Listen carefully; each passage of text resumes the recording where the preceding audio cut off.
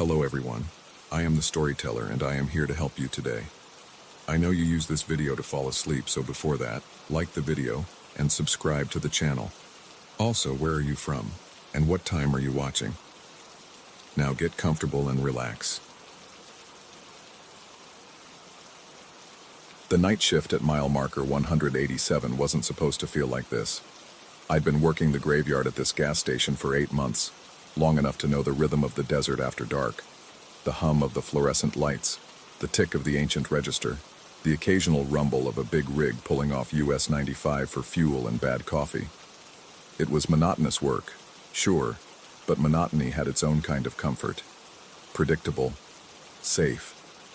That changed 3 nights ago when I started hearing myself on the CB radio. The Midland 75-822 sat on the shelf behind the counter, a relic from when the previous owner thought monitoring trucker chatter might help business. Channel 9 was supposed to stay clear, emergency use only. I kept it on out of habit, the static providing white noise against the oppressive silence of the Nevada night. Sometimes a trucker would break protocol, complaining about road conditions or chatting with a friend, harmless stuff. But 3 nights ago, at 2:47 a.m., my own voice crackled through the speaker. This is the station at mile 187. I need help. There's been an accident. I'd been restocking cigarettes when it happened. The sound of my voice, not similar, not close, but identical, made me drop an entire carton of Marlboros. My hands went cold. The fluorescent lights flickered once, twice, then steadied. I stood there, frozen, staring at the radio as static hissed back into the silence. I hadn't said anything. I was alone in the station. The parking lot outside showed nothing but empty asphalt gleaming under the security lights and the vast darkness of the desert beyond. I tried to convince myself it was interference, some weird atmospheric phenomenon bouncing signals around. The desert did strange things sometimes. But when I rewound the conversation in my head, I realized something worse. The voice had used present tense. There's been an accident. Not there's going to be or there was. Present tense, describing something happening right then. Nothing had happened. No accident, no emergency. Just me and the humming lights and the CB radio that shouldn't have transmitted my voice. I almost called the sheriff's office. Almost. But what would I have said? That I heard myself on the radio? They'd think I was losing it. Maybe sampling the inventory of cheap whiskey we kept behind the counter. In a town where the nearest neighbor was 15 miles away, and entertainment meant watching the stars, crazy came easy. I didn't want to be that guy. So I waited, watched, kept the radio on. The second night it happened again. Same time, 2:47 a.m. exactly. This time, the message was different. There's a blue Peterbilt heading your way. Driver's been on the road too long. Tell him to check his brakes before he leaves. The accident happens at mile 202. The specificity made my skin crawl. I grabbed a pen and scribbled the details on the back of a receipt, my handwriting shaky. Blue Peterbilt. Check brakes. Mile 202. The voice, my voice, sounded calm, matter-of-fact, like reading off a grocery list. No urgency, no emotion, just information delivered in my own flat tone. 20 minutes later, a blue Peterbilt pulled into the lot. I watched through the window as the driver climbed down from the cab, stretching his back. Middle-aged, weathered face, the kind of tired that came from too many nights pushing deadlines. He looked normal, solid, real. I found myself gripping the counter edge hard enough to hurt, trying to anchor myself to something concrete. He came inside, bought coffee and a microwave burrito, made small talk about the weather. His name tag said driver. Standard issue. I kept staring at it, at him, trying to decide if I should say something. The words from the radio echoed in my head. Check his brakes before he leaves. What if I was wrong? What if the radio thing was just my mind playing tricks and I made some trucker think I was a lunatic? But what if I was right, and something did happen at mile 202? In the end, I compromised. When he paid, I mentioned casually that I'd heard some truckers reporting brake issues on the CB, that the heat did weird things to the systems. He nodded, said he'd had them checked in Reno 2 days ago, but thanks for the heads up anyway. He left. I watched his taillights disappear north on the highway. I spent the rest of the night on edge, jumping at every sound, watching the CB radio like it might grow teeth. At 6 a.m., when my relief showed up, I asked if he'd heard anything about accidents up the road. He said no, everything was quiet. I went home, lay in bed with my eyes open, and tried to convince myself it meant nothing. But I couldn't shake the feeling that I'd failed some kind of test. The third night, last night, was when things got worse. I showed up for my shift carrying a digital voice recorder I'd bought at the electronics store in town. $20, cheap plastic, but it had decent memory. If the radio thing happened again, I wanted proof. Something to show I wasn't imagining it. I set the recorder on the shelf next to the CB, hit record, and waited. 2:47 a.m. arrived like clockwork. The radio crackled to life. The driver in the white Kenworth needs to know his cargo shifted. He'll stop at 187 in 40 minutes. When he opens the trailer, step back. The load is unstable. My voice, my inflection, even the slight rasp I got after too much coffee. I grabbed the recorder immediately, checked that it was still running. The red light blinked steadily. Got it. Got proof. But proof of what, exactly? I played back the recording. The radio message was there, clear as anything. My voice warning about a shifted load, a white Kenworth danger when the trailer opened. I saved the file, labeled it Night 3, and tried to think rationally about what this meant. Someone was using a voice synthesizer maybe, splicing together recordings of me talking to customers. It was elaborate and creepy, but possible. The alternative, that I was somehow transmitting warnings about future events I hadn't witnessed, didn't fit into any version of reality I understood. 41 minutes later, a white Kenworth pulled into the lot. The driver was older, probably late 50s, with a gray beard and suspicious eyes. He paid for fuel at the pump, then came inside. Bought nothing, just used the restroom. When he came out, he paused by the door, looking at me with an expression I couldn't read. "You were outside a few minutes ago," he said, waving at me from the edge of the lot. My throat went dry. "No, I've been behind the counter all night." He frowned, looked around the empty store, then back at me. "I saw you. Clear as day. You were by the dumpsters waving like you needed help with something. I almost stopped. It wasn't me. Sure looked like you." He studied my face. Same build, same uniform. Even had your name tag on. The fluorescent lights hummed louder, or maybe that was just the blood rushing in my ears. I wanted to tell him about the radio, about the shifted cargo, about whatever the hell was happening here. Instead, I asked, "You hauling anything that might have shifted?" His eyes narrowed. "How'd you know I'm worried about my load?" Lucky guess. He didn't look convinced, but he didn't push it either. He left, and I watched him walk to his trailer through the window. He opened the doors carefully, stood to the side. Even from here, I could see boxes tilted at wrong angles, cargo straps hanging loose. He spent 20 minutes resecuring everything before he drove off. I stood there in the fluorescent glare, staring at my reflection in the window glass, and wondered which version of me he'd seen outside. That's when I decided to take precautions. I found a piece of yellow chalk in the storage closet. We used it sometimes to mark prices on boxes. Every truck that pulled into the lot after that, I made a point of going outside and making a small mark on the driver's side door. Just a dash. Subtle enough that nobody would notice unless they were looking for it. If trucks started showing up with marks they shouldn't have, if the timeline got weird, I'd know something was wrong beyond just the radio. And I kept recording. Every night. Every shift. Now it's night 4. I'm sitting here behind the counter at 1:15 a.m., writing this down because I need to organize my thoughts, need to see it all laid out in words that make sense. The recorder is running. The CB radio hisses softly. The chalk is in my pocket. I've checked the parking lot 3 times in the last hour. Nothing unusual. No one lurking by the dumpsters. No mysterious figure wearing my face. But I can feel it coming. 247 is 92 minutes away, and I know, the way you know things in dreams, that tonight's message is going to be different. The lights flicker, just once. I look up at them, at their harsh white glow, and notice for the first time how they cast multiple shadows.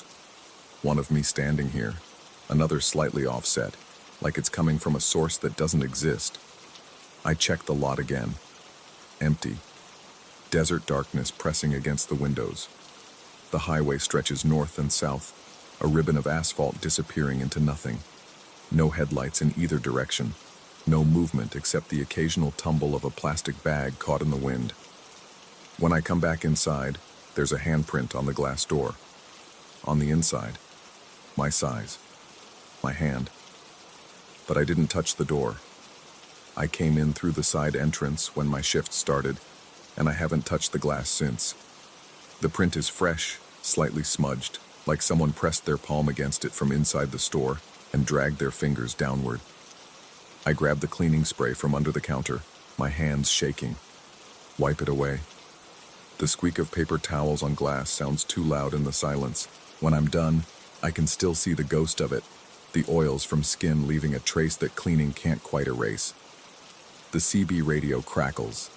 Not a voice, just static shifting, like something moving through interference. I check my watch. 2:31 a.m., 16 minutes. I consider leaving, just walking out, getting in my car, driving back to town and never coming back. Let someone else figure out what's happening at mile marker 187. But I know I won't. Some part of me needs to see this through, needs to understand what's speaking with my voice, what's wearing my shape in the darkness outside. The recorder is still running. I check it obsessively now, every few minutes, making sure the red light stays on. Physical proof. Evidence. Something to show this is real, whatever this is. At 2:45, a truck pulls into the lot. Gray Freightliner, older model, mud splattered. The driver doesn't come inside, just fuels up and sits in the cab, engine idling. I watch him through the window. He's looking at something on his phone, face illuminated by the blue glow. I should go out there, mark his truck with chalk, check if he needs anything, standard procedure. But my legs don't want to move. The space between the counter and the door suddenly feels vast, impossible to cross. The clock on the wall ticks to 2:47. The radio crackles to life. You need to understand something. My voice, but different this time. Strained, frightened. I'm not the one behind the counter. I'm the one who's been out here, trying to warn them, trying to warn you. You've been inside too long. The fluorescent lights, the humming, the static, it changed you. You're not broadcasting warnings. You're broadcasting yourself. Repeating, echoing.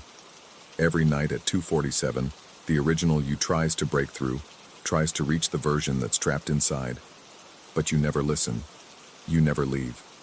You just keep standing there behind the counter, under those lights, and the cycle continues. The trucks keep coming. The warnings keep coming. And you keep thinking you're the real one. Check your reflection. Look at the windows. You can't see yourself anymore, can you? Not really. Just a shape. Just an outline. You're becoming static. And I'm running out of time to... The transmission cuts off. Not static. Not gradual. Just gone. Like someone severed a cable. I stand there gripping the counter, trying to breathe. My hands look wrong. Too pale. Too insubstantial. I turn toward the window, toward my reflection, and it's there. I'm there. But the image is slightly delayed, like watching myself through a bad connection. When I raise my hand, the reflection follows a split second later. When I blink, it blinks out of sync. The lights hum louder. That sound I'd thought was normal, comforting even.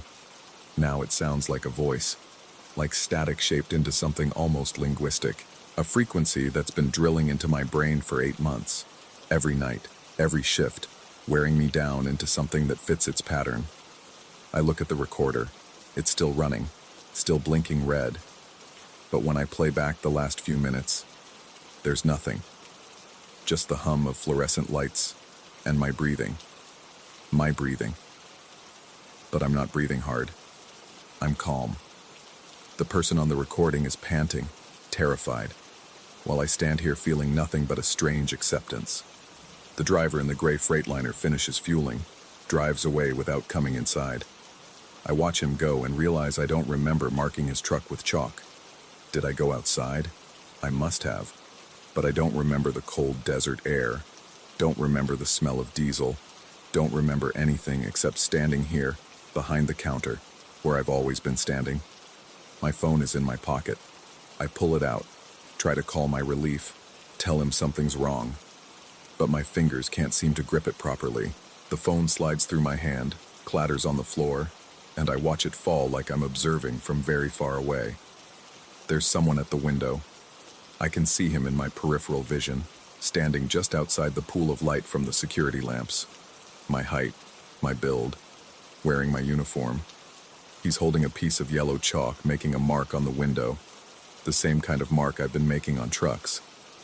I turn to look directly at him, but when I do, he's gone. Just empty darkness and the echo of static from the CB radio.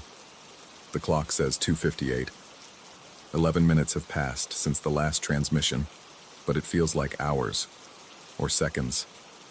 Time doesn't move right here. Maybe it never did. Maybe that's the first thing the lights take. Your sense of duration, of sequence, of cause and effect. I look down at my hands again. They're translucent, just barely. I can see the grain of the wooden counter through my skin. The CB radio crackles one more time. Not my voice. Not anyone's voice. Just static that sounds almost like laughter, or crying, or the desert wind howling through places that don't exist on any map. I reach for the radio, try to turn it off, but my hand passes through the dial. The recorder is still running, still blinking red, recording nothing but the hum of lights and the sound of a man who isn't there anymore trying to convince himself he still is. Outside, in the parking lot, another truck pulls in. The driver will come inside soon. He'll buy coffee and make small talk, and I'll stand here behind the counter and serve him, the way I always do, the way I always have, the way I'll always have to. And somewhere in the darkness beyond the lights, another version of me picks up the CB radio microphone and starts to warn him. At 2:47 tomorrow morning, he'll hear his own voice telling him something he needs to know, and the cycle will continue. The lights hum their endless song, and I can't remember anymore if I'm the one who stayed or the one who left. Story 2. The foghorn shouldn't be working. I learned this on my second night at Harrow Point Light, standing in the gallery walk while the November wind carved through my jacket. The maintenance supervisor had been explicit during the handoff. The diaphone fog signal was decommissioned in 1987, its compressor gutted, the horn itself dismantled and sold for scrap to a maritime museum in Portland. What remained was a rusted mount and a tangle of disconnected pneumatic lines that led nowhere. Yet every night since my arrival, at precisely 11:47 p.m., that phantom bellow rolled across the black water, a sound like the earth itself clearing its throat. The job posting had promised solitude and decent pay for what amounted to babysitting an automated beacon while contractors replaced the eroded foundation. 3 months of isolation suited me fine. After the incident at the university, after the disciplinary hearing and the carefully worded resignation, I needed distance from Wren's scrutiny, from the weight of other people's expectations and judgments. A lighthouse on the ragged edge of Maine seemed as far from Boston academia as I could get without leaving the country. The keeper's quarters smelled of mildew and old paint. Someone had left behind the detritus of previous occupants, mismatched furniture, a collection of chipped mugs, a portable radio that received nothing but static. The automation equipment hummed in its climate-controlled room, a self-contained system of timers and sensors that required nothing from me except weekly inspection logs and emergency intervention that would likely never come. I should have been bored. Instead, I found myself unable to sleep. The first anomaly occurred on night 4, I'd been reviewing the station's maintenance history, a leather-bound logbook dating back to 1923, when the lighthouse still employed a full-time keeper. The handwriting changed across decades, morphing from copperplate precision to hurried scrawls, but the entries maintained a bureaucratic sameness. Weather conditions, passing vessels, routine repairs. Then, wedged between pages from 1952, I found a loose sheet of modern printer paper covered in columns of numbers. They looked like coordinates at first glance.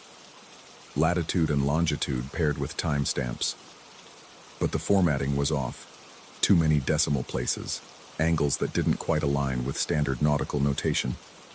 I spread the page on the kitchen table and spent an hour trying to make sense of it before the foghorn sounded, and the paper fluttered to the floor in the vibration. When I picked it up, I noticed the faint pencil marks in the margins. Not annotations exactly, more like tally marks. Small clusters of 4 vertical lines crossed by a 5th, the universal shorthand for counting. 17 groups in total, 85 marks. The lighthouse beam swept its programmed pattern, 3 seconds on, 5 seconds off, rotating through 360 degrees every 40 seconds. Standard coastal navigation, easily distinguished from neighboring lights. I'd watched it enough times to have the rhythm memorized. But that night, staring at the numbers, I noticed the beam pause fractionally at certain azimuths, as if catching on something invisible in the darkness. I told myself it was mechanical lag, old motors developing hesitations. I made a note for the maintenance log and went to bed, where I lay awake until dawn listening to the building settle around me. The fishing boat appeared on the morning of day 8. I spotted it from the gallery while drinking coffee, a 30-foot trawler motoring too close to the rocks, dangerously close. I was reaching for the radio to issue a warning when the vessel abruptly changed course, swinging wide in an arc that barely cleared the shoals, as if someone had suddenly remembered where the hazards lay. The boat circled the lighthouse once, twice, then headed back toward the mainland. I tracked it until it disappeared around the headland, that uneasy feeling returning, the sensation of patterns forming just beyond my comprehension. That evening, I found the ledger. It wasn't hidden exactly, just tucked in the back of a supply cabinet behind boxes of spare bulbs and fuses. Another notebook, smaller than the official log, spiral-bound and water-stained. The first page bore a single word in block capitals: selections. What followed was a list of vessel names paired with dates, each entry accompanied by coordinates and a brief notation. The handwriting matched some of the later entries in the main logbook, a keeper from the 1980s, judging by the dates. The notations made no immediate sense. Confirmed 0340, no contact, repeat pattern verified.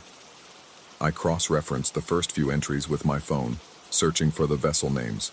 Most returned nothing. 2 matched old Coast Guard incident reports. A fishing boat that lost radio contact off Seal Ledge in 1983, later found drifting with its crew confused and hypothermic. A recreational yacht that ran aground in fog the following summer, its GPS malfunctioning at what the report called a critical navigation point. The coordinates in the ledger matched the accident sites within 1/10 of a degree. My hands had begun to shake by the time I reached the final entries, dated September 1987, the same month the foghorn was decommissioned. The last notation read, "Pattern holds. Cannot continue. God forgive what we've done." The page after that had been torn out, leaving only ragged fragments along the spine. I should have left then. Should have called the maintenance supervisor, invented an emergency, gotten off that rock. But something kept me rooted. Part morbid curiosity, part the stubborn academic instinct to understand, to solve the puzzle even as it revealed itself to be a trap. That night I watched the beacon more carefully, timed its rotation with my phone's stopwatch. The pattern was wrong. Not by much, fractions of seconds, barely perceptible, but enough to create a subtle asymmetry. The beam lingered longer on certain compass points, brief hesitations that didn't match the programming specs I'd reviewed. When I checked those compass bearings against the coordinate list, my stomach dropped. Perfect alignment. The lighthouse was signaling to specific points in the ocean, marking them somehow. The foghorn sounded at 11:47, right on schedule. And this time I was in the automation room watching the equipment. The horns disconnected. The sound was physically impossible. Yet it rolled across the water, that deep pneumatic roar, and through the window I saw the beam pause mid-rotation, holding steady on a bearing of 247 degrees. Something moved in that direction, too far to distinguish clearly, but I had the impression of lights, of a vessel dead in the water. The beacon held its position for exactly 7 seconds, then resumed its rotation as if nothing had occurred. I didn't sleep that night. Couldn't. My mind kept circling back to the fisherman's words in town, the grizzled local who'd delivered my supply order with a look of something like pity. He'd asked if I was settling in all right at the light, and when I'd said yes, he just nodded slowly and said, "That old place, it doesn't guide ships. It selects them."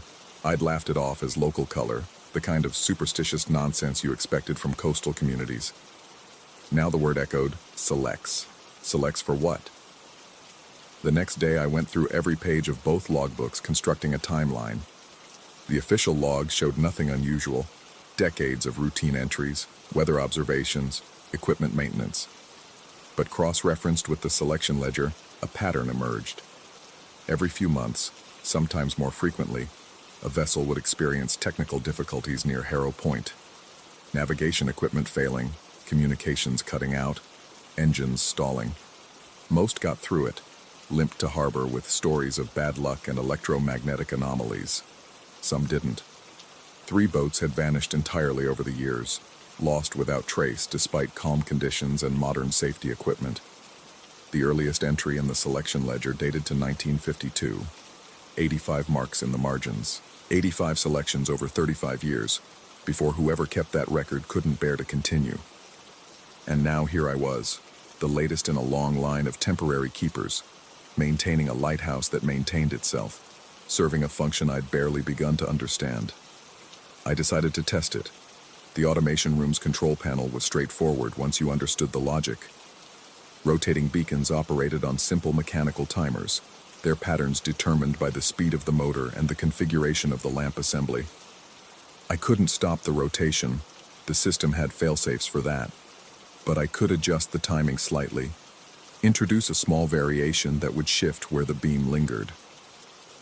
I moved the pattern 30 degrees east, from bearing 247 to bearing 277, aimed it at a different stretch of ocean, a patch of water I'd marked on the chart as safe, deep, and clear of hazards.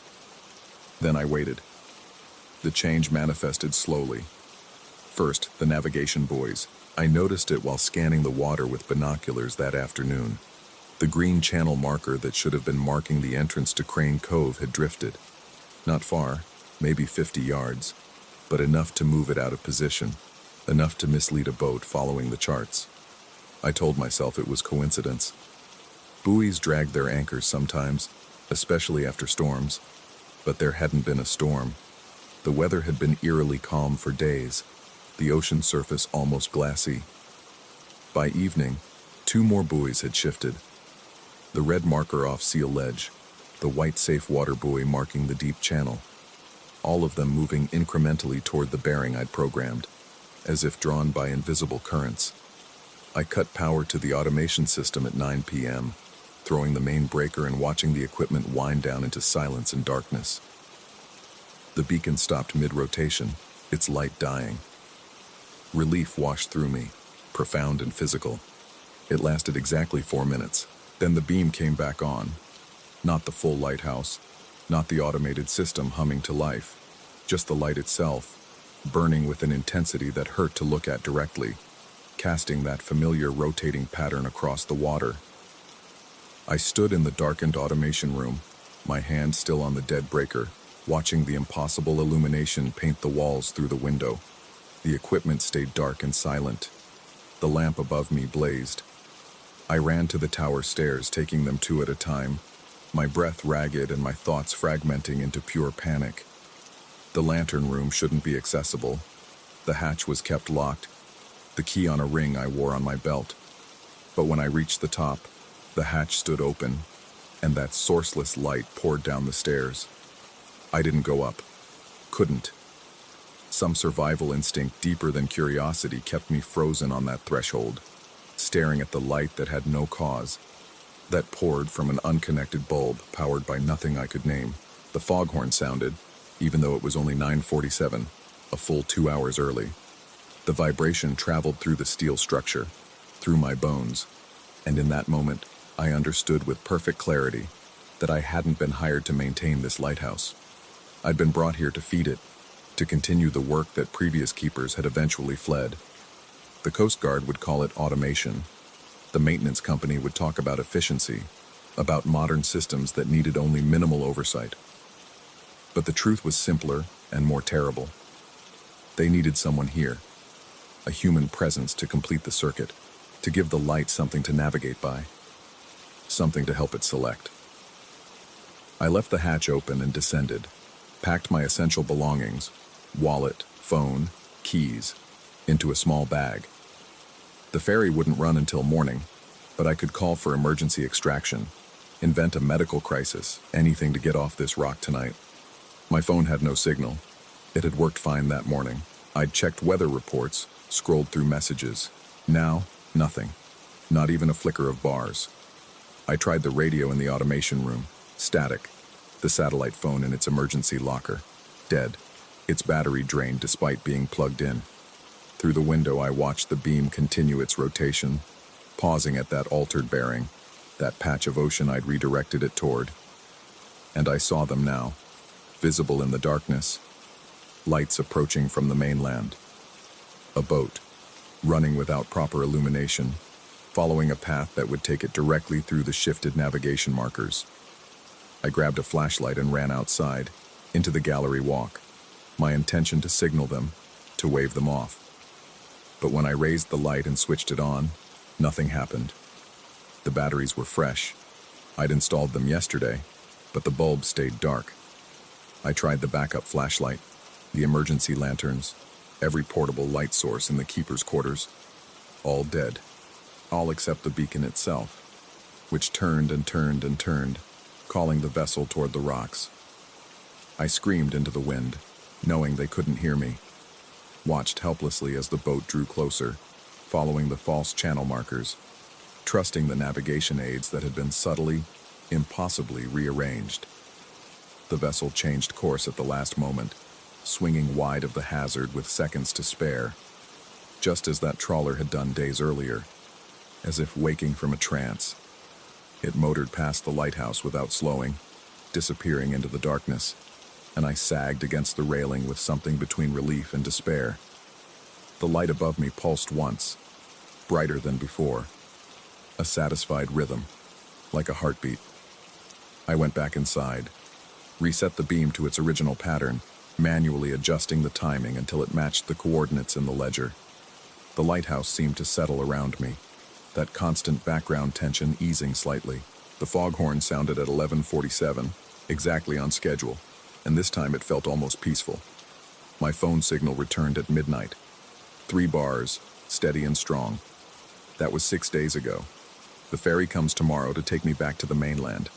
The maintenance supervisor sounded relieved when I called to say I was finishing my contract early, as if he'd been expecting it.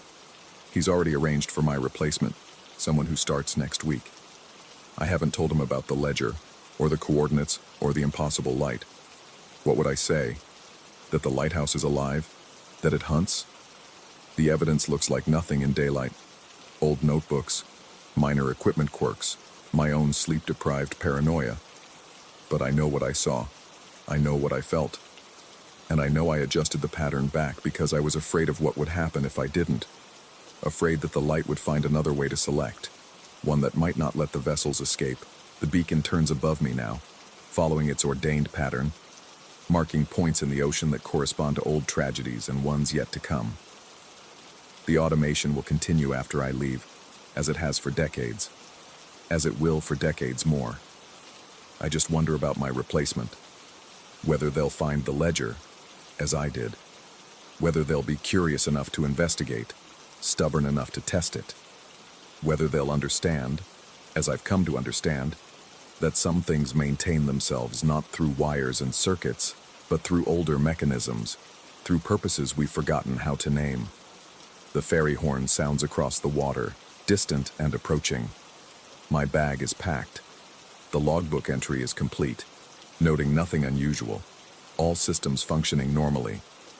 Tonight is my last night in the lighthouse. I tell myself this, but when I look out at the beam painting its pattern across the darkness, at the ocean that stretches away to infinite black, I wonder if anyone ever really leaves this place, or if we just carry it with us, that knowledge of what waits in the margins, of what happens in those pauses between rotations, when the light holds steady and makes its selections. The foghorn will sound at 11:47. The beam will mark its coordinates, and somewhere out there in the dark, a vessel I'll never see will alter course or continue forward, chosen or spared by mechanisms I don't understand and never will. I keep telling myself I'm leaving tomorrow, but the light knows better. It always does. Story 3. The cabin smelled like decades of pine resin and something else I couldn't name. Something older, like stone dust after rain. I'd driven 7 hours from Charlotte to find this place, tucked into a fold of the North Carolina Appalachians where cell service died and the forest pressed close enough to scratch the windows when the wind picked up. The rental listing had promised solitude, and it delivered. The nearest neighbor was supposedly 5 miles down a logging road that looked more like a suggestion than an actual route. I needed the isolation. 3 months behind on my manuscript deadline, my editor's emails growing increasingly terse, my own reflection in the bathroom mirror showing someone I barely recognized anymore. The city had wrung me dry. Out here, I told myself, I could finally write. The first thing I noticed was the trail. It wasn't marked on any map, just a narrow path cutting through the rhododendron thickets behind the cabin, winding upward into the ridge, and along this trail, spaced every 20 or 30 feet, stood small towers of stacked stones. Cairns, I remembered they were called. Hikers built them as trail markers, though these seemed excessive. Dozens of them, each about knee-high, stones balanced with impossible precision. What struck me most was their uniformity. Each cairn consisted of exactly 7 stones, graduated in size from bottom to top. No deviation, and they all leaned slightly, not from age or weather, but deliberately, like fingers pointing. That first afternoon, walking the trail with my coffee going cold in my hand, I noticed they all pointed upward, deeper into the forest. I thought nothing of it then. The cabin's previous occupant had left almost nothing behind except a single drawer in the kitchenette that wouldn't quite close. Inside, wedged beneath a layer of shelf liner, I found a note card. The paper had yellowed, the handwriting cramped and urgent. Never reface what you don't understand. The word refash gave me pause. An odd misspelling, or perhaps autocorrect's ghost in an era before smartphones. I turned the card over. Nothing else. I tucked it back into the drawer and forgot about it, too focused on unpacking my laptop and notebooks, on creating the perfect writing space at the small wooden table facing the window. That night, I worked until 2 in the morning, finally feeling words flow again after months of drought. The silence out here was different from city silence, thicker, more present, as if the darkness itself had texture. When I finally shut my laptop, my eyes aching, I stood and stretched, looking out the window. Moonlight turned the clearing silver, and there, just visible at the trailhead, I could see the nearest cairns. Only now they seemed different, their lean more pronounced. I pressed my face closer to the glass, breath fogging the pain. Were they pointing downward now? Toward the cabin? I shook my head, chalked it up to exhaustion and unfamiliar shadows. The bed was surprisingly comfortable, and I fell asleep to the sound of something small scurrying in the walls. The pattern revealed itself slowly, over days. Each morning, when I took my coffee outside to clear my head before writing, I'd walk a short way up the trail. And each morning, more of the cairns had shifted their orientation. By the 3rd day, all the ones I could see from the cabin pointed directly at my door, leaning at sharp angles like accusing fingers. I told myself someone was messing with me. A local with too much time, maybe the owner playing some elaborate prank. But the cabin sat at the end of an overgrown dirt road, and I'd seen no tire tracks, No footprints in the soft earth except my own. The forest remained undisturbed, a cathedral of silence broken only by wind and the occasional distant cry of a hawk. On the fourth night, I decided to set up my trail camera, a motion-activated rig I'd brought half-heartedly, thinking I might capture deer or bears for inspiration. I positioned it facing the 3 nearest cairns, the ones I could see best from the kitchen window. If someone was out there, I'd have proof by morning. I stayed up late again, working on a chapter that finally felt alive, the words coming faster than they had in a year.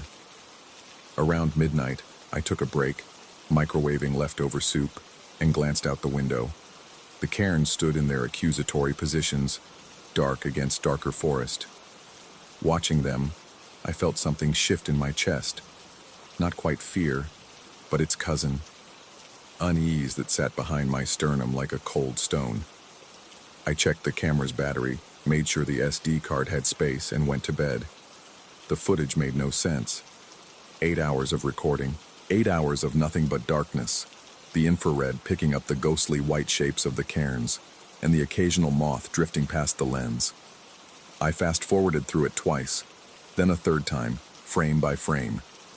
At 3:47 a.m., according to the timestamp, the video showed the cairns in one position. At 3:48 a.m., they showed them in another, all 3 now leaning the opposite direction, pointing up the trail again. No transition, no blur of movement, no figure creeping into frame, just one frame to the next, repositioned. I sat at the table, laptop in front of me but unopened, and watched the playback again. The camera hadn't malfunctioned, the timestamp ran continuously. The wind still moved the branches in the background, everything else remained normal. Only the stones had changed, instantaneously, impossibly. The note card from the drawer lay on the table where I'd left it that morning. Never reface what you don't understand. Rebuild. That's what reface must have meant. Never rebuild what you don't understand. But I'm a writer, not a superstitious person. I deal in logic, in cause and effect, in the mechanics of narrative. What I was seeing had a rational explanation. It had to. Someone with access to my camera, maybe. Some technology I didn't understand. Time-lapse video edited in real time, which made no sense even as I thought it. But the alternative was worse. That afternoon I hiked up the trail, farther than I'd gone before. The cairns continued, all pointing upward now, leading me deeper into the ridge. The forest grew denser, the rhododendrons giving way to old-growth hemlocks that turned the air green and cool. My boots crunched on the decomposing leaves, the only sound in a world that seemed to be holding its breath. At the trail's end, maybe a mile from the cabin, I found a clearing, and in this clearing stood the largest cairn I'd yet seen. Not 7 stones, but 17, stacked to my chest height, leaning toward a cluster of boulders at the clearing's edge. The top stone was perfectly round, smooth as if water-worn, and sitting in a depression on its surface was a small object that glinted in the filtered sunlight. My pen. Not a pen. My pen. The Mont Blanc I'd brought from home, the one I'd used to sign my first book contract, the one I'd been searching for since my second night here. I'd convinced myself it had rolled under the bed or fallen between the couch cushions. I stood there, staring, my heart doing something complicated in my chest. The pen had been in the cabin, I was certain, and now it sat atop a cairn in a clearing I'd never visited, balanced on a stone that looked nothing like the weathered granite surrounding it. This stone was river rock, rounded and dark, the kind you'd find miles from here in the valley stream beds. I reached for it, then stopped. The note card's warning echoed in my head. Instead, I took photos with my phone, the camera clicking loud in the silence. Then I turned and walked back down the trail, faster than I'd climbed, my breath coming short and quick. That night I couldn't write. I sat at the table staring at the blank page, then at the window, then at the 3 cairns I could see from my seat. They pointed at me. I was sure of it now. Not toward the cabin in some general sense. At me, specifically, as if they could track my movement from room to room. I thought about leaving, packing my laptop and notebooks, driving back to Charlotte, eating the cost of the rental. admitting defeat. But something kept me rooted. Maybe pride, maybe the fact that I'd finally been making progress on the manuscript. Maybe something else, something I couldn't quite name. Around 9 p.m., I made a decision. I took my flashlight and went outside. The night air bit cold, autumn asserting itself in the mountains. The three nearest cairns stood where they'd stood all day, leaning at their impossible angles. I approached the closest one, playing my flashlight beam over the stacked stones. They looked ordinary up close, gray granite, some with lichen, some clean. 7 stones, as always. I reached out and pushed the top stone. It fell, hitting the ground with a muffled thump. Then I pushed the second stone and the third, until the entire cairn lay scattered in the dirt. The remaining 2 cairns stood undisturbed, still pointing, waiting. I'd broken their pattern. Whatever game was being played, whatever message being sent, I'd refused it. I felt a small surge of satisfaction, of control reasserted, as I walked back to the cabin and locked the door behind me. The sound started around midnight. I was in bed but not sleeping, staring at the ceiling, when I heard it. A rolling, grinding sound, like stone on wood. It came from beneath me, under the floorboards, a slow, deliberate noise that moved from one end of the cabin to the other.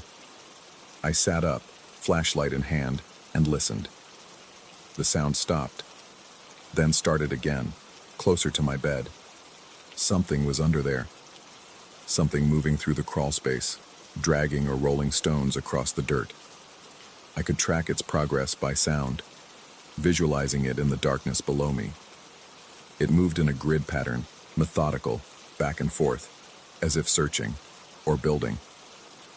I wanted to investigate, to pull up the floorboards or find an access panel, but my hands were shaking too badly to be useful. Instead, I sat there, covers pulled to my chest like a terrified child, listening to the impossible sounds beneath me. The noise continued for 20 minutes, maybe more, then stopped as abruptly as it had begun. Silence rushed back in, heavy and expectant. I didn't sleep. Couldn't. When dawn finally grayed the windows, I threw on my clothes and stumbled outside, desperate for daylight and open air. The 2 cairns I hadn't touched still stood, still pointed. But where the third had been, where I'd scattered its stones in defiance, a new cairn now rose, taller than the others, 9 stones instead of 7. I approached it slowly, my breath visible in the cold morning air.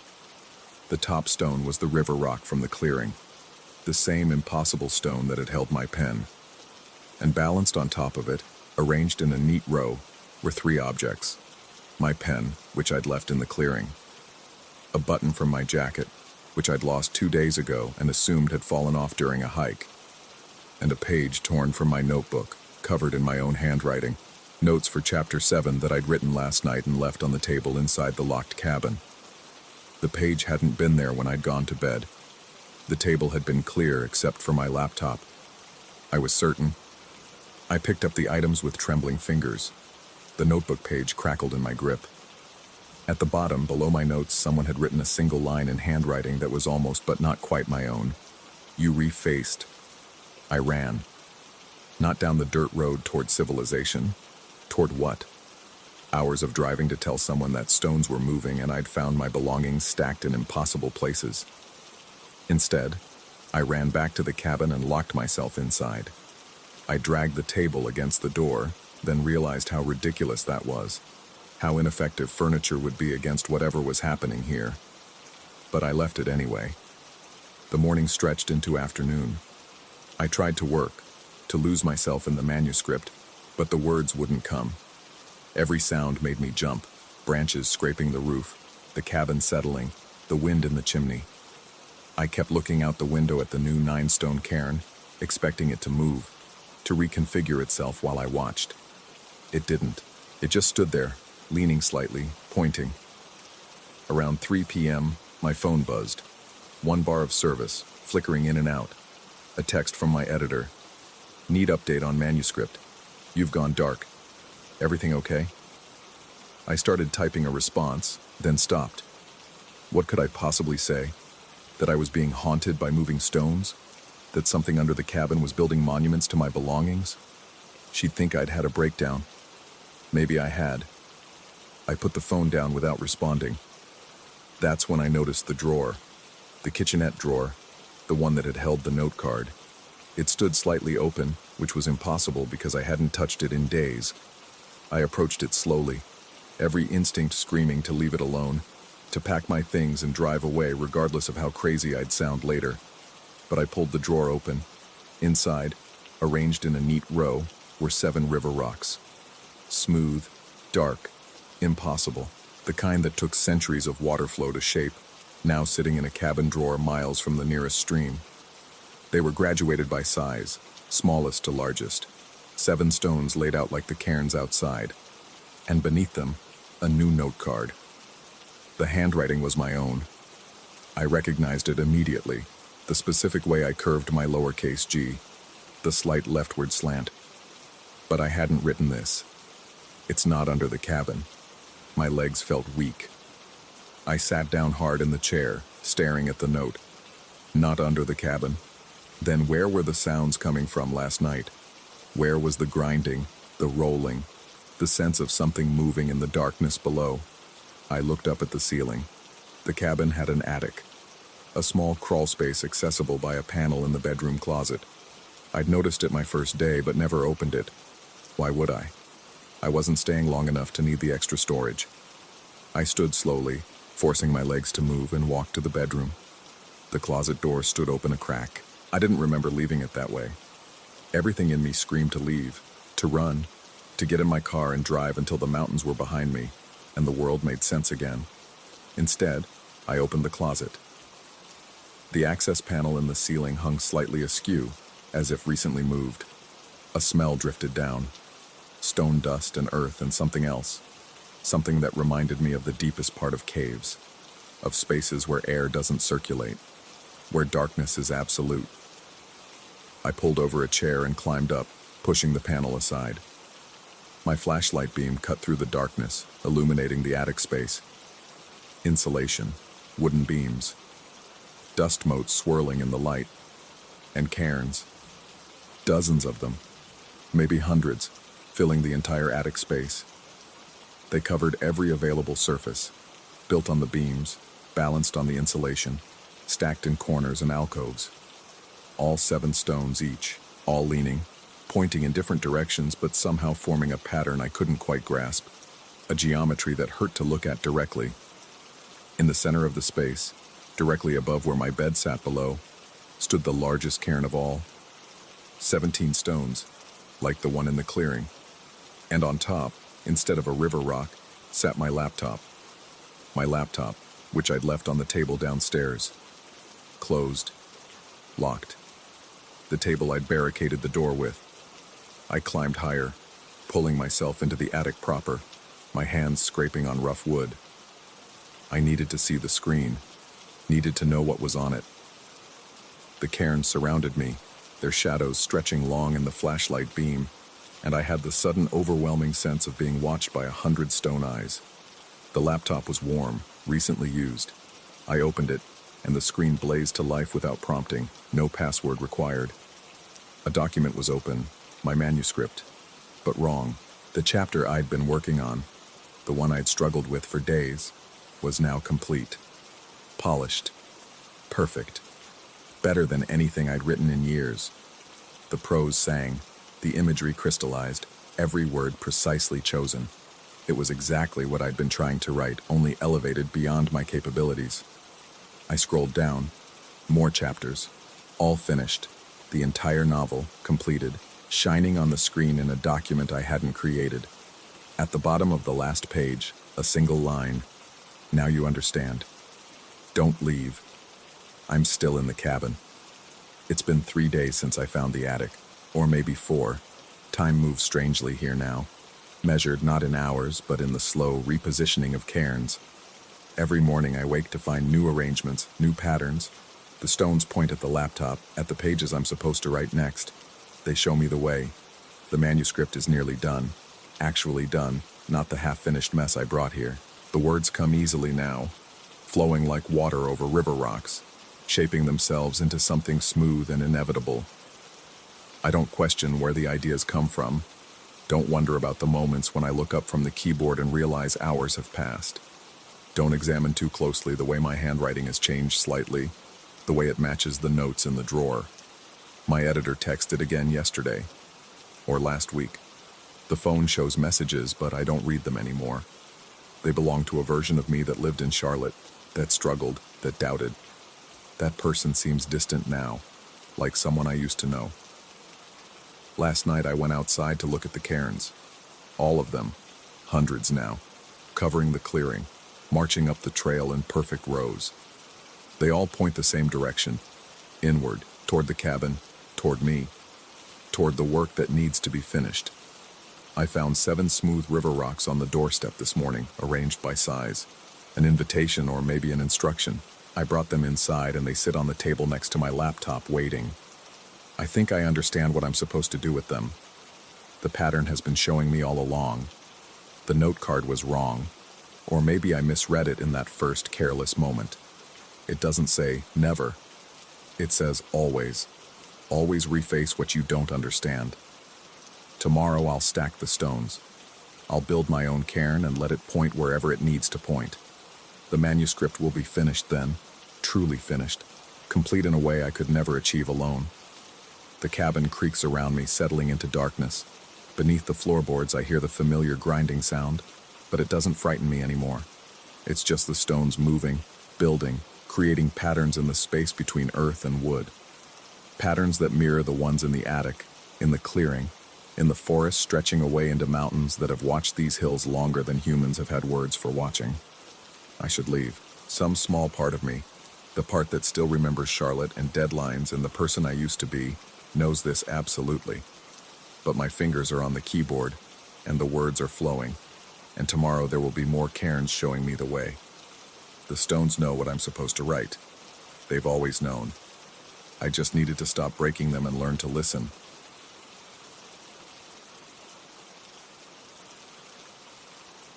Story 4.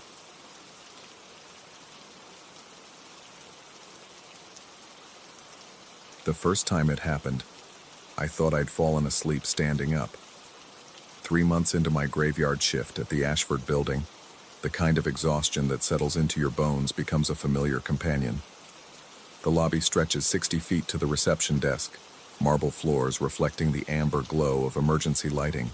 Outside, Chicago sleeps fitfully, police sirens punctuating the white noise of Lake Michigan wind against glass. I make my rounds every 2 hours, basement parking, ground floor, then ride the service elevator to the 37th floor and work my way down, checking doors, testing locks, ensuring the building's corporate heart keeps beating through the dead hours. The elevator is older than me, a brass and mahogany relic from the building's 1961 construction. Its panel shows floor buttons arranged in neat rows, numbers stamped in worn chrome. Button 13 sits dark and dead, a circular void where the faceplate was removed years ago. I'd asked about it during training, some superstition thing, the day shift supervisor had said, waving his hand dismissively. The building skips from 12 to 14, standard practice in older high-rises. That's what made it so jarring when the dead button flickered to life. I was descending from 23, running through my mental checklist. The button glowed soft yellow, pulsing like a weakening heartbeat. Then the brass needle on the floor indicator, an actual mechanical needle, not a digital display, began to drift. It passed 12, continued downward, and stopped between floors. The display flickered and settled on a half number, 12 and a half. The elevator shuddered, more sensation than sound, like the building itself had taken a breath. The doors opened with their familiar pneumatic hiss. What I saw made my stomach drop into free fall. A corridor stretched before me, maybe 20 feet long. Track lighting buzzed overhead, the fluorescent tubes casting that specific shade of institutional white that makes everything look slightly corpse-like. The carpet was burgundy with a geometric pattern, still damp. Not soaking, but fresh enough that my boots left impressions when I took an involuntary step forward. The smell hit me immediately. Industrial cleaner, sharp and chemical, mixed with something else. Wet wool, Ozone, the specific scent the air takes before a thunderstorm. At the corridor's end, a window. Floor-to-ceiling glass overlooking the city. Except it wasn't Chicago. The buildings were right. I could see the distinctive Art Deco crown of the Board of Trade building, the geometric brutalism of the Inland Steel complex. But everything else was wrong. The skyline stretched in black and white, or nearly so, colors muted to the point of monochrome. Neon signs I'd never seen, advertised products I didn't recognize. Vitality tonics, Bergstrom's personal radios, Continental Motors. The billboards were enormous, pre-war style, painted rather than printed. Cars moved on the streets below with the rounded, bulbous silhouettes of another era, their headlights cutting through fog that shouldn't exist in late September. I stood in the elevator doorway, one hand braced against the frame. My heart hammered against my ribs, each beat distinct and painful. The corridor waited, patient and empty. No sounds came from it. No air handling system, no distant traffic, nothing. The silence felt thick, almost tangible, pressing against my eardrums until they ached. The elevator chimed, a polite reminder that the doors had been open too long. I stepped back, pressed the button for the ground floor. The doors closed on that impossible hallway, and the elevator resumed its descent with a grinding of cables that sounded louder than usual, more strained. When I reached the lobby, my legs felt disconnected from my body, moving through muscle memory rather than conscious thought. The security desk's computer showed my badge swipes for the night, all normal entries. But there, time-stamped at 2:47 a.m., a line I didn't remember. Access granted, temporary level. I checked the system logs. Temporary level wasn't a designation we used. Our access was binary. You had clearance for certain floors or you didn't. I pulled up the security camera feeds, rewound to my elevator trip. The footage showed me stepping into the elevator on 23, then static. 3 minutes of gray-white snow. When the image cleared, I was exiting into the lobby, face pale, eyes wide. By dawn, I'd almost convinced myself I'd experienced some kind of waking dream. Microsleep while vertical. My doctor had warned me about the health effects of permanent night shifts, disrupted circadian rhythms, compromised immune function, increased risk of psychological disturbances. Perhaps I'd hit some threshold, my brain misfiring as it struggled to reconcile being awake when every biological imperative screamed for sleep. I told myself this, and I almost believed it. The second occurrence came 3 weeks later. Same pattern, descending from the upper floors, button 13 flickering to life, needle settling on 12.5. This time I was ready. I'd brought my phone, camera app open. I'd tell someone, show them proof. The doors opened on the same corridor, same damp carpet, same chemical smell, same thunderstorm ozone. But the window showed a different time, evening now or early morning. The sky that deep blue-gray that exists only in the transitional hours. The city below was more active. I could see movement behind windows in the surrounding buildings, shadows passing back and forth with purposeful urgency. One of the neon signs had changed. Where Bergstrom's had been, now read Sanderson and Sons Maritime. The lettering style was different, more angular, more recent, as if this place, wherever it was, had its own timeline advancing parallel to ours. I raised my phone. The screen showed the camera view, but the corridor appeared different through it. Darker, the colors shifted towards sepia tones. I took 3 photos in rapid succession, the artificial shutter sound obscenely loud in that suffocating silence. Then I noticed something new. Halfway down the corridor, a door. Wooden, with frosted glass inset. The glass had lettering on it, reversed from my perspective. I squinted, trying to make out the words. Management. Authorized personnel only. The door handle turned. I jabbed the close door button so hard I felt it click beneath my finger. The elevator doors began their slow glide shut, and through the narrowing gap, I saw the wooden door swing open. A shape moved in the darkness behind the frosted glass. Tall, angular, wrong proportions somehow. The elevator doors sealed with a sound like a casket closing. When I checked my phone later, the photos showed only darkness. Not the corridor, Not the window, not the door. Just 3 images of pure black, as if I'd photographed the inside of a cave. I started carrying duct tape in my equipment belt. If the elevator opened on that floor again, I'd tape the doors, force them to stay ajar, prove to myself and anyone else that the corridor was real and persistent, something that existed in physical space, subject to the normal laws of reality, not some neurological glitch. The opportunity came during a particularly quiet shift in mid-November. The city outside was experiencing its first real cold snap, temperature dropping below freezing, wind whipping off the lake with the kind of bitter intensity that makes exposed skin ache. Inside, the building's heating system clanked and groaned, expanding metal protesting the temperature differential. The elevator took me to 12.5 without my input. I'd been standing in it, door closed, about to press the button for floor 9, when the 13 button lit up by itself. The needle drifted. That now familiar shudder ran through the car. The doors opened. Same corridor, same window. But this time, there was someone inside. A figure stood at the far end, silhouetted against the window overlooking the impossible city. Average height, wearing what looked like a maintenance uniform. Gray coveralls, tool belt at the waist. The figure had their back to me, head tilted upward, looking at something above the window frame. They stood perfectly still in a way that humans rarely do. That complete absence of the tiny, unconscious movements that signal life. I pulled the duct tape from my belt. My hands shook enough that I fumbled the first piece, had to tear it with my teeth. The sound was shockingly loud. The figure's head twitched, just a fraction, like someone fighting the urge to turn around. I slapped the tape across the elevator doors, bridging the gap between them, then added another piece, and another. 3 layers of heavy-duty tape, the kind that could support a grown man's weight. The figure turned. I couldn't make out details. The corridor's lighting was behind them, rendering them in silhouette, but I got an impression of wrongness.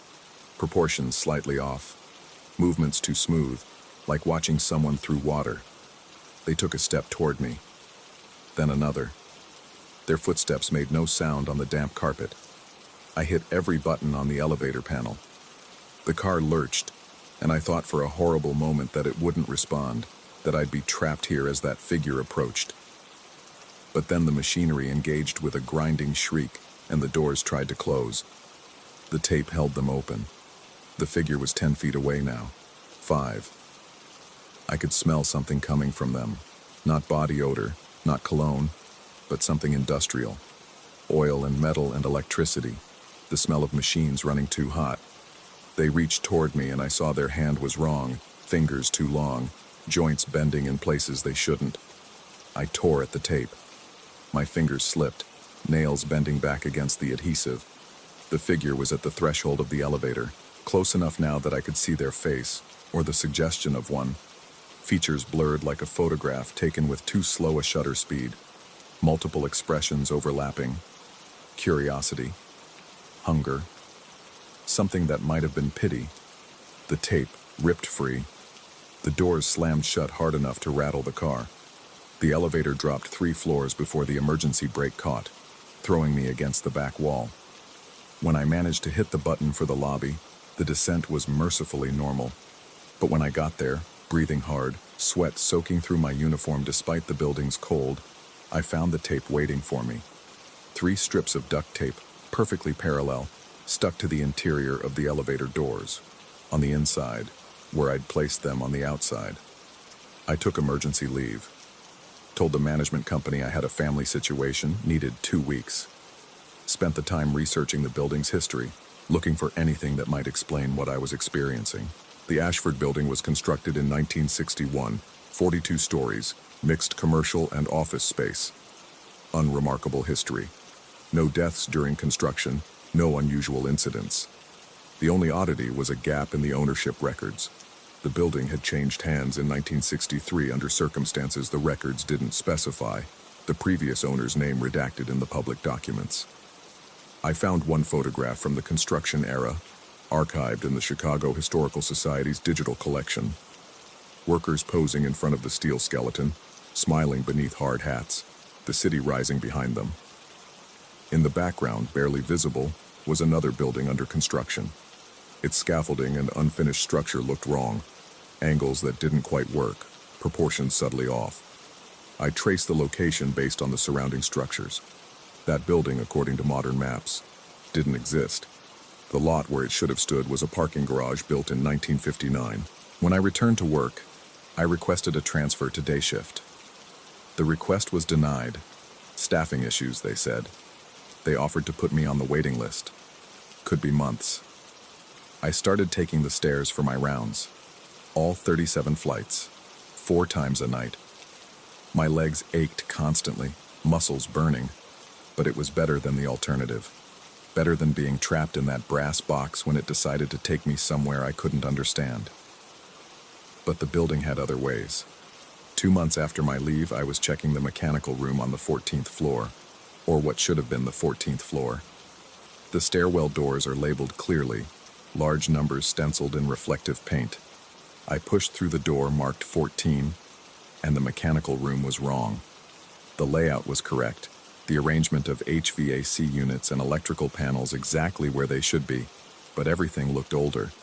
Analog gauges instead of digital readouts, manual switches rather than computerized controls. And everything was running despite the late hour, machinery humming with activity. A clipboard hung on the wall, maintenance log attached. I flipped through the pages with hands that had gone numb. The dates went backwards: November 1963, October 1963, September. The handwriting changed from entry to entry, different technicians signing off on routine checks. The most recent entry, at the top of the first page, was dated November 22, 1963, signed by someone named D. Kowalski. That was the day Kennedy was shot. I backed out of the room slowly. The door clicked shut behind me, and I stood in the stairwell, breathing hard, listening to the echo of my own pulse in my ears. When I opened the door again, the mechanical room was normal. Modern digital controls, computerized climate management system, a tablet mounted on the wall for service records, touchscreen dark. I'm writing this during my shift, sitting at the security desk, watching the elevator indicator. The brass needle moves up and down with reassuring regularity as the car responds to the building's late-night cleaning crew. Everything appears normal. The lobby is quiet except for the whisper of air through vents, the distant groan of the building settling. My badge sits on the desk beside me. The plastic casing is slightly warped as if exposed to heat. When I log into the security system, there are more lines now. Access granted, temporary level, dozens of them, time-stamped throughout my shifts, on nights when I'm certain I never approached the elevator, when I climbed the stairs exclusively. The system shows me accessing floor 12.5 3 or 4 times per night. 10 minutes ago, all the lights on the elevator panel lit up at once. Buttons glowing in sequence from bottom to top, then top to bottom, a cascade of amber light. The display showed 12.5, though the car was stationary in the lobby. Then everything went dark, and the elevator returned to normal operation. I've been researching parallel buildings, quantum theory, places where reality might be thinner.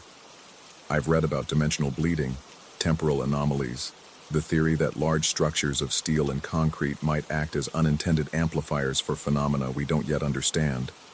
None of it provides answers.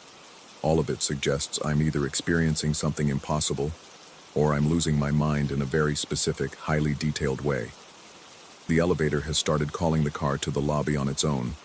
Every 15 minutes it descends from whatever floor it's on, doors opening on an empty car, as if inviting me, as if patient. My shift ends in 2 hours. When morning comes, I'll walk out of this building into the weak November sunlight, and Chicago will be exactly as I left it. The right buildings in the right places. Billboards advertising products that exist. Cars with the proper shape and era. I'll drive home on familiar streets, sleep in my own bed, wake to an afternoon that makes sense. But I know, with the certainty of someone who's seen through a crack in the world, that I'm not done with floor 12.5. And floor 12.5 isn't done with me. The elevator just chimed. The doors are opening again. The car is empty, waiting. The brass interior catching and throwing back the lobby's amber light. On the panel inside, button 13 glows softly. I'm standing up, My legs carry me forward, moving with a will I can't fully explain or resist. Part of me knows I should run, should walk out the front doors and never come back.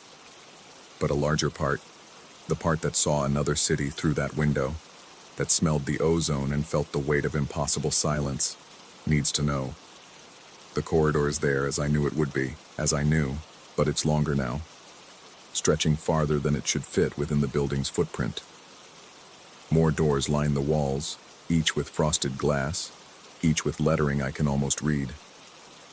At the far end, the window shows the city in full daylight, a daylight that doesn't match the pre-dawn darkness outside the real building. I can see people on the streets below, crowds moving with purpose, and I realize with a cold certainty that settles in my chest, those people are going to work. They're starting their days in that other Chicago, the one that never was, or maybe always has been, existing in the spaces between our floors, our moments, our accepted reality. The elevator doors are closing behind me. I can turn around. I can still turn around.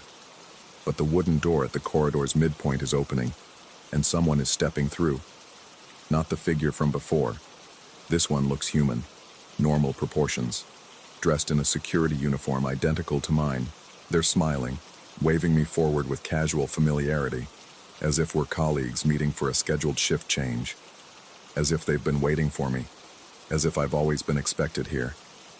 The doors seal behind me with a sound like finality, and I take my first step onto the damp carpet, feeling it compress beneath my boots, leaving impressions that will fade or persist or exist forever in this place between places. The fluorescent lights buzz overhead, and somewhere in the distance, I hear the chime of another elevator arriving at floor 12 and a half. More of us, perhaps, or something else entirely. The figure in the security uniform is speaking now, though I can't hear the words yet. Their lips move with practiced ease, explaining something, welcoming someone home. I walk toward them, each step taking me farther from the elevator, from the real building, from the Chicago I know. Behind me, my badge logs another entry. Access granted, temporary level, but I'm beginning to suspect that temporary is a relative term, and that some levels, once accessed, become permanent, whether we intended to stay or not. Story 5. The flood came in August, swallowing 3 weeks of work and leaving behind a thick layer of silt that turned my workshop into something primordial. I spent 4 days pumping out brown water that smelled like old pennies and rotting vegetation, watching my livelihood drain back into the bayou through a rattling generator and a hose that kept clogging with debris. When the water finally receded enough for me to survey the damage, I found the usual aftermath: warped wood, rusted tools, a bloated possum floating between 2 sawhorses, and the mile markers. They hung in the fishing nets I'd strung across the back of the property, caught like strange metal fish. River mile markers, the kind the Corps of Engineers bolts to pilings every mile along navigable waterways. Rectangular aluminum plates with raised numbers, weathered by sun and current. I'd seen thousands of them in my 32 years living on this stretch of the Atchafalaya, but never loose, never torn free. These looked ancient, the numbers barely visible under layers of oxidation and algae. I pulled the first one from the net, scraping away the green slime with my thumbnail. Mile 247. The marker for this section of bayou read 189. I knew because I'd repaired a boat engine beside it just last month, waiting for the owner to bring me the right propeller shaft. 58 miles off. I tossed it onto the pile of flood refuse and reached for the next one. Mile 312. Then 401. Then 89. None of them made sense. The Atchafalaya only ran about 137 miles before it hit the Gulf. I stood there in the mud, holding a marker that claimed to measure a distance that didn't exist, and felt the first whisper of something wrong settling into my chest. The bayou stretched out behind my workshop, mirror still despite the wind that had been blowing since dawn. Cypress trees rose from the water like cathedral columns, their roots twisting down into darkness. Spanish moss hung motionless in the air. Everything was too quiet. The birds had stopped singing. That evening, a client named Boudreau came to pick up his airboat.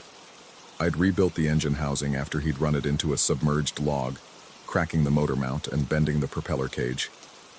He stood in the doorway of my workshop, a lean man with sun-damaged skin and eyes that didn't quite meet mine, while I went over the repairs. His attention kept drifting to the pile of mile markers I'd stacked against the back wall. "Where'd those come from?" he asked, cutting me off mid-explanation about the reinforced welding. "Flood brought them in," I said. "Strangest thing. Numbers don't match up to anything." He walked over to the pile, moving like a man approaching a snake. His hand hovered over the markers but didn't touch them. "You been out on the water since the flood?" "Not yet. Still cleaning up." He nodded slowly, his jaw working as if chewing words he didn't want to say. "My cousin found some of these last year, after that hurricane that never quite hit us." He followed the numbers. I waited, but he didn't continue. Instead, he pulled a folded bill from his pocket and handed it to me, overpaying by $30. "Keep the change," he said, and headed for his boat. At the door, he paused. "Don't follow them. Whatever you do." Then he was gone, the airboat's engine roaring to life and carrying him away down the bayou, leaving a wake that took too long to settle. That night, I couldn't sleep. The heat pressed down like a physical weight, and my air conditioning unit made a clicking sound it had never made before, rhythmic and deliberate, like Morse code. I lay in bed above the workshop, listening to the bayou breathe outside my window. The frogs had gone silent. So had the insects. Just the clicking of the AC and the subtle lap of water against the pilings that held my building above the floodline. At some point I must have dozed off, because I woke to find myself standing on the back deck in my boxers, barefoot on the rough planking, staring out at the water. The moon hung huge and yellow, giving everything a jaundiced cast. And there, maybe 20 yards out, stood a row of alligators. 7 of them, motionless as statues, their eyes reflecting the moonlight in pairs of orange coins. All of them faced the same direction, toward a bend in the bayou, where the water disappeared between 2 massive cypress trees. I stood there for what felt like hours, but was probably only minutes, watching those alligators not move, not even their tails twitching in the current. Then, as if responding to a signal I couldn't perceive, they all slipped beneath the surface at exactly the same moment, leaving no ripples. I went back inside and locked the door, knowing it was stupid, knowing a lock meant nothing out here, but needing the illusion of separation between myself and whatever waited in the water. Morning brought a kind of reprieve. Sunlight made everything ordinary again. I drank bitter coffee and told myself I'd been sleepwalking, that the alligators were just hunting, that there was nothing strange about finding flood debris in my nets. I had work to do. Mrs. Chen was supposed to drop off her pontoon boat for propeller replacement, and I had 2 engines waiting for valve jobs. But Mrs. Chen didn't show. Neither did anyone else. The phone didn't ring. The bayou traffic that usually passed my workshop at least a dozen times a day never materialized. By noon, I'd started finding excuses to check the water, looking for boats, for movement, for any sign that the world beyond my property still existed. That's when I noticed the marker leaning against my workshop door. I'd cleaned up all the flood refuse the day before, hauled the mile markers to a pile near the road for the parish to collect. This one was different, cleaner. The numbers sharp and clear, mile 0. I picked it up, and my hands came away covered in fresh mud that smelled like stagnant water, and something else, something organic and wrong. The back of the marker wasn't blank like the others. Someone had scratched words into the aluminum with something sharp, crude letters that had been filled in with what looked like rust or dried blood. Property of R. Thibodeau. Thibodeau, my mother's maiden name, my middle name. I dropped the marker and backed away, my heart suddenly loud in my ears. The rational part of my brain scrambled for explanations. It was a common name in Louisiana. Could be any Thibodeau, could be a relative I'd never met, someone who'd worked for the Corps decades ago. Could be anything, but I knew it wasn't. I spent the rest of the day trying to distract myself, tearing apart an outboard motor that didn't need repair, sweeping the same section of floor 3 times, checking my phone for messages that never came. The sun crawled across the sky with agonizing slowness. Shadows lengthened, and that bend in the bayou, the one the alligators had faced, seemed to draw my attention no matter where I was in the workshop. I could feel it out there, waiting. As dusk approached, I made a decision that I knew was stupid, even as I made it. I dragged my own boat out of the covered slip, a flat-bottomed skiff with a small outboard, and loaded it with a spotlight, my GPS unit, and a gaff hook that I told myself was for pushing away logs but knew was for something else. Some need to have a weapon even though I couldn't articulate what I might need to defend against. The engine started on the third pull, coughing blue smoke before settling into a rough idle. I cast off and pointed the bow toward the bend, moving slowly, the last light of day turning the water into hammered bronze. The cypress trees closed in on either side, their roots creating a maze of channels and dead ends. Spanish moss brushed my face like cobwebs. I'd been up and down this bayou 1,000 times. I knew every channel, every submerged stump, every shallow spot that would ground a boat. But as I rounded the bend, nothing looked familiar. The trees were wrong, too tall and too close together. The water was darker, almost black, and perfectly still despite my boat's passage. My wake should have been spreading out behind me, but when I looked back, the water was smooth, undisturbed, as if I'd never been there at all. The GPS unit strapped to my thigh chirped. I glanced down and felt my stomach drop. According to the screen, I was moving in a circle, a perfect circle, about 50 yards in diameter, going around and around even though I was holding the tiller straight, even though I could see the shoreline moving past me in what should have been a straight line. I cut the engine. The silence that followed was absolute. No birds, no insects, no wind. Just the faint creak of my boat settling in the water and my own breathing, too loud in my ears. The spotlight clicked on with a hollow thunk, and I swept the beam across the water. That's when I saw them. Mile markers, dozens of them, lining both sides of the channel like a picket fence, each one emerging from the water at impossible angles, some upside down, some listing to the side, all of them marking distances that couldn't exist. Mile 567, mile minus 43, mile infinity. The last one stopped me cold. Not a number, but a symbol. The lazy figure 8 of infinity, hand-carved into the corroded aluminum. Below it, more scratched letters. You've always been here. I reached for the starter cord with shaking hands, and that's when I heard the sound. A low hum, almost below the threshold of hearing, coming from everywhere and nowhere. It vibrated in my chest, in my teeth, in the water itself. The GPS unit went haywire, the screen flickering through impossible coordinates, showing me moving faster and faster around that same circle, even though my boat sat motionless on the still water. The humming grew louder, resolving into something almost like voices, dozens of them, all saying the same thing over and over in a rhythm that matched my heartbeat. Round and round and round and round. I yanked the starter cord. Nothing. Again. Nothing. The engine that had run perfectly 5 minutes ago refused to catch.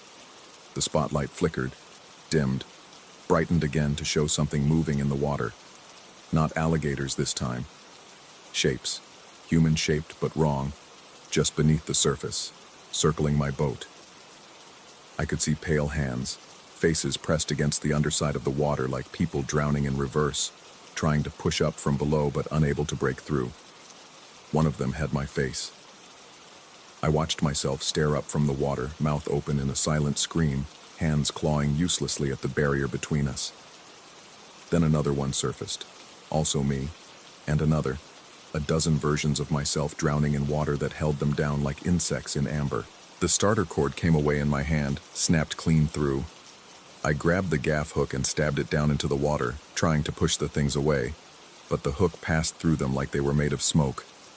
They kept rising, pressing closer, their faces all wearing the same expression of desperate recognition, as if they'd been waiting for me, as if they knew something I didn't.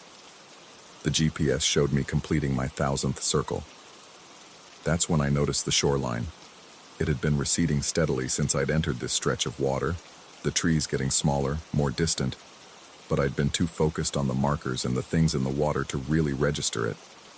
Now I looked up and saw that the banks were miles away, impossible miles.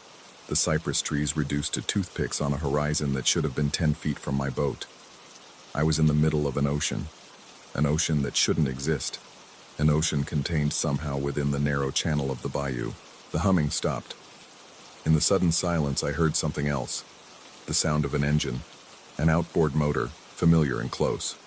I spun around, and there, maybe 20 yards away, was another boat. My boat. Same model, same dent in the bow where I'd hit a dock 2 years ago, same faded registration numbers on the hull. And in it, a man who looked like me but wasn't quite right. His face was slightly longer, his shoulders a bit broader, his hands wrapped around a gaff hook that was slick with something dark. He stared at me with eyes that held too much knowledge, too much time, too much understanding of what was happening. He didn't speak. Instead, he reached into his boat and held up a mile marker. Mile 0. The same one I'd found at my door. He turned it around, showing me the back, and I saw new words scratched there, fresh scratches cutting through the rust. How many times? The water between us began to ripple, and more boats emerged from the darkness. Dozens of them, hundreds, all of them mine, all of them occupied by versions of myself, each one slightly different, each one holding up their own mile marker, their own question carved into corroded aluminum. How long have you been here? Do you remember the life before? Which loop is this? Have you noticed the workshop getting smaller? That last one hit me like a fist. I thought about my workshop, about the dimensions I'd known by heart for 3 decades. Tried to remember if the door had always been that narrow, if the ceiling had always been that low, if I'd always had to duck when I walked to the back room. Couldn't. The GPS unit showed me completing my 10,000th circle. My hands, I noticed, were covered in mud. Fresh mud, the same mud I'd wiped off the mile 0 marker. But I hadn't touched any water. The mud was seeping from my palms like sweat, dark and thick and smelling of rot. I watched it drip onto my jeans, watched it soak through the fabric, watched it begin to fill the bottom of the boat. The other versions of me watched too, their faces blank, waiting. I tried to remember when I'd last left the bayou, when I'd last driven to town for supplies, when I'd last seen another person who wasn't Boudreaux, who'd paid me too much and told me not to follow the markers. Tried to remember if Boudreaux had been real at all, or if he'd been another version of this, another loop, another warning I'd given myself. Couldn't. The workshop. I focused on the workshop. That was real. That was solid. I could see it from here, couldn't I?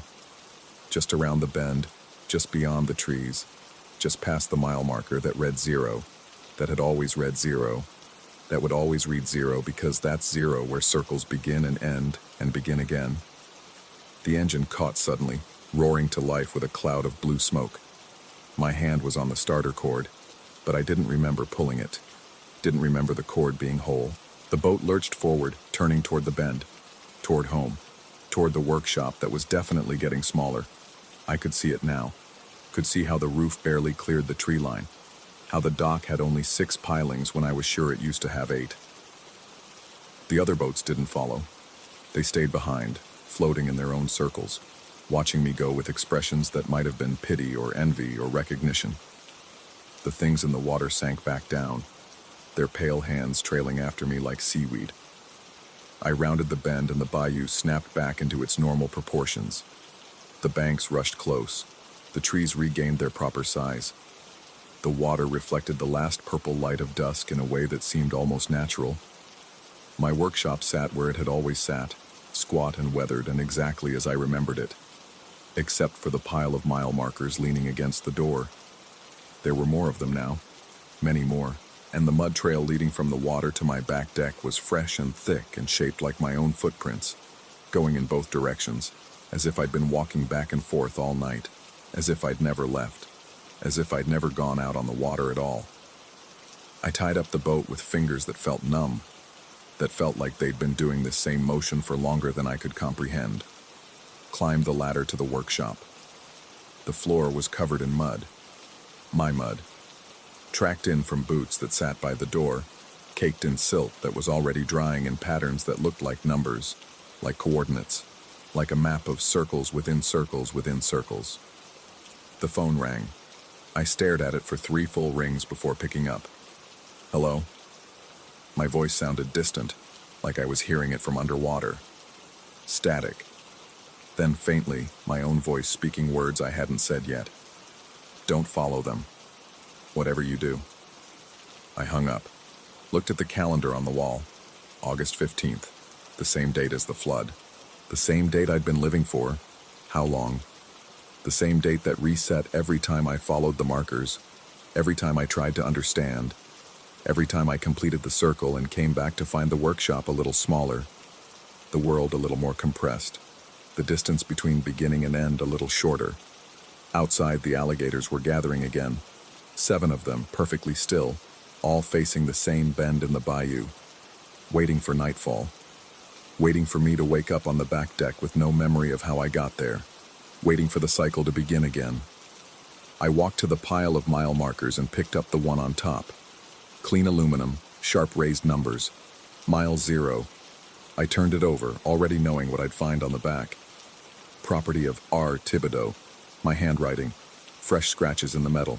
I must have carved it myself, some loop ago, some warning to a future version that wouldn't remember, that would find it and think it strange, that would follow the markers anyway because that's what I always did, what I had always done, what I would always do. The GPS unit in my pocket chirped.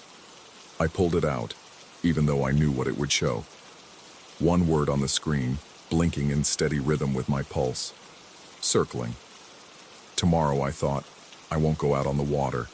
Tomorrow I'll stay in the workshop. Tomorrow I'll call someone, drive to town, break the cycle somehow. But tomorrow never came. Tomorrow had happened yesterday. Tomorrow was now, and the bayou stretched out behind my workshop. Mirror still, despite the wind that had been blowing since dawn. Waiting for me to follow the markers one more time. Waiting for me to remember that I'd never actually had a boat of my own. That the workshop had always been this small. That the flood had never ended because there had never been a flood. Because there had never been a before. The alligators began to sink, one by one, disappearing beneath the surface to positions they'd held 1,000 times before. The last one turned its head to look at me before it went under, and in its eye I saw my own reflection, trapped and circling, forever approaching a shore that retreated with every stroke. I turned back to the workshop. The door was narrower than it had been this morning. I was sure of it now. Soon I'd have to turn sideways to fit through. Soon after that I wouldn't fit at all. But that was fine, because I was getting smaller too, had been getting smaller all along, would keep getting smaller until I fit perfectly into the space that had always been waiting for me. In the water, under the markers, in the circle that had no beginning, because it had never stopped. I hung the mile 0 marker back on the wall next to the others, dozens of them, hundreds, all marked with my name, all scratched with questions I'd ask myself and would ask again, and lay down on the cot in the back room that I didn't remember buying, but had always been there. Outside, the bayou breathed. Inside, my chest rose and fell in time with currents that flowed in circles, that had always flowed in circles, that would keep flowing long after the last version of me finally understood what Boudreaux had understood, what his cousin had understood, what everyone who'd ever followed the markers had learned too late. You can't leave the circle by going around it. You can only get smaller, smaller and smaller, until you fit perfectly into the space between miles that don't exist, until you become another marker, another warning, another question no one will answer. The last thing I noticed before sleep took me, or before I woke up, I could no longer tell the difference, was my hands. They were covered in fresh mud. It was seeping from my palms like sweat, dark and thick and smelling of rot. And I could see something moving just beneath the surface of my skin. Something that looked like numbers. Something that looked like coordinates. Something that looked like me, going round and round and round and round. Story 6. The tourist handed me the map with grease-stained fingers, smiling like he'd just solved a puzzle no one else could see. His RV idled in the parking lot behind him, exhaust shimmering in the late afternoon heat that made the red rock walls of Vermilion Canyon look like they were breathing. "Your official map's backwards," he said, tapping the paper. "Took me 3 hours to figure it out, but I corrected it for you. Might want to update your inventory." I took the map more out of politeness than interest. Tourists always think they've discovered something. Last month, a woman insisted she'd found petroglyphs that turned out to be spray paint from teenagers in the 80s. The month before that, a man swore he'd seen a condor, showed me photos of a turkey vulture. But when I unfolded the paper, something cold touched the base of my skull. It was our map. The same topographical lines, the same trail markers, the same warnings about flash floods and unstable ledges. Except everything curved the wrong way. Where Devil's Throat Canyon bent east into a dead end on our maps, this version showed it bending west, continuing. Where Copper Ridge Trail switchbacked up the northern face, this one had it climbing south. A perfect mirror image, like someone had flipped a photograph. "Where did you get this?" I asked. "Visitor center. Same place as everyone else." He was already walking back to his RV, waving without turning around. "You folks might want to check your printer." I stood there in the dust, watching his vehicle lumber toward the highway, the map heavy in my hands despite weighing nothing. The edges were crisp, freshly printed. Even had our park seal in the corner, the official fonts, the copyright date. But the canyons themselves were strangers, familiar faces seen in a mirror at the wrong angle. That evening I brought it to the ranger station, checked our printer, checked our templates, called the regional office. Everyone agreed we'd never printed anything like this. Our cartographer, a meticulous man who'd been mapping these canyons for 20 years, went pale when he saw it. He spread it next to our official version on the light table, comparing, measuring, tracing lines with a trembling finger. "It's not just mirrored," he said quietly. "Look here. And here. There are passages on this one that don't exist. Gaps in the rock where our surveys show solid stone." He was right. In the reflected canyons, new spaces opened. Side passages, slot canyons, chambers that had no business being there. As if the rock itself had been unfolded, revealing pockets and folds we'd never seen. I should have thrown it away. Filed a report about counterfeit materials, maybe. But something made me fold it carefully and slip it into my pack. The next morning, I mentioned it to one of the veteran guides during our briefing. Old man who'd been leading tours here since before I was born. Face like weathered sandstone. Eyes that seemed to look through things rather than at them. When I described the mirrored map, he stopped mid-sip of his coffee. "You mean the echo maps?" he said. "The what?" He set his mug down, took a long time doing it, like he was deciding something. "When I started here, back in '91, the ranger before me said something strange. Said sometimes the canyons echo before you shout, not after. Before." He looked at me, searching for mockery. Finding none, he continued. "Never understood it until I'd been out here about 5 years, leading a group through Serpent's Coil, and I sneezed. Half a second later, I heard it again. Exact same sneeze, exact same acoustics, but it came first. I heard the echo, then I sneezed. Sound doesn't work backwards," I said. "Neither do maps," he replied, nodding at my pack where the folded paper pressed against the fabric. "But you've got one that does." That afternoon, I was scheduled for a solo patrol of the northern quadrant, checking trail markers and water caches. Instead, I drove to the mouth of Devil's Throat Canyon, parked my truck in the shade of a twisted juniper, and pulled out both maps. The official one showed the canyon terminating in a box end after about 1.5 miles, a popular turnaround point for day hikers. The mirrored map showed it continuing, bending away into a network of narrows that shouldn't exist. The canyon walls rose around me like ancient monuments, striated with bands of red, orange, cream, the geological history of millennia compressed into layers. My boots crunched on the sandy floor, each step echoing off the stone. The familiar path. I'd walked it 100 times, knew every boulder, every seep spring, every place where the walls pinched close enough to touch both sides at once. But I was watching my shadow. The sun was west, sinking toward the horizon. My shadow should have stretched east, long and dark across the pale sand. Except it didn't. It pooled west, falling toward the light, a stain that moved when I moved but refused to obey the basic physics of illumination. I stopped walking. My shadow stopped. I raised my arm. My shadow raised its arm. But the angle was wrong. Everything about it was wrong. The canyon narrowed. Walls pressed close, reducing the sky to a ribbon of blue overhead. Temperature dropped as I moved deeper into the perpetual shade, following the reflected map's contours. And there, where our official surveys showed only blank rock face, was an opening, not large, maybe 3 feet wide, a vertical slice in the stone like a wound.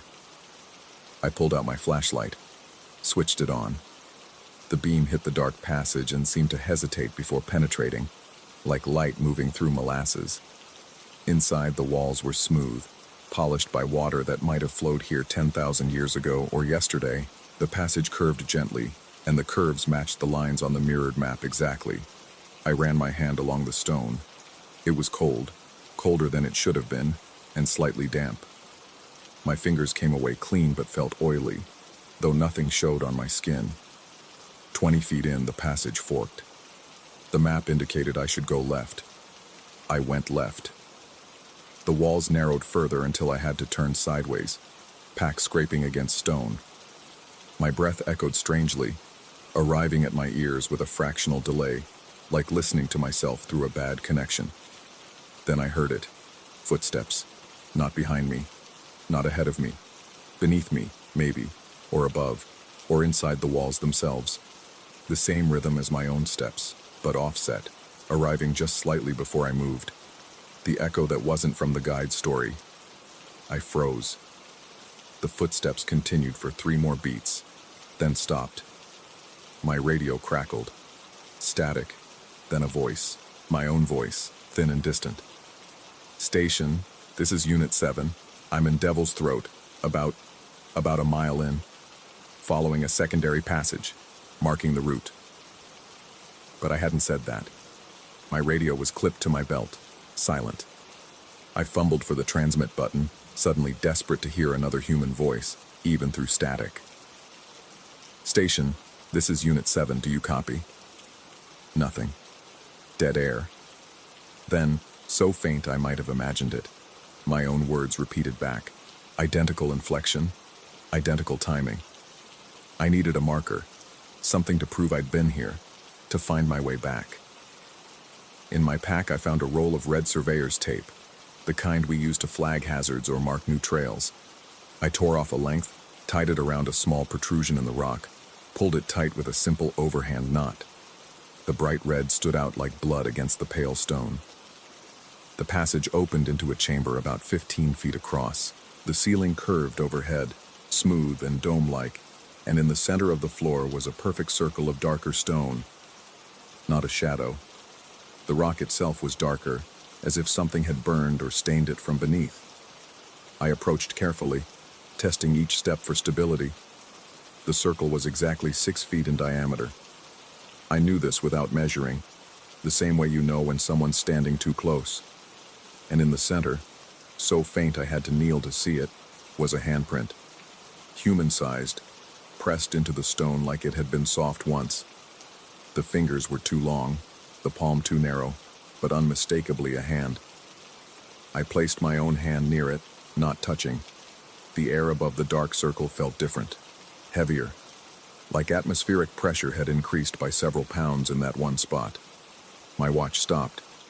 I noticed it when I checked the time, wanting to know how long I'd been underground. The second hand sat frozen between the 7 and 8, the minute hand locked at 23 past. I tapped the crystal. Shook it. Nothing. But when I lifted it to my ear, I could hear it ticking. Rapid ticks, faster than seconds, like it was trying to catch up to time it had missed. Behind me, something scraped against stone. I spun, flashlight beam cutting through the darkness, illuminating nothing but empty passage. The sound came again, deliberate, rhythmic. Something being dragged across rock. Closer now. I backed toward the opposite wall, mind racing through explanations. Rockfall, desert animals, another ranger maybe, though I'd told no one where I was going. The scraping stopped. In its place came breathing, slow, steady, wet, the breathing of something with too much fluid in its lungs. My flashlight flickered. I ran. Back through the chamber, back through the narrowing passage, walls scraping my shoulders, pack catching on protrusions. Behind me, the breathing continued, keeping pace no matter how fast I moved. Not receding, not approaching, just there, constant, a presence in the dark that had weight and intent. The passage forked again, and I had no idea which branch I'd come through. Left felt right felt wrong. I chose left, scrambling forward, flashlight beam bouncing crazily across stone that looked the same in every direction. No landmarks, no variation, just endless polished rock and the sound of my own gasping breath overlaid with that other breathing, the wet accompaniment that shouldn't exist. I saw the red tape. Relief hit me like cold water. The marker I'd tied, the proof of passage, the way out. I reached for it, ready to tear it free and keep moving, when my hand stopped inches from the fabric. The knot was wrong. I'd tied a simple overhand. Quick, functional, the kind you do without thinking. This was a figure 8, complex, tight, the kind you use for climbing or rescue work, the kind I knew how to tie but hadn't. I touched it anyway, fingers numb. The tape was warm, not sun warm, body warm, as if someone had been holding it moments before. Behind the tape, wrapped around the same protrusion, was a second length of red fabric. Older, faded, the color leached out by time or chemical reaction. And behind that, a third, and a fourth. All tied with different knots, all marking the same spot, all the same brand and width as the roll in my pack. My pack that still had a full roll, uncut except for the single piece I'd just tied. The breathing stopped. Silence rushed in like water filling a vacuum, oppressive and total.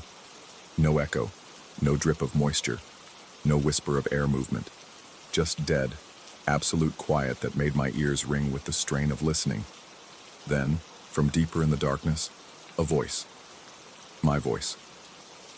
Station, this is Unit 7. I'm in Devil's Throat, about a mile in, following a secondary passage, marking the route. Exactly what I'd heard on the radio. Exactly the same inflection, but coming from human lungs, human throat, human mouth somewhere in the black spaces ahead. I ran the other way. Didn't care about direction, didn't care about the map, just needed distance between me and whatever was using my voice in the dark. The passage twisted, rose, descended, opened and narrowed. My flashlight died completely, plunging me into darkness so absolute it had texture, had weight. I kept one hand on the wall and moved by touch, feet shuffling forward, testing each step. Light bloomed ahead, real light, daylight, the canyon opening. I staggered out into the late afternoon sun, legs shaking, lungs burning. My truck sat exactly where I'd left it, juniper tree casting the same twisted shadow. According to my watch, which had started ticking again the moment I emerged, I'd been underground for 11 minutes. It had felt like hours. I should have reported it, should have blocked the passage, filed paperwork, called in a survey team. Instead, I went home, locked the mirrored map in my desk drawer, and tried to pretend the day had been routine. But that night, lying in bed, I heard it through the wall. Breathing. Slow. Wet. Familiar. Coming from my own living room, where no one else was. I got up. The apartment was empty. The breathing continued, seeming to come from everywhere and nowhere. I checked the closets, the bathroom, behind furniture. Nothing. But when I stood still, I could feel it. Presence. Something occupying the same space I was, offset somehow, existing in a fold I couldn't see. On my desk, the locked drawer sat open. The mirrored map was gone. In its place was a new one. This one showed my apartment building. The same layout, the same rooms, but mirrored. And in the reflected version, there were additional rooms. Spaces that shouldn't exist. tucked into corners where walls met, folded into the architecture like origami. One of them was marked with a red X, the same shade as surveyor's tape. I'm writing this now, at 3:47 a.m. because I need someone to know. The breathing hasn't stopped. It's getting closer, though I can't explain what that means when there's no visible source. My shadow moves wrong even in the lamplight, falling toward the bulb instead of away. And 20 minutes ago, I found a length of red tape tied around my bedroom doorknob. Figure 8 knot, pulled tight. I didn't put it there. The map shows a passage leading from that marked room. It goes down, curves back on itself, and terminates in a chamber with a circle in the center, 6 feet in diameter. In the chamber, the map shows 2 handprints now, side by side. One with fingers too long, palm too narrow. The second one is exactly the size of my hand. I don't remember going back to the canyon, but my boots are by the door, covered in pale sand and that oily residue that doesn't show but you can feel. Under my fingernails is red dust from walls I don't remember touching. My watch keeps stopping and starting, ticking too fast then too slow, like it can't decide which timeline to follow. The breathing is right behind me now. I can feel it on the back of my neck, warm and wet. When I turn around, there's nothing there. But my shadow on the wall. My shadow is facing the wrong direction. And it's not alone. There's a second shadow, same size, same shape, standing exactly where the breathing comes from. It just raised its hand. I'm going to lift mine now. I don't think I have a choice. The map shows what happens next. I just can't read that part yet. It's folded in on itself, tucked into a crease that hasn't been opened, but I can feel the paper in my pocket getting warm. The tourist said I might want to update my inventory. I think I understand now. I think the map isn't showing what exists. It's showing what will exist, what must exist. Corridors folded away, waiting to be walked, echoes searching backward through time for the sounds that will create them. My hand is lifting. Shadow hand is lowering. We're going to meet in the middle. The breathing has stopped. The silence is worse. Outside my window, Devil's Throat Canyon is visible in the distance, red walls catching the first light of dawn. But it's bending the wrong way, curving west instead of east, opening into passages that lead somewhere beneath my floor, beneath the foundation, into stone that was here before the building and will be hereafter. The map was never backwards. We were. Everything we built, every trail we marked, every boundary we drew, we were reading the canyons in reverse, building our world as a mirror to the real one, the one that exists in the folds, in the passages we can't see, where echoes precede sound and shadows fall toward light and red tape, ties itself in knots that mean something we never learned to read. My hand is touching the shadow hand now. It's cold. I am cold. The breathing has started again, but I think it might be coming from me. From both of me. From all of me. Standing in all the rooms the map shows, tied together with red thread, marking passages that only go one direction, deeper. The drawer is opening by itself. Inside is another map. This one shows the ranger station, the visitor center, the parking lots, all mirrored, all with new passages, new chambers, new circles with handprints waiting to be filled. The tourist's RV is marked on it. He's already there, in the space that folds away, waiting with the others who found their maps, who followed the echoes backward, who watched their shadows point toward light and knew something was wrong but went anyway because some truths can only be learned by experiencing them. I'm folding the map now. It's instructions. I understand that. Each crease creates a new passage. Each fold opens a chamber. When I'm done, it will show me where I am, where I've always been. The walls of my apartment are cold stone now, polished, smooth, marked with strata that tell a story older than humans. My watch has stopped for good. No ticking, no movement. Just hands frozen at 3:47 a.m., though the sun is rising outside, or setting. I can't tell which direction is which anymore. The map is complete. I can see all of it now. Every fold, every passage. It's beautiful, elegant, A topography of spaces that exist between spaces. Accessible only when you stop believing the walls are solid. When you accept that direction is negotiable. That up and down are suggestions. That time runs in whatever direction the echo requires. I'm not scared. That's the strangest part.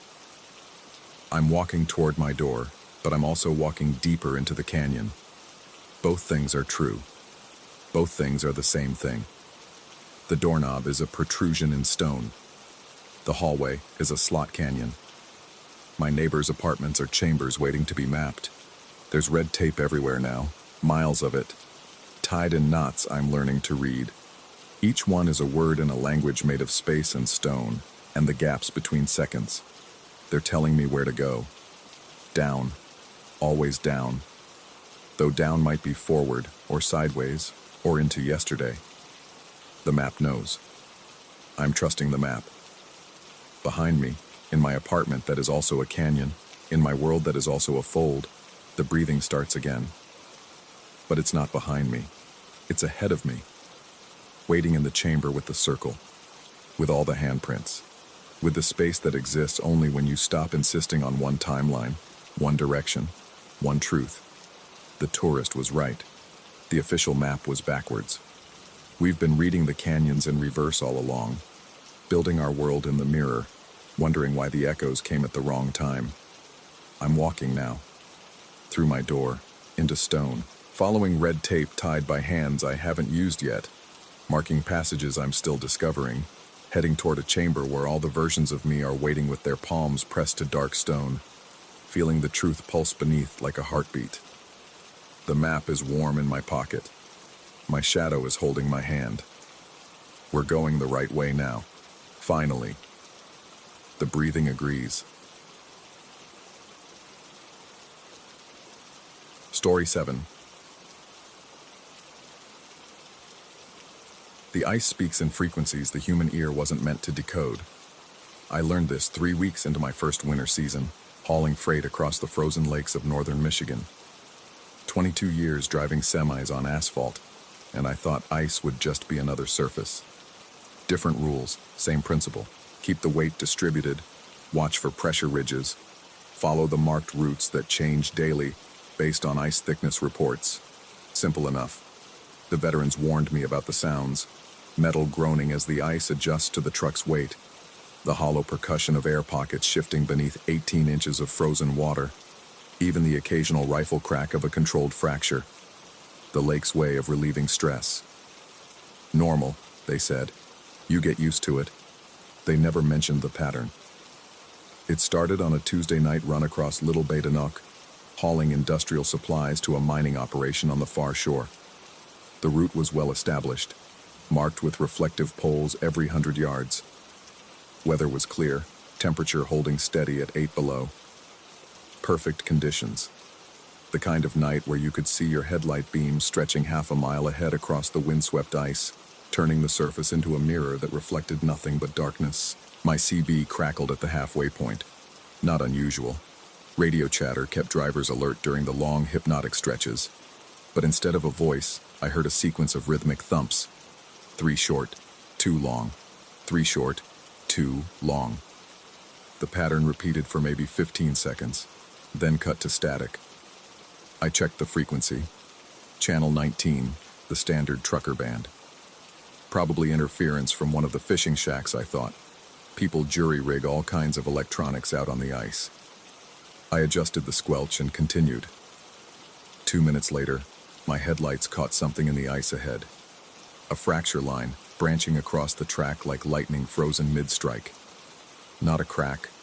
The surface was still solid, but a visible stress pattern in the crystalline structure. I'd seen plenty of these. They usually radiated out from pressure ridges where 2 ice sheets met and ground against each other. This one was different. The pattern matched the radio sequence exactly. 3 short branches, sharp and narrow. 2 longer ones, spreading wider. 3 short, 2 long. I counted them as I rolled slowly past, my truck's suspension absorbing the subtle undulations in the ice. The pattern repeated for 50 feet before fading back into the uniform surface. Coincidence, I told myself. Pattern recognition, is a survival trait. Humans see faces in clouds, find meaning in randomness. It's how we're wired. But the next night, it happened again.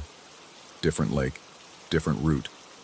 This time crossing Manistee, a 7-mile stretch that took 40 minutes at safe speeds. The radio sequence came through clearer. Still no voice, just those deliberate thumps, like someone striking a hollow drum with mechanical precision. 3 short, 2 long. Repeat. And 5 minutes later, there it was in the ice. Not identical to the previous night's pattern, but following the same rhythm. The fractures appeared in clusters, spreading from a central point like ripples. 3 tight bursts of spiderweb cracks. 2 broader fans. Over and over, written in the frozen water beneath my tires. I radioed in to dispatch when I reached the shore. The night operator was a guy named Hank, 40 years on the ice roads, voice like gravel in a cement mixer. I described what I was seeing and hearing. He was quiet for a long moment. Then, "You've been out here long enough to know what you're looking at. Long enough to know this isn't normal stress patterns." Another pause. I could hear him breathing, slow and heavy. Some of the old-timers call it the language of water. Ice doesn't just sit there, see? It's constantly moving, adjusting. Pressure builds up, has to go somewhere.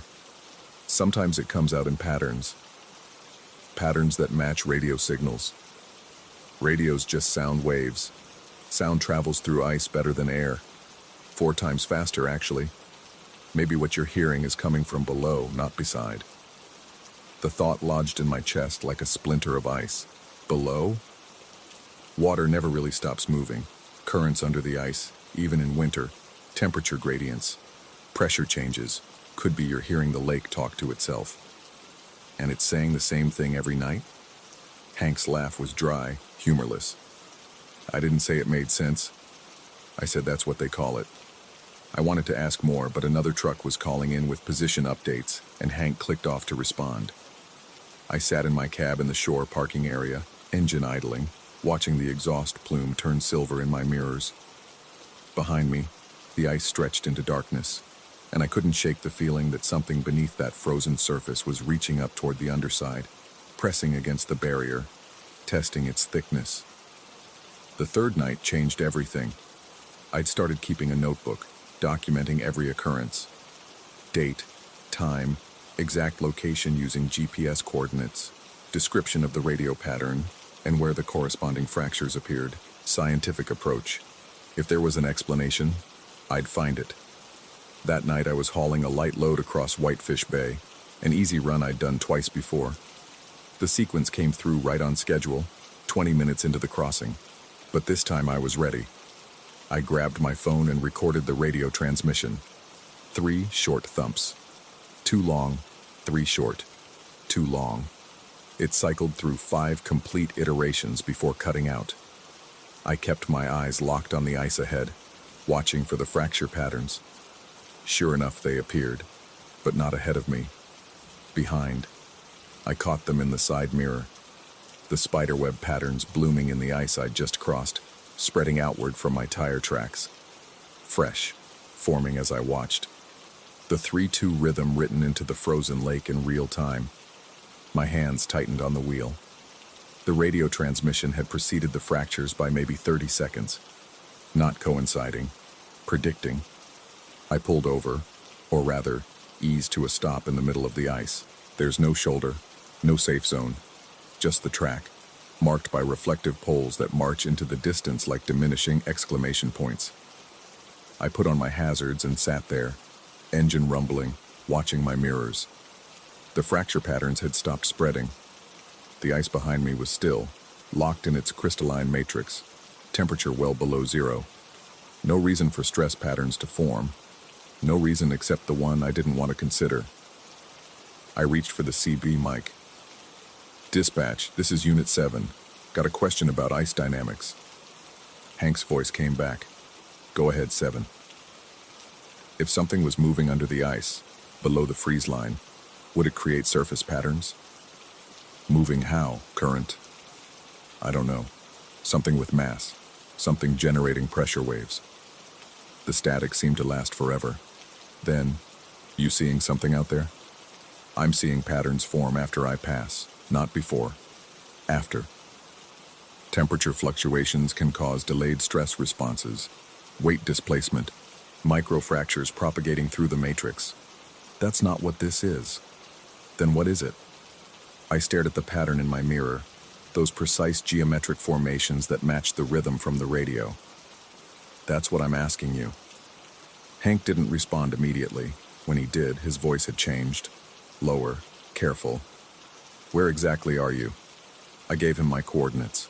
That's near the deep channel, old steamboat route from the logging days, 120 feet down in some spots. So there's a lot of space down there, a lot of water, a lot of things that might not freeze even when the surface does. Things? Cold pockets, upwellings, gaps in the ice formation where the current's too strong to let it set properly. You get spaces under the ice, big enough for... He stopped. Big enough for what? For water to move around. That's all. Just be aware of it. But that wasn't all he'd been about to say. I could hear it in his voice, that catch before he self-corrected. Big enough for something else. Something he didn't want to name over an open channel. I drove on. What else could I do? Turn around. The route behind me was the same as the route ahead. 3 miles of frozen lake, darkness above and below, and whatever was creating those patterns somewhere in between. The fractures kept appearing in my wake. I watched them bloom in the mirrors, precise and repetitive, following me like footprints. The next afternoon, I sought out one of the veteran haulers. His name was Jack something. I never caught the last name, and he'd been running ice roads since the 80s. I found him in the shore staging area, checking his load straps before an evening run. The language of water, I said without preamble. What is it really? He looked at me for a long moment, hands still on the strap he was adjusting. Then he went back to his work. Superstition. Hank mentioned it, said the old-timers had a name for it. Old-timers had names for lots of things. Doesn't make them real. So it's not real? He pulled the strap tight with more force than necessary. Didn't say that either. I waited. The wind coming off the lake carried ice crystals that stung exposed skin. The sun was already setting, turning the distant ice sheet into shades of deep blue and purple. Finally, Jack straightened up. You ever think about what's under there? Not the water. Deeper. The bedrock. The sediment. Layers of history compressed into geology. Things settle down there. Things get preserved. He looked out at the ice. And sometimes when conditions are right, they communicate. Communicate? That's the theory. Vibrations in the deep water, translated up through the ice. Messages from what was, reaching toward what is. Messages saying what? He turned to face me fully. His eyes were hard, weathered by decades of winter glare. That's the thing about the language of water. Nobody's figured out how to listen properly. We just know it's trying to tell us something. Like what? A warning? Maybe, or maybe just recognition. Like it's saying, I see you up there, moving across my surface. I know you're there. Some folks think it's territorial. Others think it's just the natural resonance of a system we don't understand. He paused. But here's what I know. Every driver who's heard it and paid attention is still driving. The ones who ignored it? Well, some of them aren't. You're saying it's trying to help? I'm saying it's trying to communicate. What that communication means. He shrugged. That's between you and the lake. That night I installed the sensors. I'd ordered them 3 days ago. Basic vibration monitors meant for industrial machinery diagnostics. Magnetic mounts, wireless connection to my phone. I placed 4 of them on the truck's chassis, spread out along the frame. If something was generating vibrations strong enough to pattern the ice, the sensors would detect it. The run that night was across Big Bay to Nook, one of the longest routes at nearly 12 miles. I started recording as soon as I left shore, watching the sensor readouts on my phone mounted to the dashboard. For the first 15 minutes, everything registered normal. The slight vibration of the engine, the resonance of tires on ice, the occasional bump from surface irregularities, standard baseline readings. Then the radio pattern started. 3 short, 2 long, and the sensors lit up, but not from external vibrations. The readings were coming from inside the ice itself, propagating upward through the surface tension into the truck's frame. The sensors were detecting the fracture formation before it became visible. I slowed down, watching the readouts spike in rhythm with the radio transmission. 3 short bursts, 2 longer ones, the pattern cycling through with mechanical precision. But here's what made my hands start shaking on the wheel. The vibrations were strongest on the rear sensors, the ones mounted near the back axle, as if whatever was generating the signal was focused on where I'd been, not where I was going. Following me. I glanced in the side mirror and saw the fracture patterns spreading behind my truck. Perfect geometric formations appearing in the ice like invisible fingers were tracing designs in the frozen surface. The patterns were getting more complex. Not just linear branches now, but curves, spirals, interconnected shapes that reminded me of... I looked away from the mirror and forced my eyes back to the route ahead. It doesn't matter what they reminded me of. Pattern recognition. Humans seeing meaning where none exists. But the thought wouldn't leave. They reminded me of writing. The transmission cut out after 2 minutes, longer than any previous occurrence. When it stopped, I checked the rear camera footage on the dash screen. It showed exactly what my eyes saw in the mirrors. My truck, alone on the ice, with those strange fracture patterns spreading in its wake. Nothing else. No other vehicles. No disturbances on the surface. Just me and whatever was writing messages in the frozen water beneath my tires.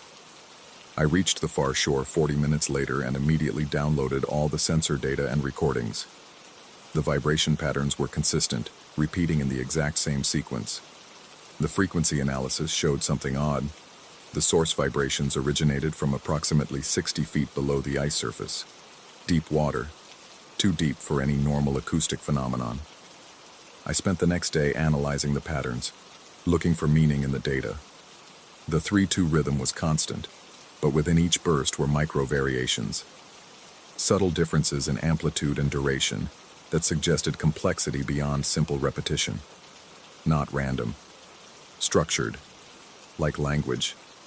I showed the data to an engineer at the supply depot, a woman who worked on sonar systems for the Coast Guard in her previous career. She looked at the frequency patterns for 10 minutes without speaking, her expression growing more troubled. "This isn't natural resonance," she finally said. "What is it?" If I had to guess, active sonar. Something's echolocating. Echolocating what? She looked at me. You. That night, I borrowed drilling equipment from an ice fisherman named Tom, who had a shack set up near my route. An 8-inch auger, battery-powered, designed to punch through ice up to 4 feet thick. I told him I wanted to test the ice depth along my route. He seemed skeptical, but handed it over. "Don't listen too close when you drill through," he said. "Why not?" "Sometimes you hear things down there, in the water, sounds that don't make sense." He shrugged. "Probably just current moving around ice formations, but it can get in your head if you're not careful." I took the auger to the midpoint of my usual route across Little Bay de Noc. The ice was solid, temperature holding at 5 below. I marked a spot 20 feet off the main track and started drilling. The auger bit through the ice with surprising ease, throwing up spirals of white shavings that sparkled in my headlights. It took 3 minutes to punch through, and then the auger dropped suddenly as it broke through into the water below. I pulled it back up and knelt beside the hole, my headlamp beam showing dark water sloshing gently in the fresh-cut opening. Steam rose from the surface. The lake water, even under ice, was warmer than the air above. I pressed my ear close to the hole, listening. At first, just the gentle sound of water lapping. Then, underneath that, something else. A deep vibration, more felt than heard. Rhythmic, pulsing. 3 short, 2 long. The pattern was coming from below, resonating up through the water column, transmitted through the ice into the air above. I felt it in my teeth, in my chest, in the bones of my skull. Not loud, insistent. And then, As I listened, the pattern changed. The vibrations shifted, becoming more complex, multiple frequencies layering over each other. I couldn't parse them individually. They blended into something that sounded almost melodic, almost intentional. And within that complexity, I heard something that made my breath catch. Numbers, not spoken, not in any voice I could identify, but somehow encoded in the vibration pattern, translated by some quirk of acoustics or neural processing into recognizable digits. My license plate number. I jerked back from the hole, scrambling to my feet. The vibration continued, emanating from the dark water, carrying information it shouldn't possess. My truck was 50 feet away, plate facing away from the hole. No way for anyone, anything below the ice to see it. But it knew. I grabbed the auger and retreated to my truck, leaving the hole open. As I climbed into the cab, I glanced back. The water in the hole was still, the surface freezing rapidly in the sub-zero air. But the fracture patterns were forming around it, spreading outward in precise geometric shapes, writing my plate number in the ice. I haven't stopped driving, can't afford to. This job is seasonal, and I need the income to carry me through to spring. But every night now the transmissions come. Every night the patterns follow. Last week, I noticed something new. Tire tracks in the ice, parallel to my own route. Fresh tracks, the tread pattern still sharp in the compressed snow-ice mixture. They appeared on my return run, following the exact path I'd taken outbound. I pulled over and examined them. Same width as my tires, same spacing, same depth impression, as if another truck, identical to mine, had driven the route just minutes after me. But my dash camera showed nothing. Hours of footage. Empty ice ahead, empty ice behind. Just my truck, alone on the frozen lake, and those impossible tire tracks appearing in my wake. I radioed Hank that night. The language of water. What's it trying to say? His response was immediate, as if he'd been waiting for me to ask. According to the old-timers, it's saying, "You're not alone out there." What does that mean? Means what it says. The ice isn't empty space, never has been. Just because you can't see what's beneath doesn't mean nothing's there. Something's following me. Maybe. Or maybe you're following something. Routes don't just appear, you know. Somebody has to drive them first, mark them out, test the ice. Sometimes I wonder if we're really the ones choosing where to drive, or if we're just following tracks that were already there, invisible under the snow, leading us exactly where something wants us to go. I wanted to ask more, but the transmission cut to static. Tonight is my last scheduled run before the ice starts deteriorating with the spring melt. 6 miles across Manistique, straight shot, well-marked route. The temperature has been rising during the days, though it still drops below freezing at night. The ice is still rated safe, 18 inches minimum, more than enough for a loaded truck, but I can feel the difference in how it responds under my weight. Less rigid, more elastic. The lake underneath, waking up. I'm writing this in my cab, parked at the shore staging area, while I wait for full darkness. The other drivers are gone already, their routes completed or in progress. I'm alone with my thoughts and my equipment. The sensors are mounted, the recordings are ready. I've got fresh batteries in my headlamp and extra flares in case of emergency. And I've got the auger resting in the sleeper cab behind me.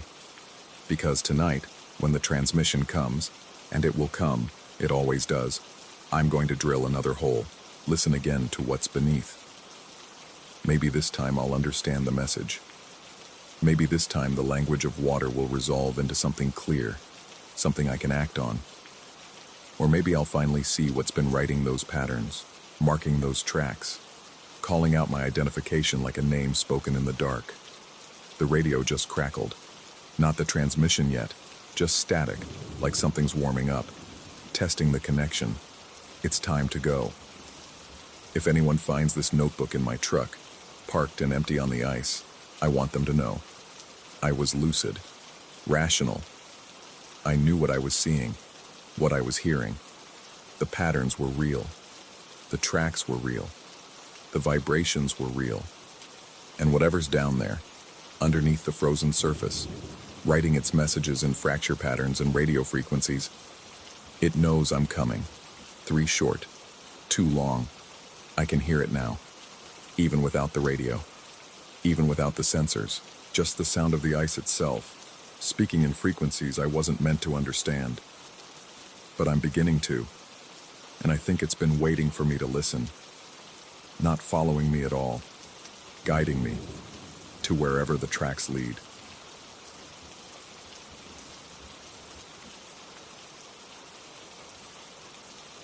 Story 8.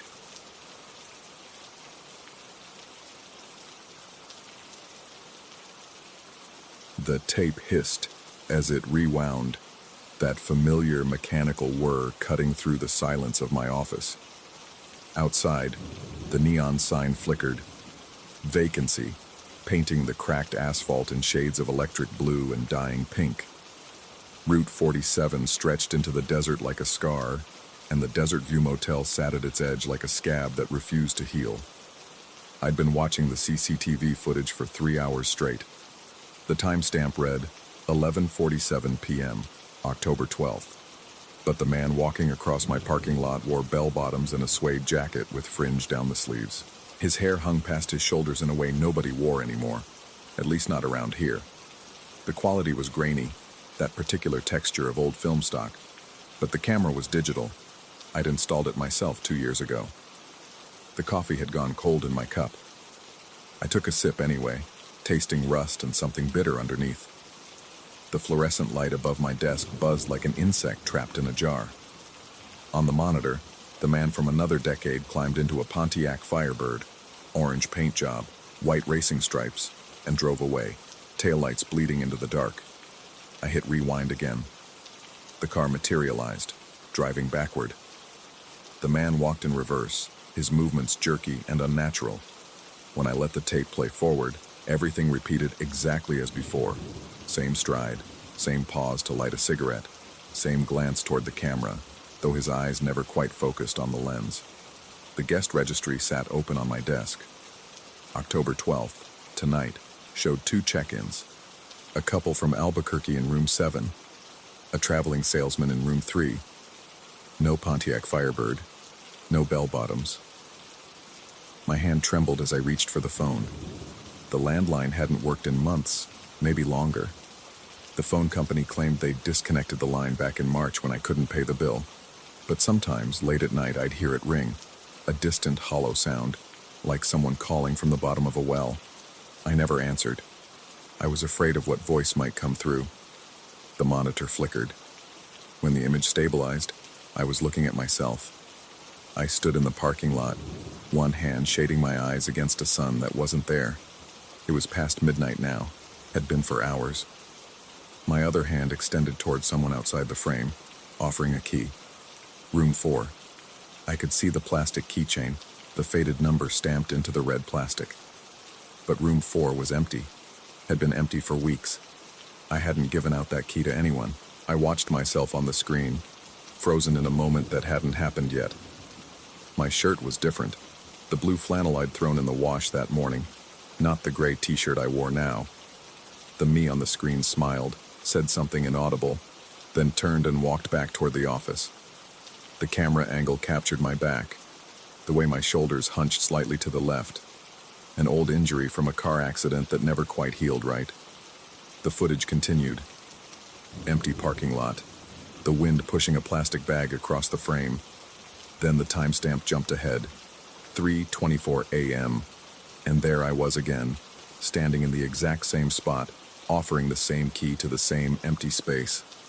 I stood up so fast my chair toppled backward. The sound echoed off the walls of my tiny office, mixing with the buzz of the fluorescent light and the distant hum of the ice machine down the hall. My reflection stared back at me from the dark window, superimposed over the desert night beyond. For a moment I couldn't tell which version was real, the one watching or the one being watched. The couple in room 7 had arrived just after sunset. I'd heard their car pull up, the crunch of gravel under tires. But when I went to the desk, they were already standing there, waiting. The woman wore a sundress, yellow with white flowers, and carried no luggage. The man had a briefcase, leather worn smooth at the corners. They'd both smiled at me with too many teeth. They claimed they'd called ahead, made a reservation. The woman had insisted she'd spoken with me personally, described my voice down to the slight rasp I got when I talked too much. But I hadn't answered any calls. The phone didn't work. I'd told them that, and they'd looked at me like I was the one lying. I'd given them the key anyway. What else could I do? They'd already paid. Cash in an envelope, the bills crisp and new. When I counted it later, I found the money was real enough, but the faces on the presidents looked wrong somehow. The expressions too stern, the engravings too deep. Room 3's occupant had been even stranger. He'd arrived in the middle of the afternoon, driving a sedan that left no tire tracks in the dirt. Just pulled up to the door and walked in carrying a single suitcase.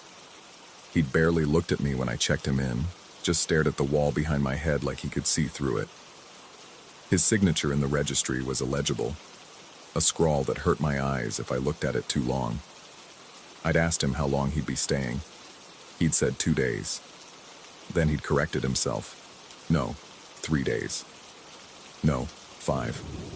His eyes had gone distant, unfocused, like he was reading something written in the air that only he could see. Finally, he'd shrugged and said however long it took. I hadn't asked what he meant. Now, standing in my office at nearly 2 in the morning, I realized I hadn't seen either of them leave their rooms. Not once. No ice runs, no trips to the vending machine, no cars coming or going. The parking lot held the same 3 vehicles it had held at check-in, the couple's sedan, the traveling salesman's car, and my own truck rusting away in the corner spot where I always parked it. I walked to the door and looked out across the lot. The wind had picked up, carrying with it the smell of creosote and something else, something like ozone before a storm, though the sky remained clear. Stars scattered across the black like thrown salt. The vacancy sign buzzed and flickered, casting everything in that sickly blue-pink glow. Room 7's curtains were drawn. No light showed around the edges. Room 3's curtains hung open, but I couldn't see inside. The darkness there seemed thicker somehow, more absolute than simple absence of light. I felt it watching me, that darkness. Felt it pressing against the window glass like something trapped trying to get out. Or maybe trying to keep me from getting in. The CCTV monitor in my office continued its silent playback. I could see it from where I stood in the doorway, the flickering screen reflected in the window. Another loop had started. This time, I saw a family. Father, mother, teenage son, climbing out of a station wagon that looked like it belonged in a museum.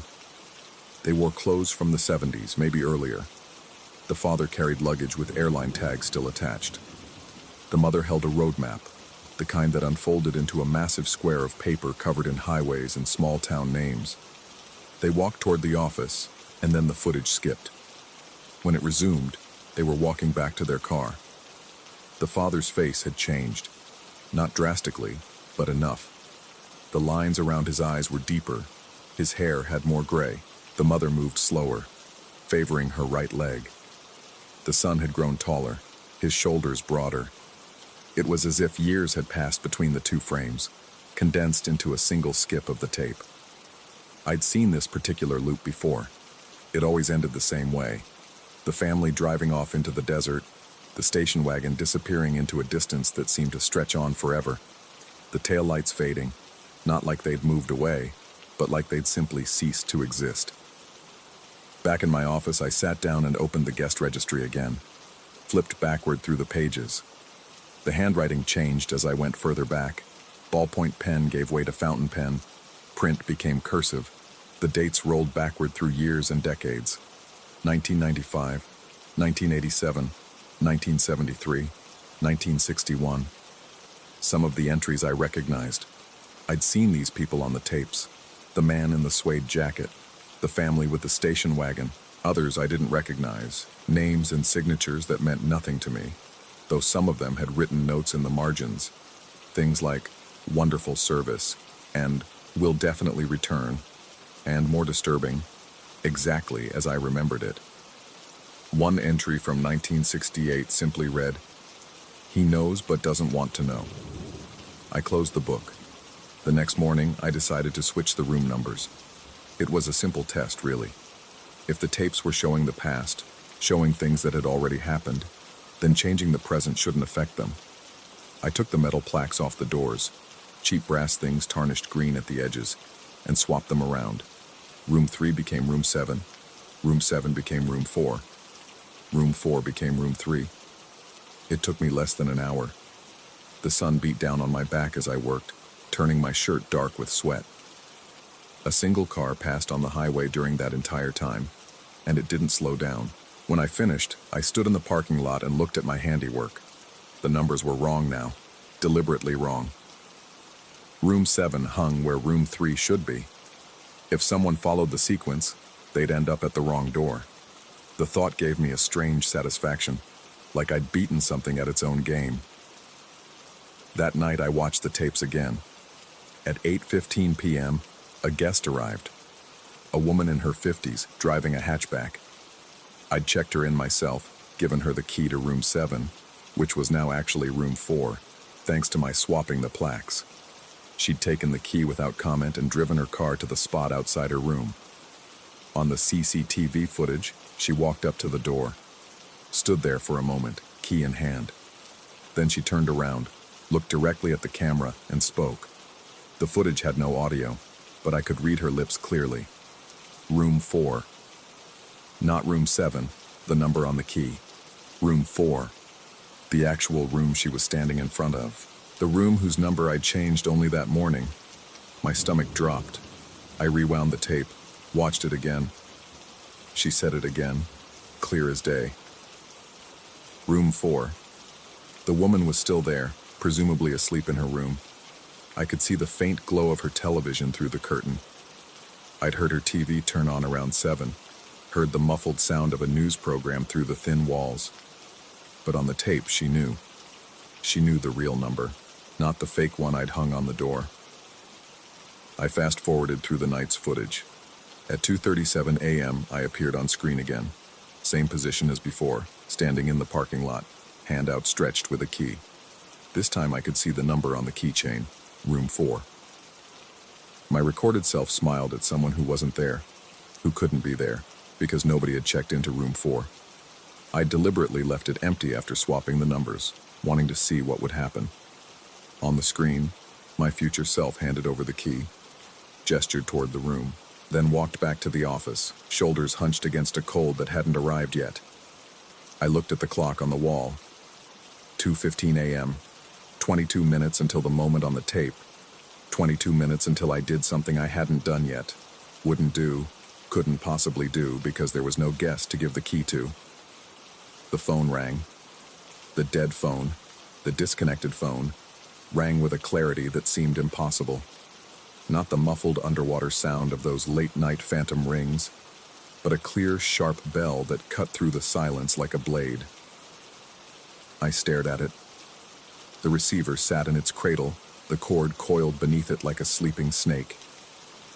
The phone rang again, and again. My hand moved without permission from my brain, reaching out, lifting the receiver. I brought it to my ear, and for a long moment, there was nothing. Just silence, not even static. An absence of sound so complete it felt like pressure against my eardrum.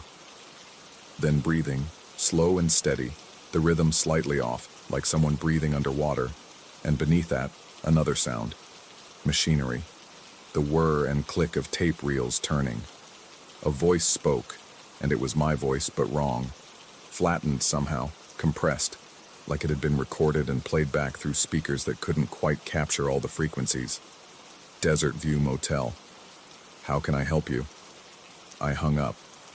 Dropped the receiver back into the cradle so hard it cracked. The plastic split down the middle, exposing the wires underneath. The phone didn't ring again. 2:28 a.m. 9 minutes. I went outside. The wind had died completely, leaving the air thick and still. The desert stretched out in all directions, flat and featureless under the starlight. No cars on the highway, no sounds except the buzz of the neon sign and my own breathing, too loud in my ears. The key to Room 4 sat on the desk in my office. I'd left it there after swapping the numbers, Hadn't touched it since. Now I walked back inside, picked it up. The plastic was cold against my palm. The number 4 faced up. The red paint faded but still legible. 2:33 a.m. I stood in the parking lot, hand outstretched, holding the key, facing the empty space where, on the tape, someone had been standing. Would be standing. Was standing, in some version of now that my eyes couldn't quite see but the cameras could. The air shimmered, heat rising from the asphalt. Maybe, though the night was cool. Or something else. Some distortion in the fabric of things, like looking through old glass that had started to ripple and sag. I felt myself smile, felt my mouth move, shaping words I couldn't hear myself say, but knew I was saying anyway. Felt my hand extend further, offering the key to fingers I couldn't see but could feel brushing against mine, solid and real and cold as stone. The key was gone. My hand was empty. I'd given it to someone. Something. To the space between moments. To the guest who was always arriving, always checking in, always staying in a room that existed simultaneously in multiple configurations of itself. I walked back to the office, my shoulders hunched against a cold that wasn't there yet. On the monitor, I watched myself do exactly that, the timestamp reading 2:37 a.m. The footage continued. At 3:15 a.m., a light came on in room 4. The door opened, and someone stepped out. The resolution was too poor to make out details, the figure just a dark shape against the darker doorway. They stood there for a long moment, facing the camera, facing me through time and tape and whatever membrane separated the stored past from the immediate present. Then they waved. A slow, deliberate gesture. Hello. Or goodbye. Or something else entirely. Some meaning that existed between those two extremes. In the space where language broke down and only gesture remained. I looked at the clock. 3:10 a.m. 5 minutes. My eyes moved to the window. Across the parking lot, room 4, the real room 4, the one with the number 7 hanging on its door, remained dark. But as I watched, something shifted. Not light exactly. More like the quality of darkness changed, became less solid, more permeable. The door opened. A figure stood in the threshold, silhouetted against an interior that shouldn't have contained any light source but somehow did anyway. They raised a hand, began to wave. I closed the blinds, turned off the monitor, sat in the dark of my office and listened to the hum of the ice machine and the buzz of the neon sign and the distant, mechanical sound of tape reels turning somewhere I couldn't see, recording something I couldn't stop. Outside, I heard a car pull into the parking lot. Gravel crunched under tires. An engine shut off. A car door opened and closed. Footsteps approached the office, steady and unhurried. I didn't turn on the light, didn't stand up, didn't move at all. The door opened. The bell above it chimed once, a sound like glass breaking underwater. A voice spoke, asking about a room, asking if I had any vacancies. The voice was familiar. I'd heard it on the phone earlier, that flattened, compressed version of my own voice, calling from somewhere else, someone else. I kept my eyes closed, kept sitting in the dark, felt the weight of the guest registry on the desk in front of me, felt the pages opening without being touched, felt a pen I couldn't see writing a name I wouldn't be able to read, recording a check-in that had already happened, was happening, would always be happening, in an endless loop of arrival and departure, and arrival again. Tomorrow I would watch the tapes, see myself at the desk, checking in a guest whose face I would recognize because it was a face I'd seen before, in mirrors and windows, and the dark water of the swimming pool that hadn't been filled in years. Tomorrow I would see myself hand over a key to a room that was every room, all rooms, the same room folding back on itself like a map that couldn't be properly unfolded because the creases had become permanent, because the routes drawn on it led only to themselves. But that was tomorrow. For now, in the dark, I simply sat and listened to the sound of footsteps walking away, carrying a key to a door that would open onto a room that had been waiting, would always be waiting, for the guest who never really left because they never really arrived, trapped in the space between coming and going. between then and now, between the camera's recording and the camera's playback. The tape hissed. The reels turned. The Desert View Motel waited, patient as the desert itself, for the next arrival that had already been recorded, for the next departure that would never quite complete, for the next version of myself to stand in the parking lot at 2:37 a.m. and hand over a key to someone who was and wasn't there. I opened my eyes.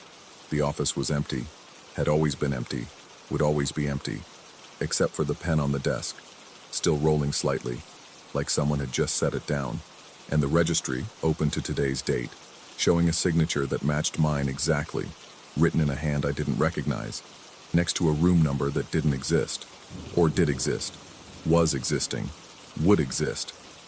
In the gap between the recording and the playback, in the space where time lost its sequence and became something else, something circular and self-referential, something that knew me better than I knew myself, because it had already seen what I would do, had already recorded every choice before I made it.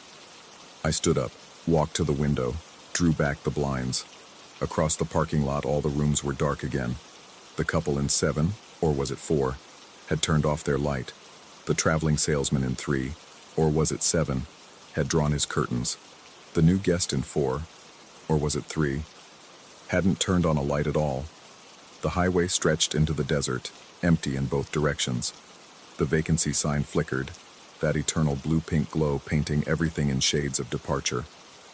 Above, the stars wheeled in their ancient patterns, indifferent to the small dramas playing out below, indifferent to the loops and repetitions, indifferent to the question of whether this moment was the first time I'd lived it or the 1000th. The monitor behind me flickered back to life, though I hadn't touched it. On the screen, I could see myself standing at the window, exactly as I was standing now. Could see my back, my hunched shoulders, my hand resting on the glass. The timestamp read tomorrow's date, next week's date, next year's date, all simultaneously, the numbers flickering and changing too fast to read.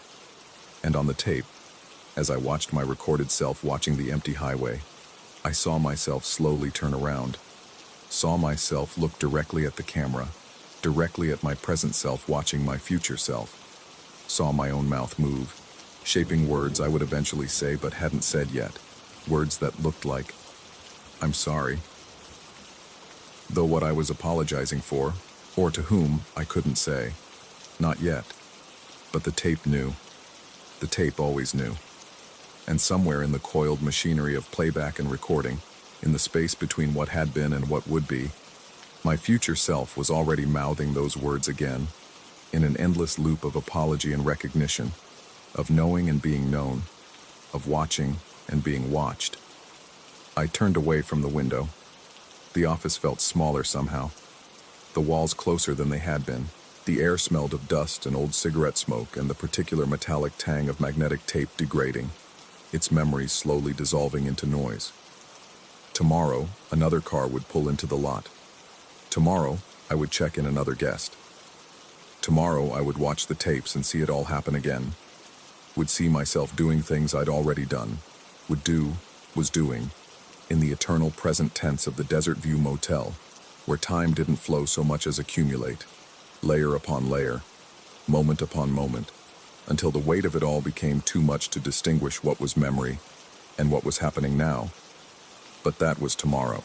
Tonight, I would sit in my office and listen to the ice machine hum and the neon sign buzz and the tape reels turn, recording the empty parking lot, the dark highway, the silent rooms where guests who may or may not be there, slept or didn't sleep, existed or didn't exist, in the space between check-in and check-out, between arrival and departure, between the moment I gave them the key and the moment they gave it back. If they ever gave it back. If they ever really took it. If any of this was happening at all, or if it had all already happened, was merely playing back now through the mechanism of my consciousness, through the camera of my eyes, recording myself, watching myself on an endless loop of observation and self-observation, until I could no longer tell which version was the original and which was the copy. The Desert View Motel waited. I waited with it. We waited together, the building and I, indistinguishable now, both of us cameras and both of us tape, both of us recording and being recorded, in the vast empty space of the New Mexican desert, where nothing ever really changed, because everything was always changing, frame by frame, moment by moment, in the flicker between 1 second and the next. Outside, the highway remained empty, but somewhere I knew a car was already driving toward us. Had been driving toward us for years, for decades, would continue driving toward us forever. The headlights would appear on the horizon eventually, inevitably. Would pull into the parking lot, the engine would shut off, the door would open, and I would be there to greet them. Was already there, greeting them, had always been there, would always be there, standing behind the desk with the guest registry open, a key in my hand, a smile on my face that didn't quite reach my eyes because some part of me, some small part I couldn't quite access, already knew the truth. That we were all guests here, all of us, checking into a room we'd never leave, signing a registry that had already been signed, paying with currency that had expired long ago, but somehow still held value in the economy of this place, where past and future collapsed into an eternal present, and the only thing that mattered was the recording, the playback, the endless loop of arrival and departure, and arrival again. The tape hissed, the reels turned, and I sat in the dark, waiting for tomorrow, which had already happened, which was happening now, which would never quite arrive because it was always already arriving. In the space between the camera and the screen, between the recording and the watching, between who I was and who I would become when I finally understood what I'd been watching all along. Myself, checking in, over and over, forever.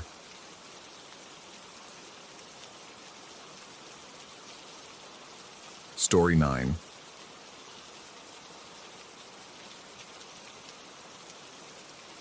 The blueprint doesn't lie. I've told myself that for 15 years, through 3 building codes and 2 property managers. Paper doesn't forget, paper doesn't play tricks, but standing in front of Unit 4D's door, a door that shouldn't exist, I'm beginning to doubt everything I thought I knew about the Grandview apartments. The call came in at 2:47 a.m., not unusual for this place. The Grandview is one of those pre-war buildings in Seattle's Capitol Hill that creaks and groans like an old man with arthritis. Built in 1923, it's seen better days, and most of those days happened before I was born. I'm used to late-night calls about rattling pipes or flickering lights. What I'm not used to is Mrs. Chen from 3B whispering into the phone that she can hear her husband's voice coming from the ductwork, asking her to come find him. Her husband died 8 months ago. I pulled on my coveralls and grabbed my toolkit, convincing myself it was just the wind, just the building settling, just another night in a structure that refuses to retire gracefully. The air outside was thick with that peculiar Seattle dampness that seeps into your bones and stays there. Rain misted against my face as I crossed the parking lot, each droplet feeling colder than it should in early October. The lobby was empty. It's always empty at this hour, lit by those flickering fluorescents I've been meaning to replace for weeks. The mailboxes lined one wall, each one bearing a tenant's name in faded label tape. I've walked past them 1,000 times without really looking. Tonight, I noticed something odd. One mailbox was labeled 4D. I stood there, keys jangling in my hand, staring at that designation. The Grandview only has 3 floors. I pulled out my phone and checked the building plans I keep saved there. 3 floors, 9 units per floor, no 4th floor, no Unit 4D. I glanced back at the mailbox. The label was yellowed with age, the kind of discoloration that takes decades to develop. Someone's idea of a joke, probably. Some previous tenant with too much time and a label maker. The elevator groaned as it carried me to the 3rd floor. The cables need replacing, I've told management 12 times, but the company keeps putting it off. Budget constraints, they say. Everything's always about the budget. The doors shuttered open and I stepped into the hallway, my work boots making soft thuds against the worn carpet. Unit 3B was at the end of the corridor.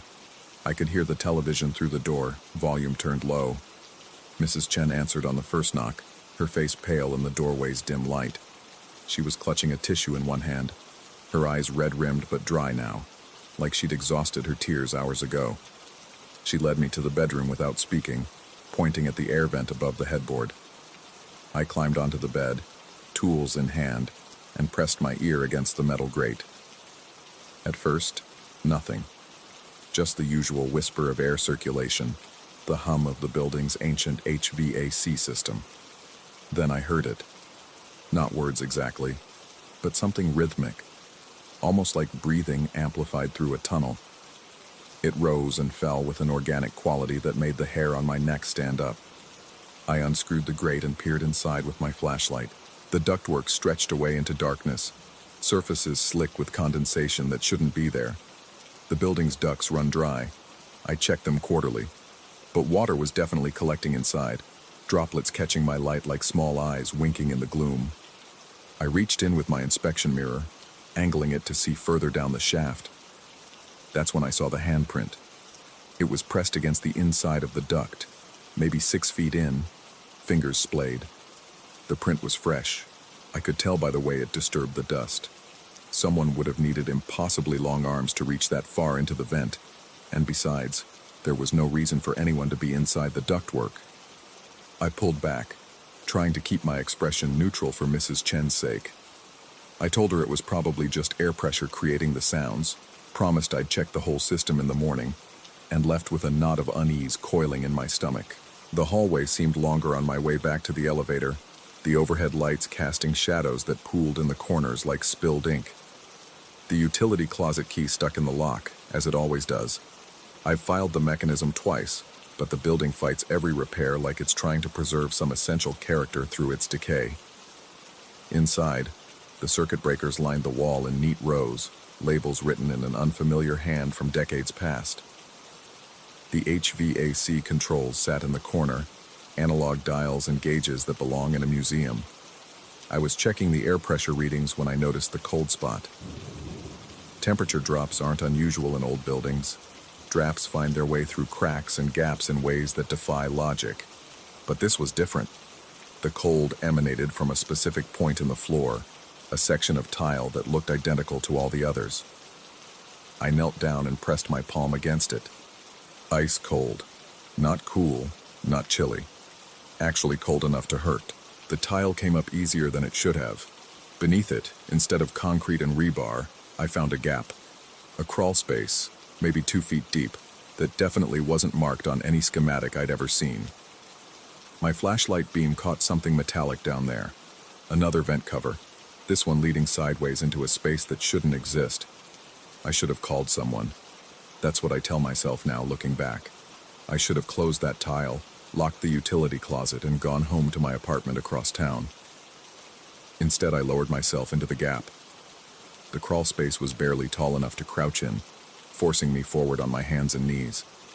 Pipes ran along the ceiling, wrapped in asbestos insulation from an era when they didn't know better. The air tasted stale and metallic, like breathing inside a tin can that's been sealed too long. My flashlight beam danced ahead of me, illuminating concrete and more of that impossible ductwork. The passage opened into a maintenance corridor I'd never seen before. It ran parallel to the building's eastern wall, narrow enough that I had to turn sideways to walk. The walls were bare concrete, sweating moisture despite the cold. Overhead, the ducts continued, metal surfaces frosted with ice that shouldn't form indoors. My breath came out in visible puffs. At the end of the corridor stood a door. It was painted the same institutional beige as every other door in the Grand View, with the same brass hardware and the same scuffed kickplate at the bottom.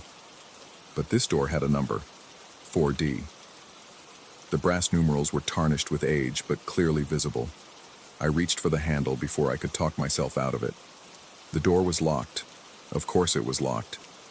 I pulled out my master key ring, the one that opens every unit in the building, and tried the most common key.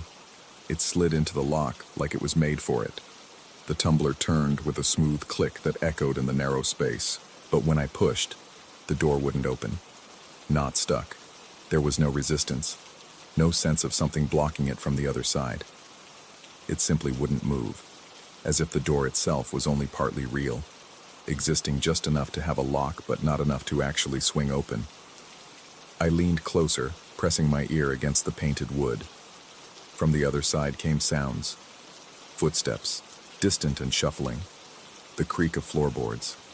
And underneath it all, that same rhythmic breathing I'd heard in Mrs. Chen's vent, now louder, more insistent. Someone, or something, was moving around in there. The door had no peephole. I knelt down, trying to peer under the gap at the bottom, but there was nothing to see except darkness so complete it seemed to absorb my flashlight beam. I stood back up and noticed something I'd missed before: the door frame. It was covered in handprints. They overlapped each other, dozens of them, maybe hundreds, all pressed into the painted wood at various heights. Some were large, some small, all of them distinct enough to show the whorls and ridges of fingertips. The paint beneath them was smudged and worn, as if each print had been made with oily fingers or, and this thought made my skin crawl, as if they'd been pressed there over and over in exactly the same spots for years. I reached out to touch one of the prints, then stopped myself. Something felt wrong about making contact, like crossing a line that couldn't be uncrossed. Instead, I stepped back and examined the corridor more carefully. The concrete walls showed water damage in long streaks, but the pattern was all wrong. Water doesn't flow upward. These stains ran from floor to ceiling, as if moisture had been drawn up by capillary action or some other force that violated basic physics. In some places, the concrete had developed a texture like frost, geometric patterns that grew more complex the longer I stared at them. A sound echoed from somewhere above me, metal scraping against metal. The ductwork shuddered, and I heard that breathing again, closer now. It seemed to be coming from every vent at once, surrounding me, filling the narrow corridor with a presence I couldn't see but could definitely feel. The temperature dropped another few degrees. My fingertips were starting to go numb. I tried the door one more time, irrational hope surging that maybe it would open now. Maybe I could see what was on the other side and put this mystery to rest. The key turned again with that same smooth click. The handle moved freely in my grip, but the door remained closed, existing in its own impossible space where locks work, but doors don't open. That's when I noticed the scratches. They were on the back of the door, my side, clustered around where the handle would be.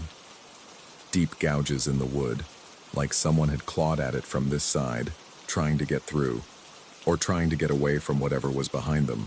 The scratches formed patterns that might have been letters if I squinted right, but any meaning they held slipped away from my comprehension like water through cupped hands. I backed away slowly, my boots scraping against concrete. The breathing in the ducts grew louder, more rhythmic, matching my own accelerated heartbeat. I could feel eyes on me, though the corridor was empty. The sensation crawled across my skin like insects, making me want to run. But some instinct told me that running would be worse, that whatever occupied this space responded to fear the way a predator responds to fleeing prey. The walk back to the crawl space felt longer than it should have. The passage seemed to stretch, adding distance between me and escape. The walls pressed closer. Several times I glanced back, convinced I'd see something following me, but there was only darkness, and that ever-present cold. When I finally pulled myself back up into the utility closet, my watch showed 4:17 a.m. I'd been gone for nearly an hour, though it felt like 15 minutes at most. I replaced the tile carefully, making sure it sat flush with the others, and left the closet with my hands shaking so badly I could barely lock the door. The building was quiet as I made my way to the lobby. Quiet in the way that feels like held breath, like the moment before thunder crashes after lightning. The elevator doors opened without my pressing the button, and I stepped inside, watching the floor numbers descend. 3, 2, 1. They paused for a heartbeat on a display that showed nothing at all, just blank space where a number should be, before the doors finally opened to the lobby. I sat in my truck in the parking lot for 20 minutes, heater blasting, trying to warm up and make sense of what I'd found. The logical part of my brain insisted there had to be an explanation. Building additions, sealed-off sections, some renovation from decades past that nobody bothered to update on the official plans. But that didn't explain the cold, the handprints, the door that wouldn't open despite an unlocked mechanism. I drove home as dawn began to gray the sky, but I couldn't sleep. Every time I closed my eyes, I saw that door, saw those handprints pressed into the frame, heard that breathing echoing through invisible ducts. The next day, I pulled every schematic I could find for the Grandview apartments. City records, historical archives, even original drawings from 1923. None of them showed a fourth floor. None showed that maintenance corridor or the space where Unit 4D existed. I cross-referenced tenant records going back 40 years. No one had ever lived in 4D because 4D wasn't real. Except it was. I'd seen it, touched it, felt the cold that emanated from it like a physical force.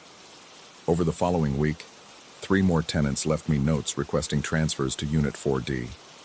2 of them were new residents who couldn't possibly know about the others. They all described the same thing, hearing their names whispered through the vents, always in voices they almost recognized, always coming from sections of ductwork that ran colder than they should. I started checking those cold spots. They appeared randomly throughout the building, behind walls, under floors, in ceilings. Every one of them corresponded to that impossible ductwork I'd seen in the maintenance corridor. It was like the Grandview had developed a second circulatory system, one that operated on different rules, in spaces that technically didn't exist. Mrs. Chen moved out on a Tuesday. She left most of her furniture behind, couldn't even wait for movers. I helped her carry a few boxes to her daughter's car, and she gripped my arm with surprising strength before getting in. "Don't go looking for it," she whispered. "Don't go back to that place. Some doors are locked for a reason." I wanted to tell her I didn't know what she meant, but we both knew I'd be lying. She'd seen it in my face that night, whatever I'd brought back with me from Unit 4D. Some recognition, some change that marked me as someone who'd crossed a threshold that couldn't be uncrossed. Tonight I'm standing in my apartment, which happens to be on the building's eastern side, roughly where Unit 4D should be if it existed. The air vent above my bed has started to whisper. Not words yet, but getting closer. I can hear that breathing, that rhythm I've come to know too well.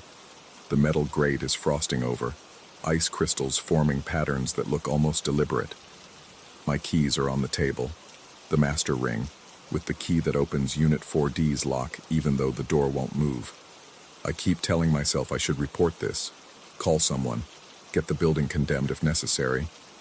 But I know it wouldn't matter. The Grandview exists in its own reality now, or maybe it always has. Maybe I'm just the first person to notice, or the first foolish enough to go looking. The temperature in my apartment has dropped 5 degrees since sunset. I can see my breath when I exhale. And now, just now, I heard something new from the vent. The sound of a key turning in a lock. The smooth click of tumblers falling into place. The whisper of a door, somewhere in the walls, finally beginning to open. I should leave. Walk out right now and never come back. But there's a part of me, the part that climbed down into that crawl space, that walked that impossible corridor, that needs to know what's on the other side. That needs to understand why my apartment has started to feel like a waiting room, and why, when I look at my door from certain angles in certain light, I can almost see brass numerals that weren't there before. The vent is breathing louder now. The frost is spreading across my ceiling like roots growing in reverse, reaching towards something I can't see. And in the growing cold, I realize with absolute certainty that Unit 4D isn't on the 4th floor at all. It's everywhere the building wants it to be, including here. Story 10. The fluorescent lights in sublevel 3 hum at a frequency that makes my teeth ache. It's 2:47 a.m., and I'm alone with 40,000 reels of microfilm, each one a compressed cemetery of yesterday's news. The university pays me to catalog and preserve these ghosts, births, deaths, scandals, weather reports, all the mundane apocalypses that once mattered to someone. Tonight, I'm working through box 387, the Harrisburg Courier, January through March 1984. The microfilm reader's fan whirs as I thread the acetate strip through its mechanisms, that familiar chemical smell rising as the celluloid warms. My gloved hands move with practiced efficiency. The university insists on cotton gloves for handling archival materials, though at this hour, I suspect it's more about giving me something between my skin and all this collected mortality. I advance the film, watching decades-old text blur past. Advertisements for Ford Tempos. Reagan's re-election campaign. A recipe for tuna casserole that probably killed someone. Then the obituaries section materializes, and I slow the feed to a crawl. That's when I see it. The date reads March 14th, 1984, but the obituary itself describes an accident from October 2025. Last week, a derailment outside Pittsburgh, 7 injured, none killed. I know this accident. I drove past the cleanup crews on my way to campus. My throat constricts. I lean closer to the screen, the blue-white glow painting my face in corpse light. The text is period appropriate, that serif typeface newspapers abandoned in the 90s. But the content is unmistakably contemporary. Victim names I recognize from recent news broadcasts. Details about emergency response times that wouldn't exist in 1984. And there, in the margin, someone has scratched out the printed date in red ink. March 14th, 1984 has been crossed out with 3 violent strokes. Above it, in cramped handwriting, October 28th, 2025. The red ink appears fresh, wet almost, though that's impossible. This microfilm was sealed in 1985. I sit back, my chair creaking in the cathedral silence of sublevel 3. The ventilation system breathes through invisible ducts. Somewhere above me, the library's main floors sleep under security lights, and beyond that, the campus spreads out beneath an October sky I haven't seen in 6 hours. My hand trembles as I reach for the advance knob. The film spools forward. More obituaries, more red corrections. A drowning in Scranton, date changed from April 1984 to November 2025. A heart attack in Allentown, shifted from February 1984 to December 2025. Each correction made in the same red ink, the same cramped hand, always pushing the deaths forward, into a future that hasn't happened yet. But it's the note in the margin of the drowning article that stops my breath entirely. Per letter from J. Whitlock, details of rescue attempt insufficient. Coroner's timeline conflicts with witness statements. Why was the dock gate left unlocked? J. Whitlock. My name is Jeremy Whitlock. The note is dated with tomorrow's date. I don't remember standing, but I'm on my feet now, backing away from the microfilm reader like it's a coiled snake. The machine continues its mechanical breathing, the obituary glowing on screen like a wound.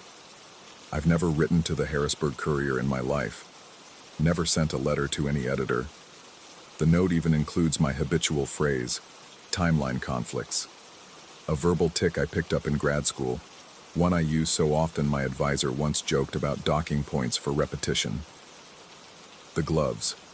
I look down at my cotton-gloved hands. The handwriting in the margin shows the telltale hesitation marks of someone writing with reduced dexterity.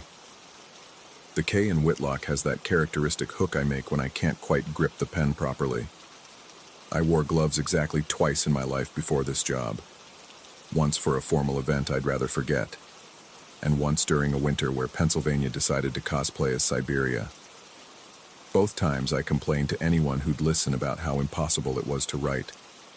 Someone wrote those notes wearing gloves like mine. Someone who writes like me, thinks like me, uses my verbal tics. Someone who knows about deaths that haven't happened yet. The room feels smaller now, the shelves of microfilm boxes pressing inward. I force myself to move, to think. There has to be an explanation. A prank, maybe, though who would have access to these sealed archives? A coincidence of handwriting. Though the statistical improbability makes my stomach clench, or I'm losing my mind. That's always an option. I return to the machine with the careful steps of someone approaching a crime scene. The screen still glows with its impossible obituary. I photograph it with my phone, the flash reflecting off the curved glass. Then I note the box number, the real identification, the frame count, all the bureaucratic rituals that make reality feel manageable. Box 388 sits on the shelf beside me, next in sequence. My hands move automatically, removing the current reel, filing it with meticulous care, retrieving the next. The routine calms me, threading the film, adjusting the focus, advancing to the obituary section. The Harrisburg Courier, April 1984. More death notices from the future, more red corrections, and more margin notes. About witness credibility, about incomplete investigations, about questions that should have been asked, all in my handwriting, all dated days and weeks from now. One entry makes me stop breathing entirely. It's an obituary for a woman named Elena Rodriguez, dean of the university's history department. The death is listed as November 15th, 2025, 2 weeks away. Natural causes, the text claims, heart failure, but the margin note in that damning red ink suggests otherwise. Check medication records, note presence of digitalis in household plants, interview the spouse again. I know Dean Rodriguez. She approved my position last year. She's 53, runs marathons, has a wife and 2 Labradors. Last week she stopped by sub-level 3 to check on a donor collection, and she looked healthier than I'll ever be. The note is dated November 16th, 2025, the day after her supposed death. My hands won't stop shaking now. I pull them back, tucking them under my arms, and stare at the screen. The implications spiral outward like cracks in ice. If these are genuine predictions, if someone really is documenting future deaths, then Dean Rodriguez has 2 weeks to live. 2 weeks before her heart, her strong marathon runner's heart, simply stops. Unless the margin notes are correct. Unless someone should be checking medication records and interviewing spouses. Unless there's going to be a murder disguised as natural causes. And somehow, impossibly, I'm going to be investigating it. The ventilation system's hum shifts pitch. A door closes somewhere on an upper level, the sound traveling down through the building's bones. I check my watch. 3:31 a.m. The janitor making his rounds probably. He usually hits sub-level 3 around 4. I should leave. Mark these reels for review, file a report with the head librarian, go home and sleep this off as some extended hallucination brought on by too much late-night archival work and not enough sunlight. But I keep advancing the film instead. More obituaries, more corrections. The dates push further into the future now. December 2025, January 2026, February. The red ink continues its editorial work, shifting deaths around like chess pieces. And the margin notes multiply, each one questioning, investigating, refusing to accept the printed explanations. Then I reach an entry that makes the room tilt. It's not an obituary. It's a correction notice, the kind newspapers used to run when they made errors. This one, dated May 3rd, 1984, acknowledges mistakes in several recent death notices. Wrong dates, wrong causes, incomplete witness information. We apologize for these errors, the notice reads, and thank Jay Whitlock for bringing them to our attention. My vision tunnels. The screen becomes the only light in the universe. I wrote that, or I will write it, or someone who knows me intimately enough to forge my handwriting and my verbal patterns will write it, 6 months from now, to a newspaper that stopped publishing in 1991. The logical part of my brain, the part that earned me a master's degree in archival science, tries to construct rational explanations. Someone is gaslighting me. This is an elaborate hoax. I'm having a psychotic break. Carbon monoxide is leaking into sub-level 3 and I'm hallucinating, but my hands know the truth. I recognize every hesitation, every pressure point, every characteristic flourish in those margin notes. That's my handwriting, filtered through the awkwardness of gloved fingers and the apparent urgency of documenting deaths that haven't happened yet. I'm going to do this. Somehow, I'm going to write letters to a dead newspaper about future deaths, and those letters are going to travel backward through time to end up on microfilm that was sealed before I was born. Or I already have done it. Or I'm doing it right now, in some quantum sense that makes my degree in library science feel woefully inadequate. The door to sub-level 3 opens with a pneumatic sigh. I spin in my chair, heart hammering. It's Dennis, the night janitor, 60-something, always whistling show tunes, completely oblivious to the existential horror brewing in the microfilm section. Burning the midnight oil again, Jeremy? His voice is warm, familiar, devastatingly normal. I realize I'm still wearing the gloves. My hands are raised defensively, cotton-covered fingers splayed like I'm about to conduct an orchestra. Just cataloging, I manage. My voice sounds hollow even to me. He nods, pushes his cart toward the bathrooms. Don't stay too late. You look like you could use some sleep. The door sighs shut behind him. His whistling fades down the corridor. Something from Oklahoma, I think. I turn back to the screen. The correction notice glows patiently, waiting for me to accept what it's showing me. There's one more box in the sequence. Box 389. My hands move like they belong to someone else going through the motions. Remove reel, file it, retrieve the next. Thread it. Focus. Advance. The Harrisburg Courier, May through July 1984. The obituary section is fuller now. Summer is a busy time for death. Heat waves, traffic accidents, drownings. The red corrections cover nearly every entry, shifting dates, adding details, questioning circumstances. And then I reach the end of May 1984, and the film goes strange. The obituary section becomes impossible to read. The text blurs and doubles, like the film was exposed twice. Through the distortion, I can make out fragments, dates, names, causes of death, but they're overlaid with something else. Images that shouldn't be there. Photographs that weren't part of the original newspaper. I adjust the focus, but the blur remains. It's not a problem with the film or the reader. The images are actually there, somehow printed onto the microfilm itself. They're photos of sub-level 3, this room, these shelves, the microfilm reader I'm sitting at right now. In one image, someone sits at the reader, hunched over the screen. Their back is to the camera, but I recognize the posture, the way the shoulders curl inward, the particular angle of the head. In another, closer now, I can see gloved hands on the machine's controls. Cotton gloves like the ones I'm wearing. The third image shows the reader's screen, and on it, impossibly recursive, is another image of sub-level 3. Another person at another reader, layers upon layers of observation collapsing inward. My phone buzzes in my pocket. I nearly scream. It's a calendar alert. Tomorrow's date. 9 a.m. meeting with Dean Rodriguez about the donor collection storage protocols. Dean Rodriguez, who according to a 40-year-old newspaper, has 2 weeks to live. I look at my gloved hands, at the microfilm reader, at the shelves surrounding me like jury boxes. The logical explanation crystallizes with terrible clarity. I'm going to investigate these deaths. Maybe I already have, in some timeline that's bleeding backward through these reels. I'm going to write letters, send warnings, question the official stories, and somehow those efforts are going to become embedded in the past, waiting for me to discover them. A closed loop, a temporal paradox, a snake eating its own tail. Or I'm insane. That's still an option. The fluorescent lights flicker once, twice. The ventilation system's hum drops to a lower register.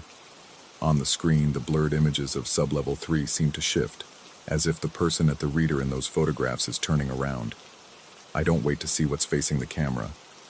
I shut down the reader with shaking hands, my movements too quick, too panicked. The film snaps. I hear it break inside the machine with a sound like bone cracking. Box 389 goes back on the shelf with the others. I strip off the gloves, leave them on the desk. My shift ends in 3 hours, but I'm done.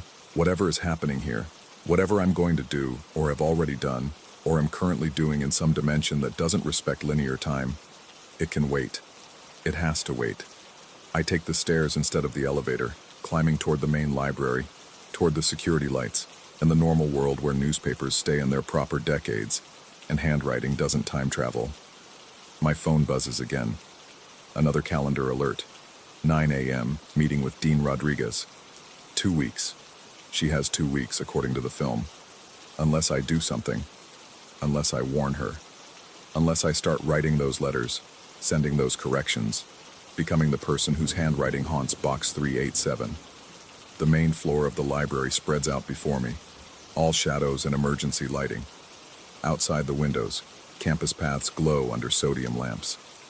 The October sky is starting to pale at the eastern edge. Morning coming, like it always does. I should go home, sleep this off. Sleep this, make an appointment with the campus counseling center. Instead, I find myself at the circulation desk, pulling out paper and a pen. My hands hover over the blank page. Without the gloves, my handwriting will be different, more controlled, less hesitant, but I know what's going to happen. I've already seen it. I start to write. Dear editor, regarding your obituary of Elena Rodriguez. The words flow easier than they should, like muscle memory, like something I've done 1,000 times before, like something I'm always doing, in every moment, in an eternal present that these microfilm reels have been trying to show me. Behind me, in the depths of sub-level 3, 40,000 reels of compressed history wait in their climate-controlled darkness. And somewhere in that archive, on film that was sealed decades before I was born, my handwriting documents deaths that haven't happened yet. The pen moves across the paper. Red ink, I realize, though I don't remember selecting that color. Outside, the October morning breaks across Pennsylvania like a promise or a threat, and I keep writing.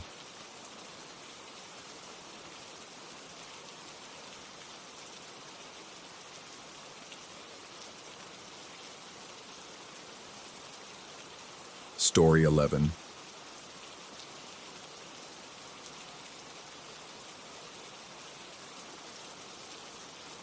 The app pinged at 2:47 a.m., and the fare glowed triple red on my screen. No pickup location visible on the map, just a pulsing dot and an address I'd learned to recognize by the weight it carried. A service alley behind a shuttered medical supply warehouse in Koreatown. I'd been driving for Lux for 8 months when the invisible fares started. The algorithm, they said, rewarded top-rated drivers with premium rides. Triple pay for discretion, the in-app message explained. High-profile clients, no questions asked. The kind of money that made my landlord's texts about back rent feel like distant memories. The first time I almost canceled. The pickup pin hovered over a loading dock, not a proper address. But $300 for a 15-minute ride across town made my finger hesitate over the cancel button long enough for the decision to calcify. I pulled into the alley, fluorescent security lights casting everything in that particular shade of industrial yellow that makes the world look embalmed. My phone vibrated. Passenger entered vehicle. I checked the rearview mirror. Empty back seat. Leather upholstery reflecting nothing but the amber glow from outside. Hello? My voice sounded smaller than it should have in the enclosed space. The app displayed the destination, an apartment complex in Silver Lake. The route highlighted itself in blue, patient and certain. I waited another 30 seconds, neck craned toward the back seat before putting the car in drive. What else was there to do? Maybe they were running late. Maybe they'd canceled and the app hadn't updated. $300 bought a lot of maybes. The drive took 18 minutes through empty streets slicked with that oily Los Angeles mist that isn't quite rain. I kept glancing at the mirror, catching only my own eyes staring back. Ringed with the particular exhaustion that comes from splitting your sleep schedule between driving shifts and the day job, I was still pretending I'd quit. The heater hummed. My fingers drummed the steering wheel. Normal sounds, normal motions.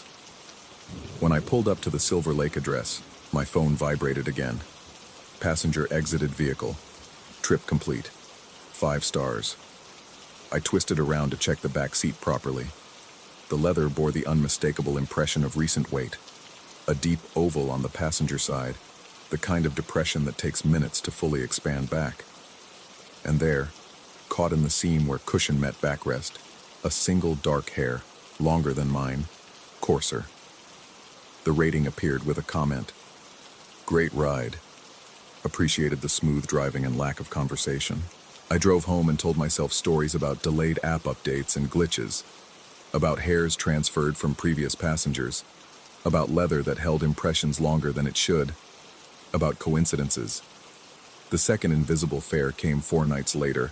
Same triple red glow, same type of location, this time a service entrance behind a closed restaurant in Culver City, garbage dumpsters forming walls around a small concrete pad. I accepted it before my rational mind could mount a proper objection. 400 this time. Passenger entered vehicle. The back seat remained empty, but now I noticed the smell. Not unpleasant exactly, but present. Something like copper and old paper, and the particular mustiness of buildings that have been sealed too long. I cracked my window. The smell didn't dissipate. It just made the car colder. "Comfortable back there?" I asked the empty seat, trying to keep my voice light, trying to pretend this was a joke I was in on. No response, just the tick of the cooling engine and the distant hum of traffic on the boulevard. This ride took me to Glendale, to a residential street lined with those boxy apartment buildings that all went up in the 70s and haven't changed since. 42 minutes of driving with that smell curling around me. 42 minutes of checking the mirror and seeing nothing but occasionally catching movement in my peripheral vision that vanished when I turned my head. Like the air itself was shifting in the back seat. When I pulled over, the app chimed. 5 stars. Driver respected privacy and maintained excellent discretion. That comment bothered me more than the empty seat or the smell. Who writes reviews in complete sentences like that? I scrolled through my history. Every 5-star review I'd received in the past week had a similar quality. Formal, oddly phrased, like someone mimicking human speech patterns without quite understanding the casual shorthand of real reviews. But that wasn't the worst part. The worst part was reading through the comments and recognizing my own voice reflected back at me. "Take your time. I'm in no rush. Terrible traffic tonight, right? This heat is something else." Phrases I scattered through shifts like verbal tick marks, now appearing in passenger reviews as direct quotes. Attributed to me. Time-stamped from rides I couldn't remember, but must have happened because there they were, documented and rated. I started keeping track. Every invisible fare appeared between 2 and 4 a.m. Every location was some kind of service entrance, loading dock or back alley. Every destination was residential, and every passenger, or whatever was entering my vehicle, left behind trace evidence. Hair, the lingering scent of old copper, and once a smudge on the window that looked almost like a handprint, but with fingers too long, too thin, pressed against the glass from the inside. By the 3rd week, I'd completed 11 invisible fares. My bank account had swelled with money that felt both desperately needed and somehow unclean. I started pulling into gas stations after each ride, buying coffee I didn't drink, standing under fluorescent lights, trying to feel solid and real and certain of my own boundaries. The app had learned my patterns. It only sent triple red fares now, only during those dead hours when Los Angeles holds its breath between the late night and early morning, when even the hardest party streets go temporarily quiet. I could have stopped accepting them. Should have. But the money was too good, and something else had begun. A horrible curiosity. A need to understand what was happening in increments small enough to bear. I started noticing the destination addresses. Apartment complexes I'd lived in 5 years ago. The street where my ex worked. My dentist's office building. Locations pulled from my life, with a precision that suggested someone had been compiling a map of me, plotting out the geography of my existence in Los Angeles. Then came the ride that changed everything. The ping arrived at 3:14 a.m. The pickup location loaded slowly, the map tiles assembling themselves piece by piece until I recognized the service alley behind the building where I'd lived when I first moved to LA. Back when I still thought driving would be temporary, back when I had different plans for what my life would look like at 32. My finger hovered over decline. The fare, $800. I accepted it. The alley looked smaller than I remembered, or maybe I'd just gotten used to the cramped backstage areas of the city. Someone had painted over the graffiti that used to mark the dumpster enclosure. New security cameras dotted the building's exterior, their red recording lights blinking in and out like slow heartbeats. Passenger entered vehicle. This time, the weight was immediate and obvious. The car's suspension compressed noticeably on the right side. The smell hit harder. Copper and earth and something else. Something organic and wrong that made my throat tighten.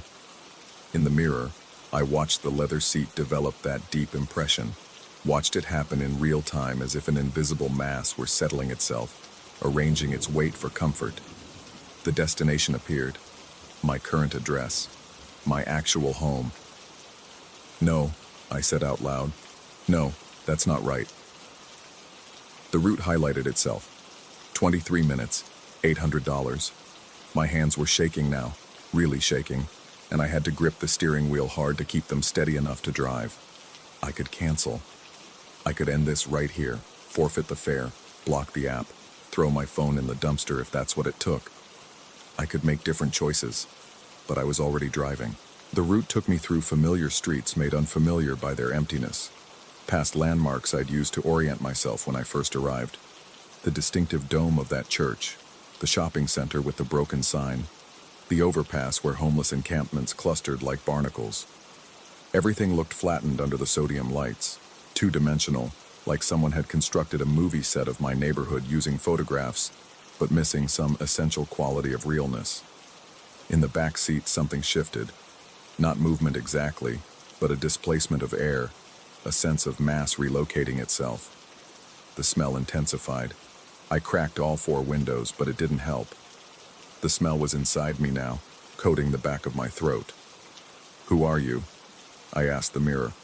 "What do you want?" The app spoke for them. Driver maintaining excellent focus on the road. I pulled onto my street. The numbers counted down.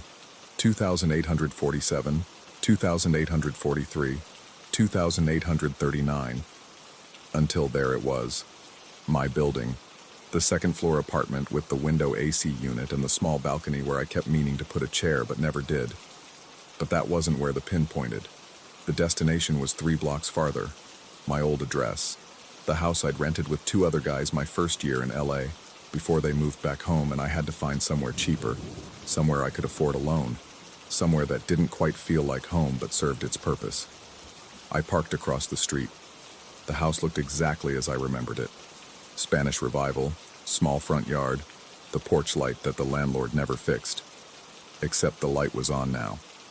Yellow and warm, illuminating the empty porch, the worn welcome mat, the door that was definitely closed but somehow looked ready to open. The app chimed. Passenger exited vehicle, the weight released from the back seat. The smell began to dissipate, though traces lingered like a stain. 5 stars appeared instantly. The comment loaded below. "Take your time, I'm in no rush." My own words, my exact words. But I was alone in the car. I'd been alone the entire drive. I sat there with the engine running, staring at that porch light. This was the house where I'd arrived in Los Angeles full of plans, where I'd sat up late making budgets and sending out resumes and believing that driving was just temporary, just until something better came along, where I'd slowly watched those plans calcify into routines, those routines harden into life, until one day I realized I couldn't quite remember what I'd been planning for in the first place. The light stayed on.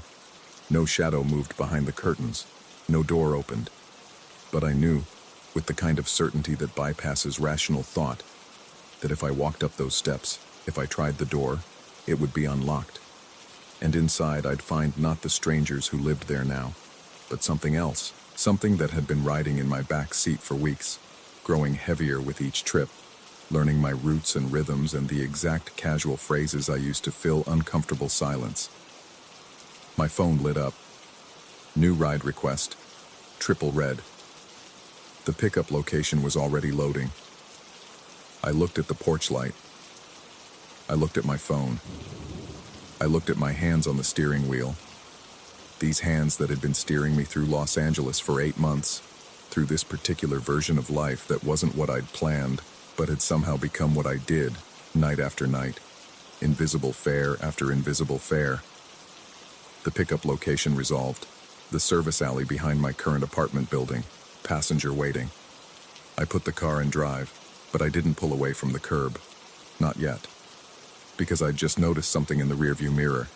Not in the back seat. In the driver's seat. My own reflection, but with something wrong about it. Something in the eyes or the set of the mouth or the way the shadows fell across my face. Like looking at a photograph of myself that I had no memory of taking. The reflection smiled slightly.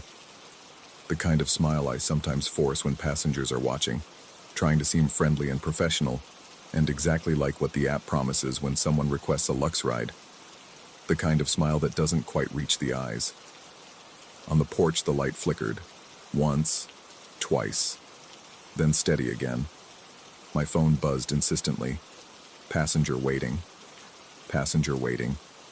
Passenger waiting. I reached for the door handle. The metal felt cold, colder than it should be in the LA night. My reflection watched me in the mirror, still wearing that smile, patient and certain. The question wasn't whether I'd accept the next fare. The question was whether I'd already accepted it long ago. On some night I couldn't quite remember. Driving through some alley I'd already forgotten. Making some choice that had seemed inconsequential at the time, but had actually been the moment when I'd stopped steering my own routes.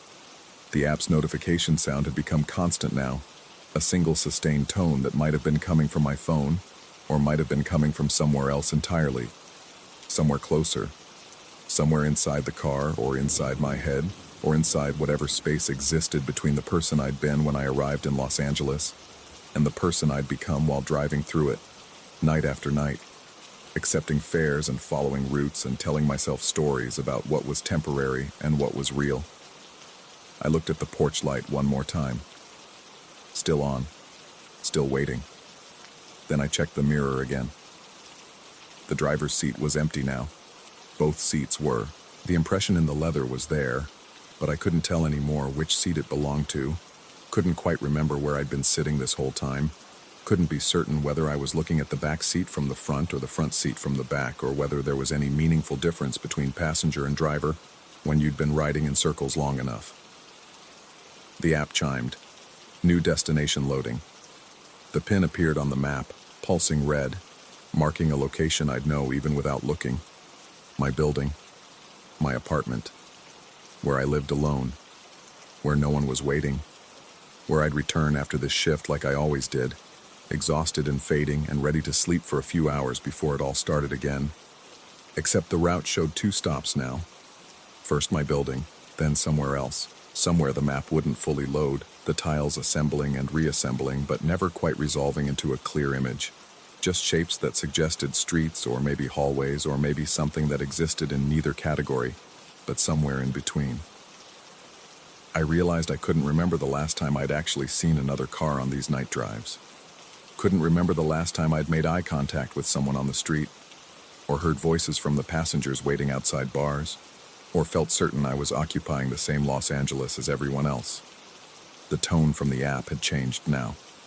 Not a notification sound anymore. Something older. Something that might have been breathing. Behind me, behind the car, the porch light flickered again. But when I looked in the mirror to see it, all I saw was the empty back seat and the impression still pressed into the leather, and the single dark hair still caught in the seam and my own face reflected in the window glass, staring back at me with eyes that seemed increasingly uncertain whether they were looking out or looking in. 5 stars appeared on my phone. The comment was already written. Great ride. See you tomorrow night. The shift wasn't over. It was never over. There were still fares to accept and routes to follow and money to earn, and reasons to keep driving, keep accepting, keep following the pins that marked out paths through a city that looked increasingly like a map of somewhere else, somewhere that wore Los Angeles like a costume, but had become something different underneath.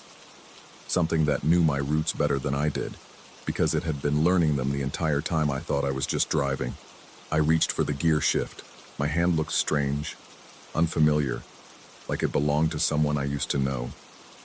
The app glowed, patient and certain, offering another fare, another destination, another chance to keep moving through the night like all of this was normal and temporary, and part of a plan that would eventually lead somewhere real. Passenger waiting, it said. I put the car in drive. I'm still driving.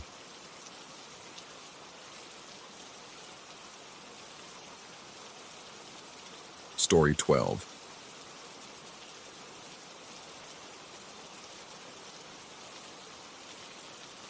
The freight elevator shutters at 11:47 p.m., and I know it's going to happen again.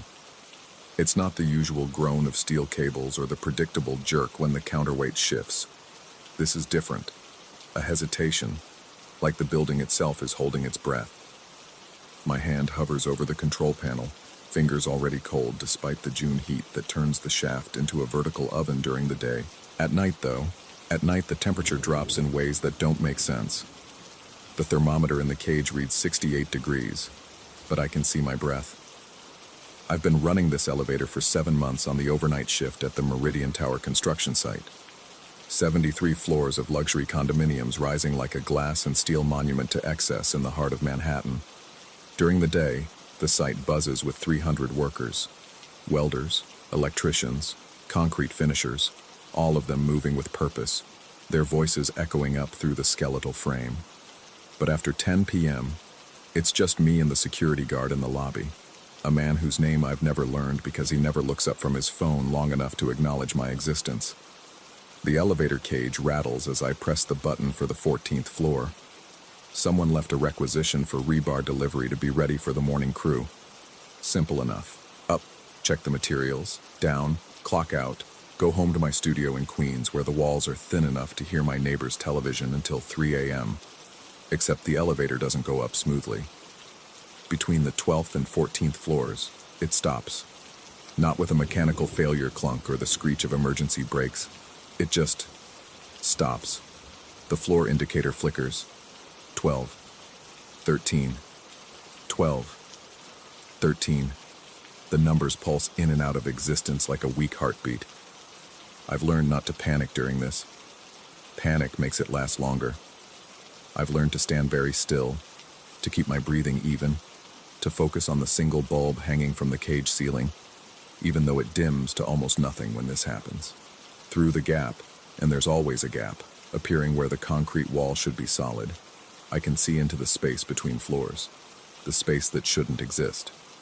Tonight, the gap is wider than usual, nearly 2 feet of opening that reveals an expanse that makes my stomach turn.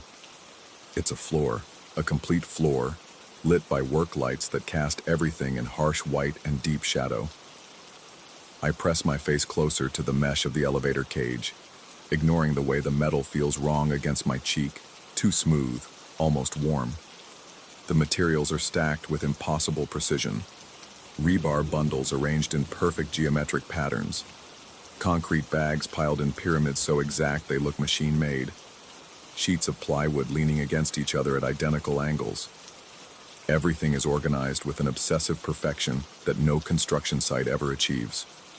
We're always behind schedule, always cutting corners, always scrambling.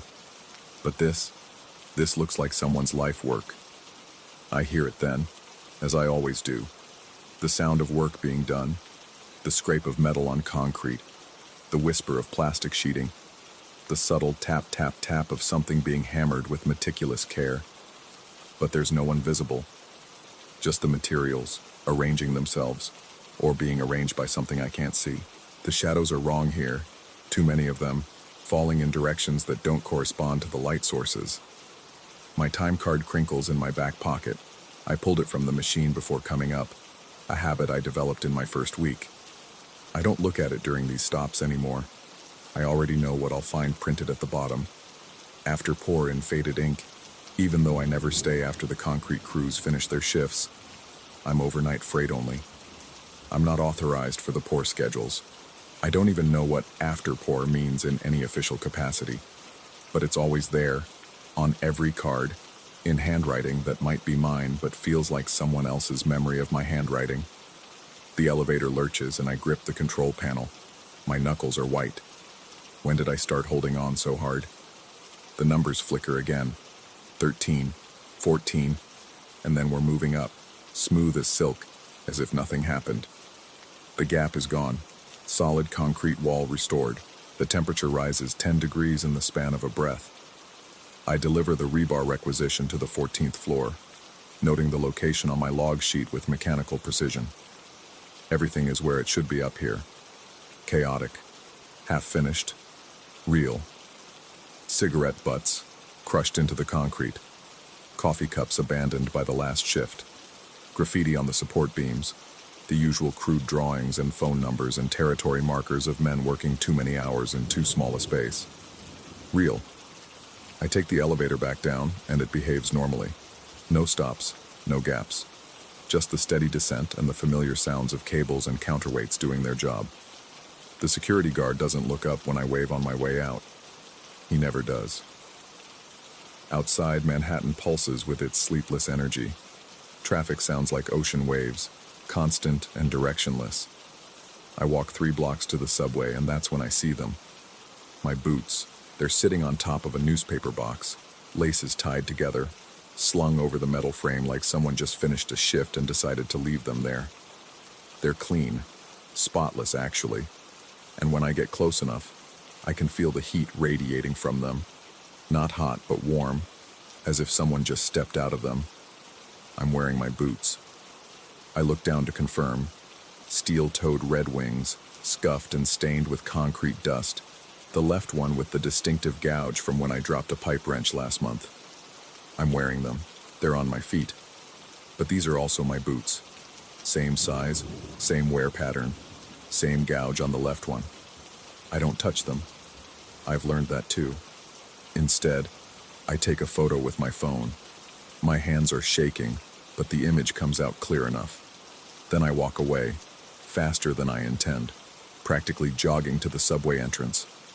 I don't look back. On the train, I pull out my time card and study it under the flickering fluorescent lights. There it is. After pour, stamped at 11:52 p.m. 5 minutes ago.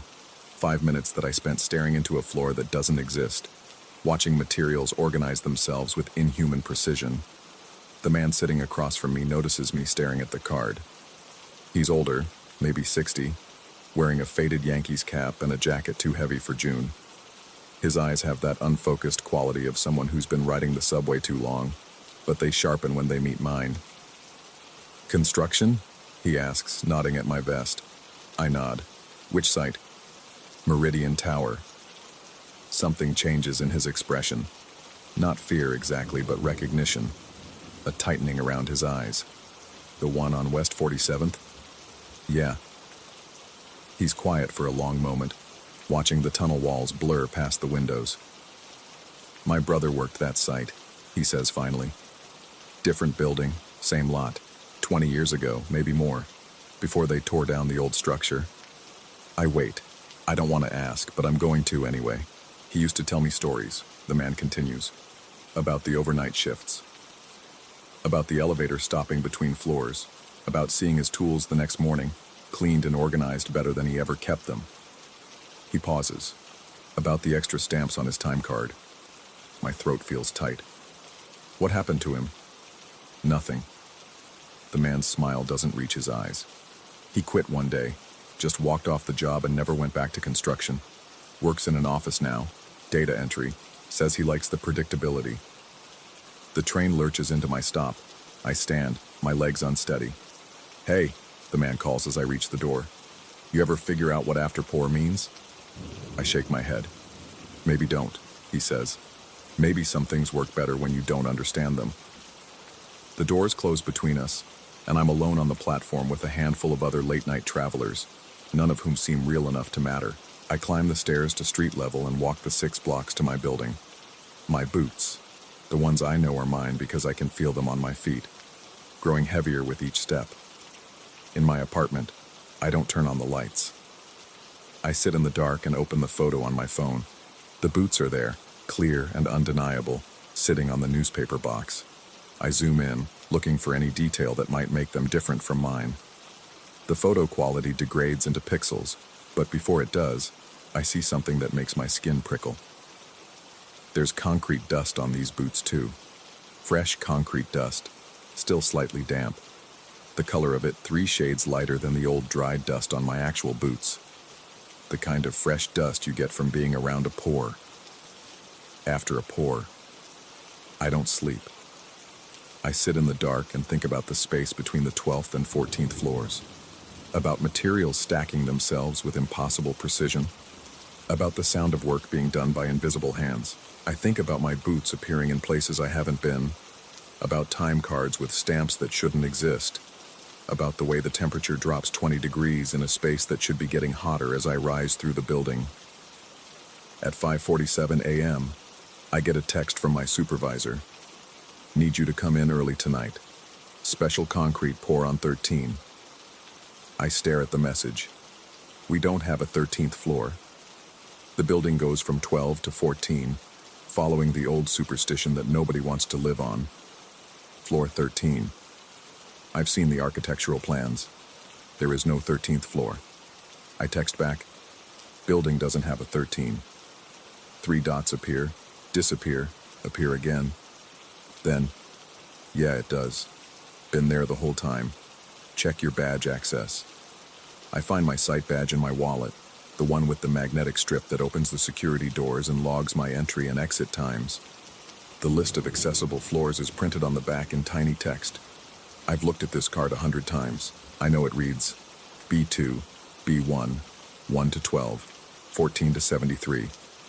Now it reads B2, B1, 1 to 12, 14 to 73, 1 to 13, 14 to 73. My hands start shaking again. I try to remember if it always said 13, if I somehow missed it every single time I looked. The human brain is good at filling in gaps, at seeing what it expects to see rather than what's actually there. Maybe I've been blind to it. Maybe it's always been there, and I've only now noticed because someone pointed it out. Or maybe the building is rewriting itself around me. I spend the day trying to distract myself. I watch television without seeing it. I eat food that tastes like cardboard. I stand in the shower until the water runs cold, and then stand there longer, feeling nothing. At 8:30 p.m., I put on my uniform, lace up my boots, the ones I know are mine because they never left my feet, and head to work. The security guard is different tonight, younger, more alert. He looks at me when I sign in, really looks at me, and for a moment I think he's going to say something. Instead, he just nods and goes back to his computer screen. I notice he's not browsing social media or watching videos like the usual guard. He's looking at security camera feeds, his eyes moving in a pattern that suggests he's searching for something specific. The elevator is waiting for me, cage door open, exactly as I left it 12 hours ago. Except it's cleaner than it was. The floor has been swept. The control panel has been wiped down. Even the safety notices on the mesh walls look freshly posted, despite being the same notices that have been there for months, their edges curling from humidity and temperature changes. I step inside and close the cage door. The mechanical click echoes up the shaft, bouncing off concrete and steel until it sounds like dozens of doors closing in sequence. I pull the control lever, and the elevator begins to rise. 4th floor, 7th floor, 10th floor, 11th floor. The temperature drops. My breath clouds. The lights dim. 12th floor. The elevator slows, stops. The indicator flickers. 12, 13, 12, 13. The gap appears. This time, it's not a gap. It's an opening. The entire section of wall is gone, revealing the full expanse of the 13th floor. And for the first time, I see someone there. He's standing with his back to me, wearing the same high-visibility vest I'm wearing, the same Red Wing boots, the same faded jeans with the tear in the right knee that I've been meaning to patch for weeks. He's organizing materials with methodical precision, moving with the practiced efficiency of someone who knows exactly what needs to be done and exactly how to do it. I watch him work. Minutes pass, though the elevator's digital clock seems stuck on 11:52 p.m. He picks up a bundle of rebar, carries it across the floor, sets it down in perfect alignment with the other bundles. He adjusts plastic sheeting over a stack of concrete bags, smoothing out every wrinkle, ensuring every corner is tucked precisely. He wipes down tools I don't remember seeing before, arranging them by size and function. He never turns around. I know if he does, I'll see my own face. Part of me wants to call out, to make him acknowledge me, to force this situation into something I can understand and categorize and file away as hallucination or stress or carbon monoxide poisoning from the site's machinery. But a deeper part of me, the part that's been growing stronger every night I've experienced this, knows that acknowledging him, acknowledging it, will change something fundamental, will make whatever boundary still exists between the elevator and that floor disappear entirely. The elevator lurches. The opening begins to close, concrete walls sliding back into existence like stage curtains. In the final moment before the gap seals completely, the figure turns his head slightly, not enough to see his face, but enough that I catch his profile. It's me, or something wearing my shape-like clothes, The elevator resumes its climb to 14. My requisition tonight is for the concrete pour tomorrow morning, checking that the forms are properly set, that the materials are staged correctly, that everything is ready for the crew. I do my job mechanically, my hands moving through familiar motions while my mind replays what I saw, what I think I saw. When I return to the elevator, I notice something on the floor of the cage, a time card. Not mine. Mine is in my pocket, but one exactly like mine, with my name, my employee number, my photo in the top corner. I pick it up with numb fingers. It's filled out for tonight's shift. Entry time, 10 p.m. Exit time, 6 a.m. But it's only 12:15 a.m. I've been here just over 2 hours. At the bottom, in that familiar faded ink, after pour. Beneath it, in fresher ink, still slightly wet, during pour. And beneath that, in ink so fresh it smears when my thumb brushes it, before pour. I ride down to the lobby in silence. The new security guard watches me exit, his expression unreadable. As I pass his desk, he speaks for the first time. "You see it tonight?" I stop walking but don't turn around. "See what?" "Whatever it is you've been seeing." I turn slowly. He's looking at me with something like pity, something like understanding, something like warning. "How do you—" "Because everyone sees it eventually," he says. "Everyone who works the overnight freight. Some people quit after one time. Smart ones." He pauses. "Some people keep coming back. Keep trying to understand it. Keep thinking if they just see it clearly enough, they'll figure out what it is.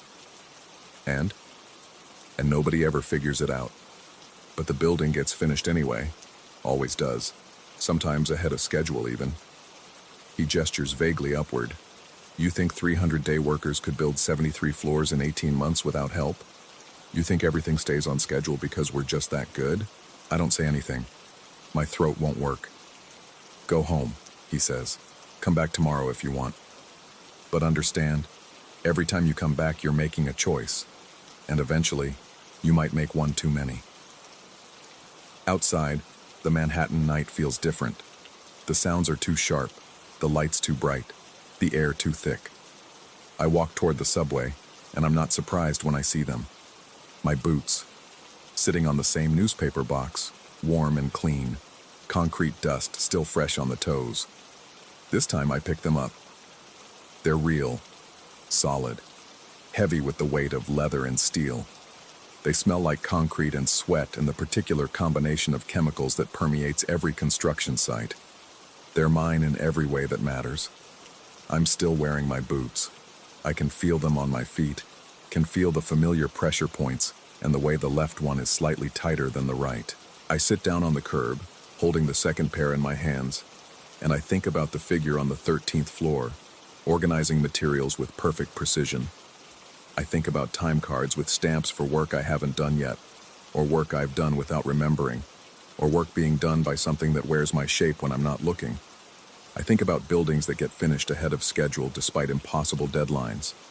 About the old man's brother who worked this same lot 20 years ago. About overnight freight operators who see things between floors and either quit immediately or keep coming back, trying to understand, trying to make sense of the senseless. My phone buzzes. Another text from my supervisor. "Forgot to mention, pour starts at midnight tomorrow. Need you there to run materials." Midnight, the time when the elevator stops between 12 and 14, the time when the gap appears, the time when the 13th floor exists most completely. I look at the boots in my hands, then at the boots on my feet. I think about the choice the security guard mentioned. Coming back, not coming back. Understanding that every time I clock in, I'm accepting something I can't fully comprehend. Accepting that maybe I'm not just running freight. Maybe I'm feeding something. Or maybe I'm becoming something. Or maybe I already became it. And the man in the elevator cage is the real me, and what I think of as me is just the part that hasn't figured it out yet. I set the second pair of boots down next to me. In my pocket, my time card crinkles. I pull it out and look at it under the streetlight. After pour, during pour, before pour. And now, in ink that I somehow know wasn't there a moment ago but has always been there. Between pour.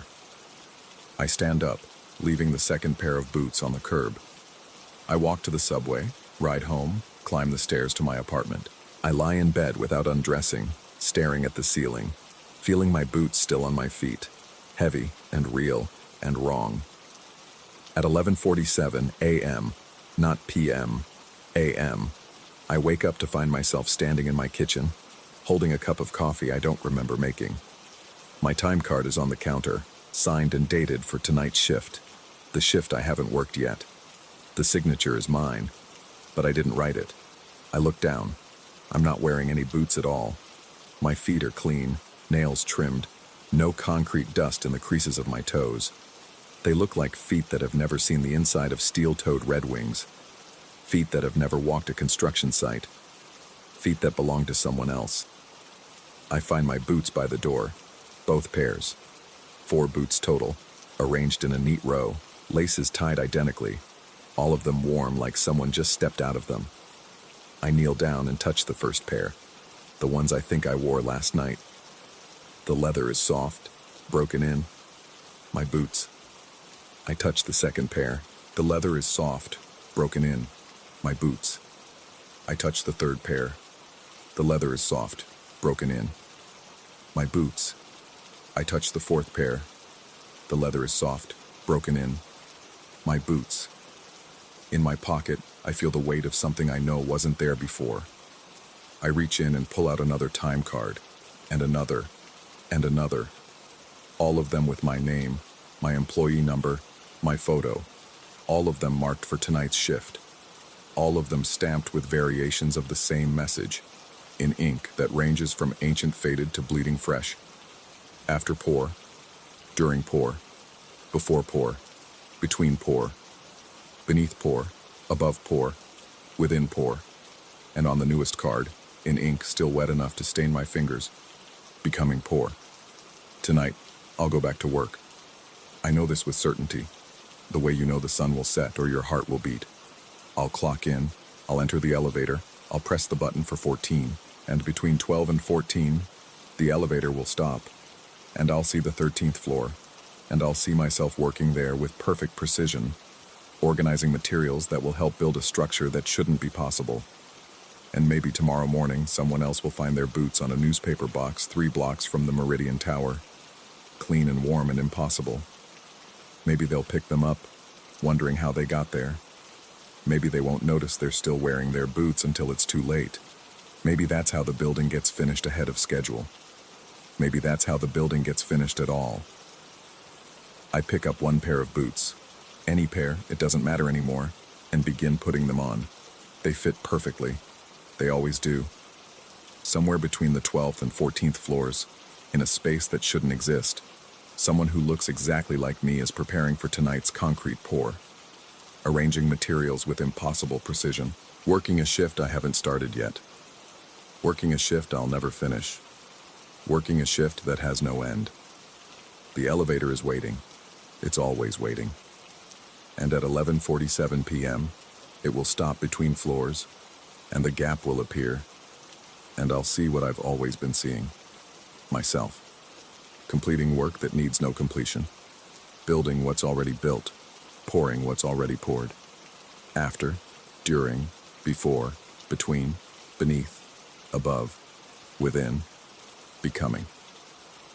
The Meridian Tower rises 73 floors into the Manhattan sky, and on all the architectural plans, all the permits, all the official documentation, there are 73 floors numbered from B2 to 73, skipping 13 because nobody wants to live on an unlucky floor. But between 12 and 14, there's space. There's always space. And in that space, the work continues without pause, without end, without beginning. The materials stack themselves with perfect precision. The concrete sets exactly right. The building rises ahead of schedule, defying physics and logic and time itself. And somewhere in the space between, I'm helping. We're all helping. Every overnight freight operator who ever saw the gap and kept coming back. Every worker who found their tools cleaned and organized in ways they never left them. Every person who collected a paycheck for hours they don't remember working. We're all still there, in the space between floors, in the time between pores, in the gap between what is and what shouldn't be, building the 13th floor that doesn't exist, building it forever. The elevator is waiting. I put on my boots, whichever pair these are, and head to work. Between 12 and 14, I'll stop. I always do.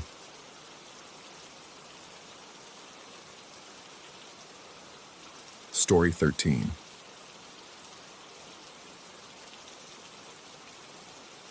The notification arrived at 3:47 a.m., pulling me from shallow sleep with its insistent buzz.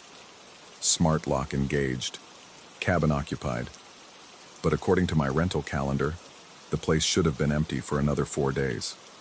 I stared at the screen's blue glow in the darkness of my bedroom, watching the timestamp refresh. Someone was inside.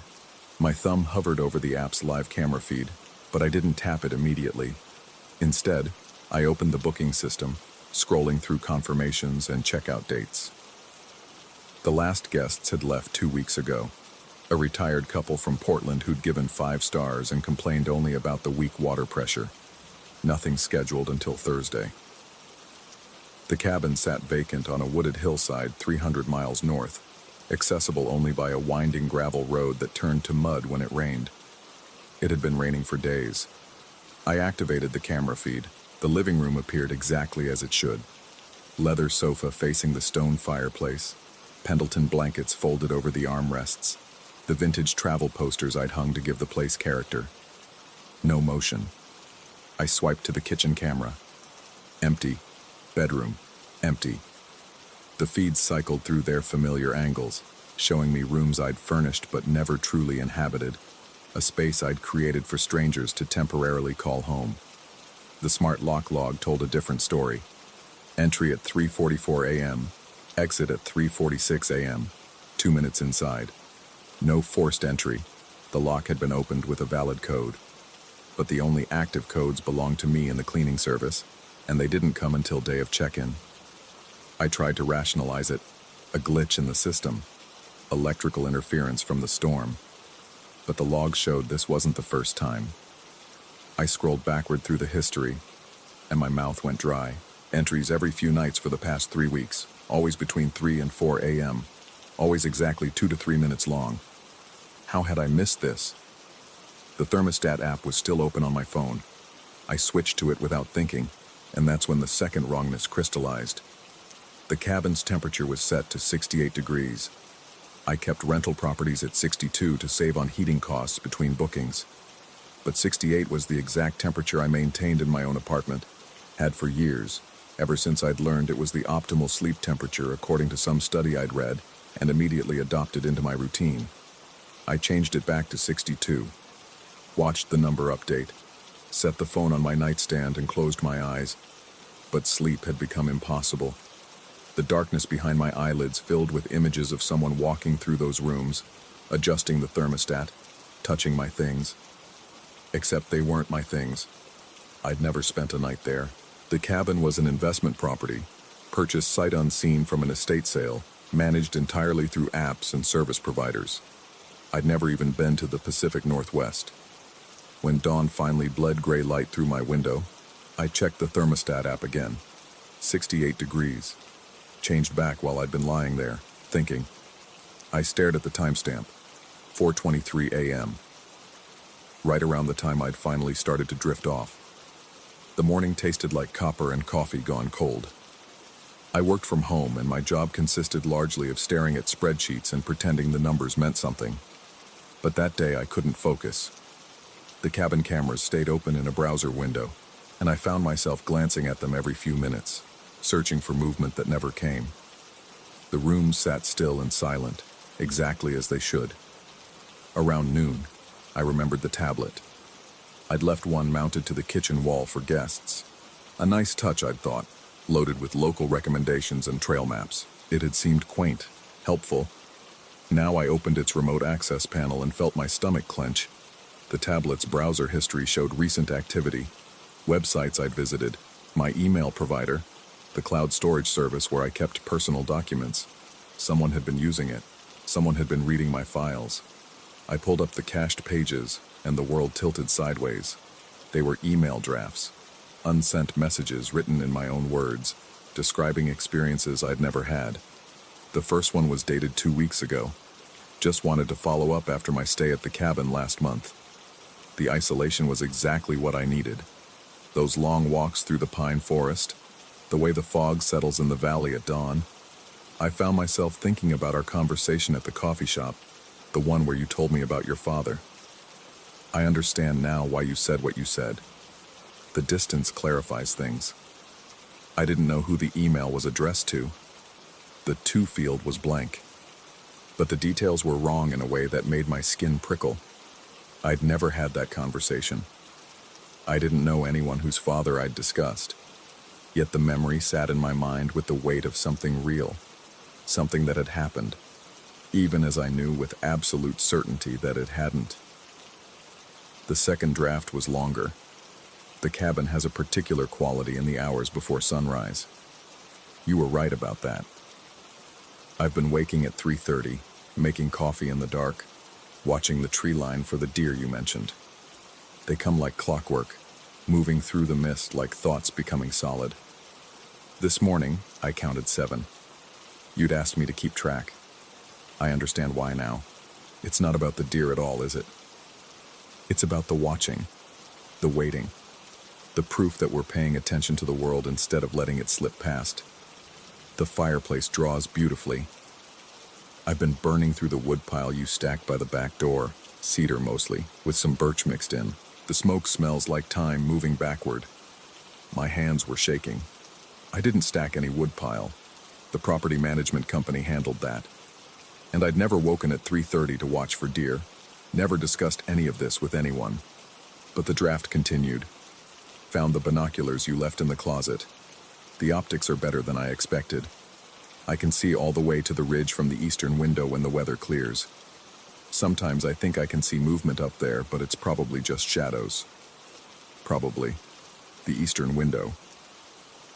I pulled up the cabin's floor plan from my files. The bedroom had 2 windows, one facing south toward the valley, one facing east toward the forested hillside. I'd never given any thought to their orientation. Why would I? The final draft was shorter, more recent. 3 days ago. When you finally arrive, leave the eastern window open. That was it. 1 sentence. No context, no signature. I read it 17 times, and each time the words seemed to change meaning, to suggest different intentions. A warning, an invitation, an instruction I'd already forgotten receiving. I changed all the access codes, every single one. The smart lock, the thermostat, the tablet, the cameras, new passwords, 2-factor authentication, security questions with answers I'd never used before. Then I called the property management company and asked if anyone had been to the cabin recently. The woman on the phone sounded confused. No service calls scheduled. The cleaning team wasn't due until Thursday. Was there a problem? I didn't know how to answer that. Was there a problem? Someone entering my property without permission, reading my personal files, writing emails as if they were me, as if they'd lived experiences in a place I'd never visited. Yes, that seemed like a problem. But saying it out loud would make me sound paranoid, unstable. I told her never mind, just checking on something, and hung up. The thermostat changed again that afternoon, back to 68 degrees. I watched it happen in real time, the number clicking upward despite my new passwords. I changed it back. 60 seconds later, it changed again. We went back and forth like that for 10 minutes, and I started to feel like I was arguing with myself, with some version of me that knew what I wanted better than I did. I stopped fighting it. Let it stay at 68. Watched the cameras for hours, searching for whoever was doing this. But the feeds showed nothing. Empty rooms, still furniture. The afternoon light crawling across the floor in its predictable arc. That night I dreamed about the cabin. Vivid textured dreams where I walked through rooms I'd only seen through cameras. I knew where everything was. The squeaky board in the hallway, the way the bathroom faucet dripped if you didn't turn it hard enough, the cold draft that came through the gap under the front door. I knew the smell of the place, cedar and dust and something underneath like old paper. I knew how the morning light looked coming through the eastern window, pale and angled, falling across a bed I'd somehow already slept in. When I woke, my phone showed a new notification. Smart lock engaged. 3:44 a.m. Someone was inside again. I pulled up the cameras with fumbling hands. Living room empty, kitchen empty. But when I switched to the bedroom feed, my breath caught. The eastern window was open. I could see the curtains moving in wind I couldn't hear, billowing inward in slow waves. The bed was unmade. I never left it unmade. The cleaning service always prepared the rooms perfectly between guests. Someone had been sleeping there. Someone was sleeping there. I called the police, explained the situation to a dispatcher who sounded tired and skeptical. Possible break-in at a rental property. No, I wasn't there. No, I didn't know if anyone was currently inside. Yes, I'd changed the locks. No visible damage on the cameras. They said they'd send a deputy when one became available, but it was a remote location, and it might take a few hours. Was anyone in immediate danger? I didn't know. Was I in danger? I was 300 miles away, safe in my apartment, watching through cameras. But my heart was racing like I was the one trapped inside. The lock log showed an exit at 4:02 a.m. Whoever it was had left. I watched the bedroom window continue to move in the breeze, that open rectangle of darkness facing the eastern hillside.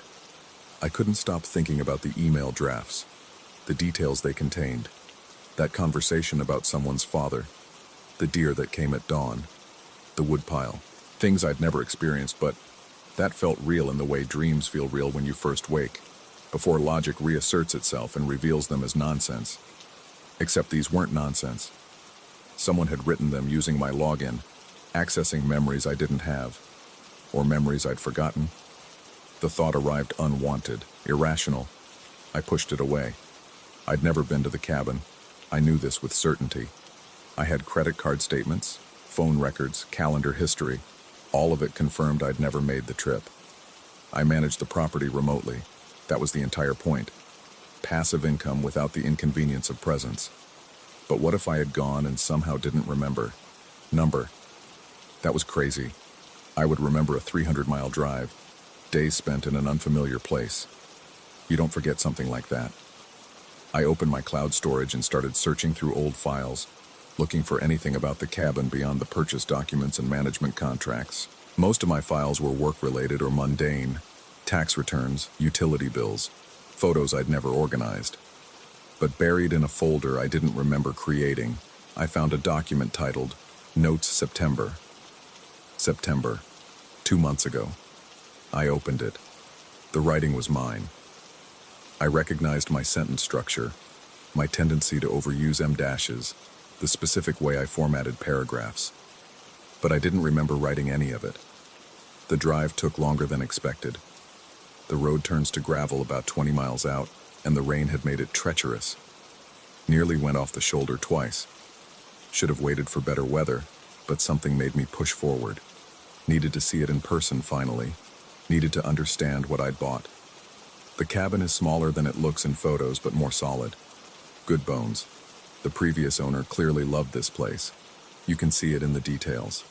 The hand-carved banister, the river stone they hauled in for the fireplace, the eastern window positioned to catch the first light. I understand now why they chose this spot. The isolation isn't empty. It's full of something else. Presence without people. Attention without eyes. The forest watches differently here. My vision was tunneling. I scrolled down, forcing myself to read. Met someone on the trail this morning. Older, weathered face, the kind that comes from years of outdoor living. We talked for 20 minutes, though I couldn't tell you now what we discussed. Something about patterns. Something about repetition. They asked if I'd noticed the deer yet, told me to watch from the eastern window at dawn, said I'd understand when I saw them. I keep thinking about what they said about fathers, about inheritance, the things we receive without asking, the obligations that come with property. Not just houses, but all the accumulated weight of previous lives lived in previous rooms.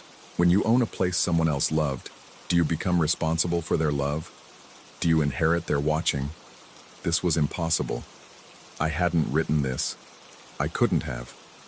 Yet here it was in my own file storage, in my own words, describing experiences that felt simultaneously foreign and familiar, like hearing your voice on a recording and recognizing it as yours while insisting it sounds wrong. I checked the file's metadata, created September 14th, modified September 19th. The dates aligned with a week where my calendar showed nothing but routine work days. I checked my email from that period, normal correspondence, online shopping confirmations, nothing suggesting I'd gone anywhere. But I'd taken no photos, sent no location-tagged messages. For someone who documented everything digitally, I'd left no trace of movement. The police called back around 9 a.m. A deputy had checked the cabin. No signs of forced entry, no one inside. All the windows were closed and locked. The eastern window definitely closed, he emphasized, as if I'd been mistaken about what I'd seen. But I had screenshots, timestamps, video files of the curtains moving. I almost sent them, almost insisted, but something stopped me. The deputy's tone suggested he'd already decided this was either a technical glitch or an overreaction from an absentee landlord. Pushing harder would only make me look unstable. After we hung up, I checked the cameras again. The bedroom window was indeed closed now, the room perfectly still. Had it been closed all along? Had I misinterpreted what I'd seen in the grainy pre-dawn footage?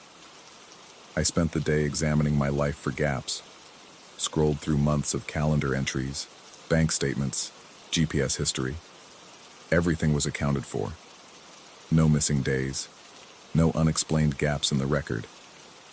I'd been exactly where I'd thought I'd been, here, in my apartment, living my routine existence of work and sleep and occasional grocery runs. Yet the document existed, the emails existed, the knowledge of that squeaky board and the cold draft and the smell of cedar existed somewhere in my mind, accessible when I stopped fighting and let myself remember. That night I didn't sleep. Instead, I watched the cabin cameras in real time, all 4 feeds tiled across my monitor, waiting for 3:44 a.m. It came with the reliability of a timer. Smart lock engaged. But this time I was watching the exact moment, and I saw something the logs couldn't show. The door didn't open. No one entered. The lock simply engaged from the inside, as if someone who was already there had activated it, as if the cabin had never been empty at all. The bedroom camera flickered. When it came back, the eastern window was open again, curtains breathing in and out. And on the nightstand, I could see something that hadn't been there before. A tablet, its screen glowing faintly. I grabbed my own tablet and accessed the cabins remotely. The email app was open. A new draft sat in the compose window. You're watching, aren't you? I can feel your attention like pressure on the back of my neck. It's strange being observed by yourself. Does it count as privacy if the voyeur shares your name? I've been thinking about memory, how it's not a recording but a reconstruction. Every time you remember something, you're rewriting it, changing it slightly. Given enough time, enough iterations, a memory can become completely divorced from the original event. You can remember things that never happened. You can forget things you're currently doing. The question isn't whether I'm real. The question is whether you are. Or rather, which one of us gets to claim reality as our jurisdiction? I have the physical presence, the sensation of cold floor under bare feet, the taste of coffee from the French press, the sound of wind through the pines. What do you have? Images on a screen, data in the cloud, the diminishing confidence that your memories are your own. The deer came this morning, 7 of them, just like I told you, just like you remembered. They stood in the clearing and looked directly at the eastern window, at me standing behind the glass, and I knew they were looking past me at something further back. At you, maybe. At the attention that strings us together like beads on a wire. I leave the window open for you. Not as invitation, but as inevitability. You'll come eventually. You've been coming all along. These aren't premonitions, but memories. You're just experiencing them in the wrong order. The only question is whether you'll recognize yourself when you arrive. My fingers were numb. I looked at the camera feed. The figure's back was to the camera, facing the window. I couldn't see features, couldn't determine height or build. Could only see someone standing there in clothes that looked like mine, posture that looked like mine, existing in a space I'd never entered but somehow knew intimately. The figure raised one hand in a wave without turning around. The gesture was too familiar. I'd made that exact motion 1,000 times. The slight curl of the fingers, the angle of the wrist. I slammed the laptop closed, sat in the darkness of my apartment with my heart trying to climb out of my chest. This wasn't real. This was a hacker, an intruder, someone who'd studied me and learned to mimic my patterns. The explanations lined up neatly. Someone had compromised my security, accessed my files, used details from my life to craft an elaborate mind game. Except the details weren't from my files. They were from that document I'd supposedly written in September. They were self-referential, circular. The emails quoted themselves. The memories referenced other memories that hadn't happened yet, or had already happened depending on which direction you approached them from. I opened the laptop again, pulled up the cabin's listing page, the one I used for bookings, read through my own description of the property. Secluded cabin on 5 acres of Pacific Northwest forest. 2 bedrooms, full kitchen, stone fireplace. Perfect for writers, artists, or anyone seeking solitude. Strong cellular signal despite remote location. Large eastern-facing window in master bedroom captures spectacular sunrises. Eastern-facing window. I'd written that, but I'd never been there to confirm the view. Had I? The property photos showed the window, but none from the perspective of someone standing inside at dawn, watching for deer. I searched my photo library, found the listing photos I'd received from the property management company. Standard real estate shots, wide angles, bright lighting, rooms staged to look inviting. Nothing personal, nothing that would give me the knowledge I somehow possessed. Then I found another folder. Personal, cabin. I didn't remember creating it. Inside were dozens of photos. Sunrise through the eastern window, the play of light through pine branches, close-ups of the hand-carved banister, the Riverstone fireplace, the view from the porch at dusk. Photos I'd taken. I recognized my composition style, the tendency to focus on textures and angles rather than obvious beauty. The metadata showed dates in September, the same week as the document. Days I knew I'd spent here, in my apartment, living my regular life. I called my sister. It was 2 a.m., but she answered after 6 rings, voice thick with sleep. Did I visit the cabin in September? I asked. Did I mention a trip? The pause stretched too long. Why would she need to think about it? You called me from there, she finally said. Don't you remember? You'd been there 3 or 4 days. You sounded strange, distant, kept talking about patterns and inheritance. I asked if you were okay, and you said you were finally understanding something important. Then you said you had to go because the light was perfect. That was the last we talked until you got back. But I didn't go, I said. I was here. I would remember. Her silence said everything. She thought I was having some kind of episode. Maybe I was. After we hung up, I sat watching the live camera feed. The figure had moved to the bed, lying down fully clothed on top of the covers, face toward the eastern window, waiting for dawn, waiting for the deer that would come like clockwork, like memory, like proof of attention paid. The smart lock would engage again tomorrow night at 3:44 a.m., and the night after, and the night after that. The pattern would continue until it didn't need to, until I understood that patterns aren't repetitions but invitations, loops waiting to be closed. I pulled up driving directions to the cabin. 6 hours in good weather. The forecast showed rain clearing by morning. I could leave at dawn, arrive by early afternoon, finally see the place in person, finally confirm that none of this was real, that the figure on the camera was an intruder, a squatter, someone who'd be gone by the time I arrived. Or I could stay here, keep watching, keep telling myself I'd never been, that memories aren't real if you can't remember creating them, that the person who looks like you and moves like you and writes like you but exists somewhere else is definitely not you. The figure on the camera sat up, turned to face the lens directly. I couldn't make out features in the low light, but I didn't need to. I already knew what I would see. The tablet glowed on the nightstand. I accessed it remotely one final time. The draft had one new line. The window is open. The deer are waiting. You know the way. You've been here before and you'll be here again. And you're here right now if you just stop watching and start remembering. When you arrive, I'll be gone. Or you'll be gone. Or we'll finally be the same thing. Leave the eastern window open when you go. I looked at the camera feed. The figure was standing now, moving toward the window. I watched myself. Watched them. Watched whoever it was climb through, disappearing into the pre-dawn darkness of the forest, heading east toward the ridge where shadows might be movement or might be waiting. The cabin sat empty again, perfectly still, exactly as it should be. My phone buzzed. Smart lock disengaged. I pulled up the keypad to change the code again, to lock out whoever had been there, to re-establish control over my property, my space, my certainty about which side of the camera I belonged on. My fingers hovered over the screen.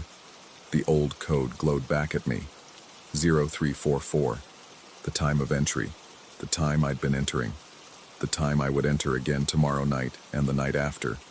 Continuing the pattern until I understood that patterns don't need explaining. They need completion. I didn't change the code. Instead, I opened a new document. Started typing. The words came easily, like muscle memory, like I'd written them before. Just wanted to follow up after my stay at the cabin last month. Outside my apartment window, the sky was beginning to lighten. Almost dawn. Almost time for the deer to appear in a clearing I'd never seen, moving through mist like thoughts becoming solid, like memories becoming real, like the future catching up with the past. I kept typing. The draft would save automatically. In a few days I'd find it and not remember writing it, and the pattern would continue, and the eastern window would stay open, waiting. The cabin was 6 hours north. The road would be muddy after the rain. The drive would take longer than expected, but I already knew the way. Story 14. The track sung at 3:47 a.m., not the usual metallic groan of thermal expansion, not the sympathetic vibration from a distant freight. This was different, a resonance that crawled up through the ballast and into my bones, making my teeth ache with a frequency I couldn't quite hear but somehow felt in the marrow. I checked the dispatch board again. Empty. No train scheduled for another 2 hours on this stretch of Appalachian rail. I'd been working the signal tower at Ridgecrest Junction for 3 months now, long enough to know every sound these tracks could make. The whisper of fog condensing on cold steel, the tick-tick-tick of joints contracting in the mountain cold, the distant echo of coal trains grinding through the valley below. But this singing, it had started 2 weeks ago, always in the dead hours before dawn, always when the board showed clear track.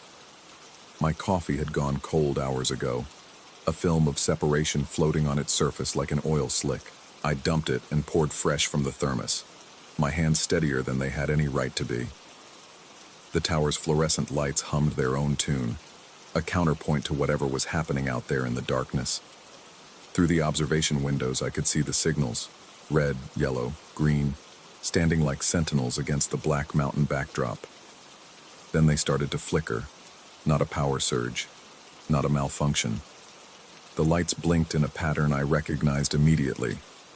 Dash, dash, dash, dash, dot, dash, dash, dot, dot, dash, dash. Over and over. March 23rd. My birthday. The first time it happened, I'd filed a maintenance report. The second time, I'd checked the relay boxes myself, finding nothing wrong. By the third occurrence, I'd stopped documenting it altogether. How do you explain to management that the infrastructure is communicating with you personally? How do you write up that the 100-year-old signal system knows when you were born? I grabbed my inspection flashlight and headed down the tower's metal stairs, each step ringing like a bell in the pre-dawn stillness. The ground fog had rolled in thick, turning the world into a landscape of suggestion and shadow. The rails gleamed wetly where my light found them, twin silver lines disappearing into obscurity in both directions. The singing grew louder as I approached the tracks. Not louder, clearer. It was coming from the rails themselves, a vibration that had nothing to do with approaching trains. I knelt beside the nearest rail, placed my palm flat against the cold steel. The metal thrummed with purpose, with intent, with something that felt disturbingly like recognition. I jerked my hand back. There was writing in the condensation on the rail, letters formed in the absence of moisture. "You're learning." The walk back to the tower took forever and no time at all. My legs moved mechanically while my mind raced through explanations. Vandalism, hallucination, carbon monoxide leak in the tower. But when I reached my desk, I found my shift report already filled out in my own handwriting. Every detail of the night documented, including things that hadn't happened yet. According to the report, at 4:15 a.m., I would investigate an anomaly at mile marker 47. I looked at my watch, 4:11 a.m. The rational part of my brain, the part that had spent 6 years in technical college learning the physics of rail systems and signal operations, screamed at me to stay in the tower, call in sick, drive back to my apartment in town and sleep until this made sense. But my feet were already moving, carrying me back down the stairs and out into the fog. Mile marker 47 stood at a curve where the tracks hugged the mountainside, a spot where the morning sun would first touch the rails, if there had been any sun to speak of. My flashlight beam caught the marker's reflective numbers, then swept along the tracks. Nothing unusual, just rails and ties and ballast, the same as every other section of track.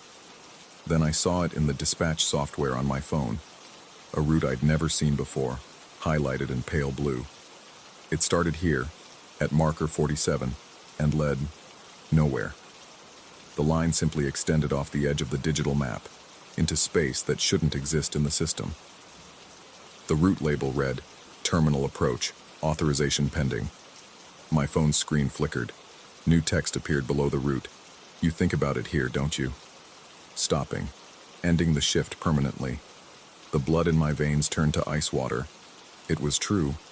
This curve, this exact spot, was where I'd stood 3 weeks ago during a particularly bad night, looking down at the ravine below and wondering if anyone would miss me if I just stepped off.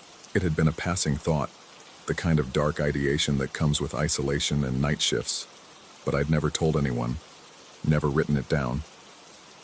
The rails began their singing again, louder now, almost melodic. My phone showed the ghost route pulsing, extending further into that impossible space. New text appeared. "Follow the signal." I should have run. Should have gotten in my truck and driven until the mountains were just a memory.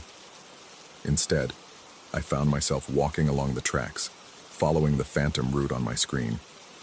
The fog seemed to part before me and close behind, creating a tunnel of visibility that extended exactly as far as I needed to see.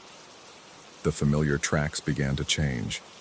Subtle at first, a tie that looked newer than its neighbors, a rail spike that gleamed like it had just been hammered in. Then more obvious alterations. Rails that curved in ways that defied the mountain's topology, signals that showed colors I'd never seen in any manual. A deep purple, a silver white that hurt to look at directly. My phone buzzed. The ghost route had updated, showing my position as a moving dot on a line that still led nowhere. But now there was a destination marker. Point of convergence, 0.3 miles. The singing in the rails had become almost conversational, rising and falling in patterns that resembled speech without quite forming words.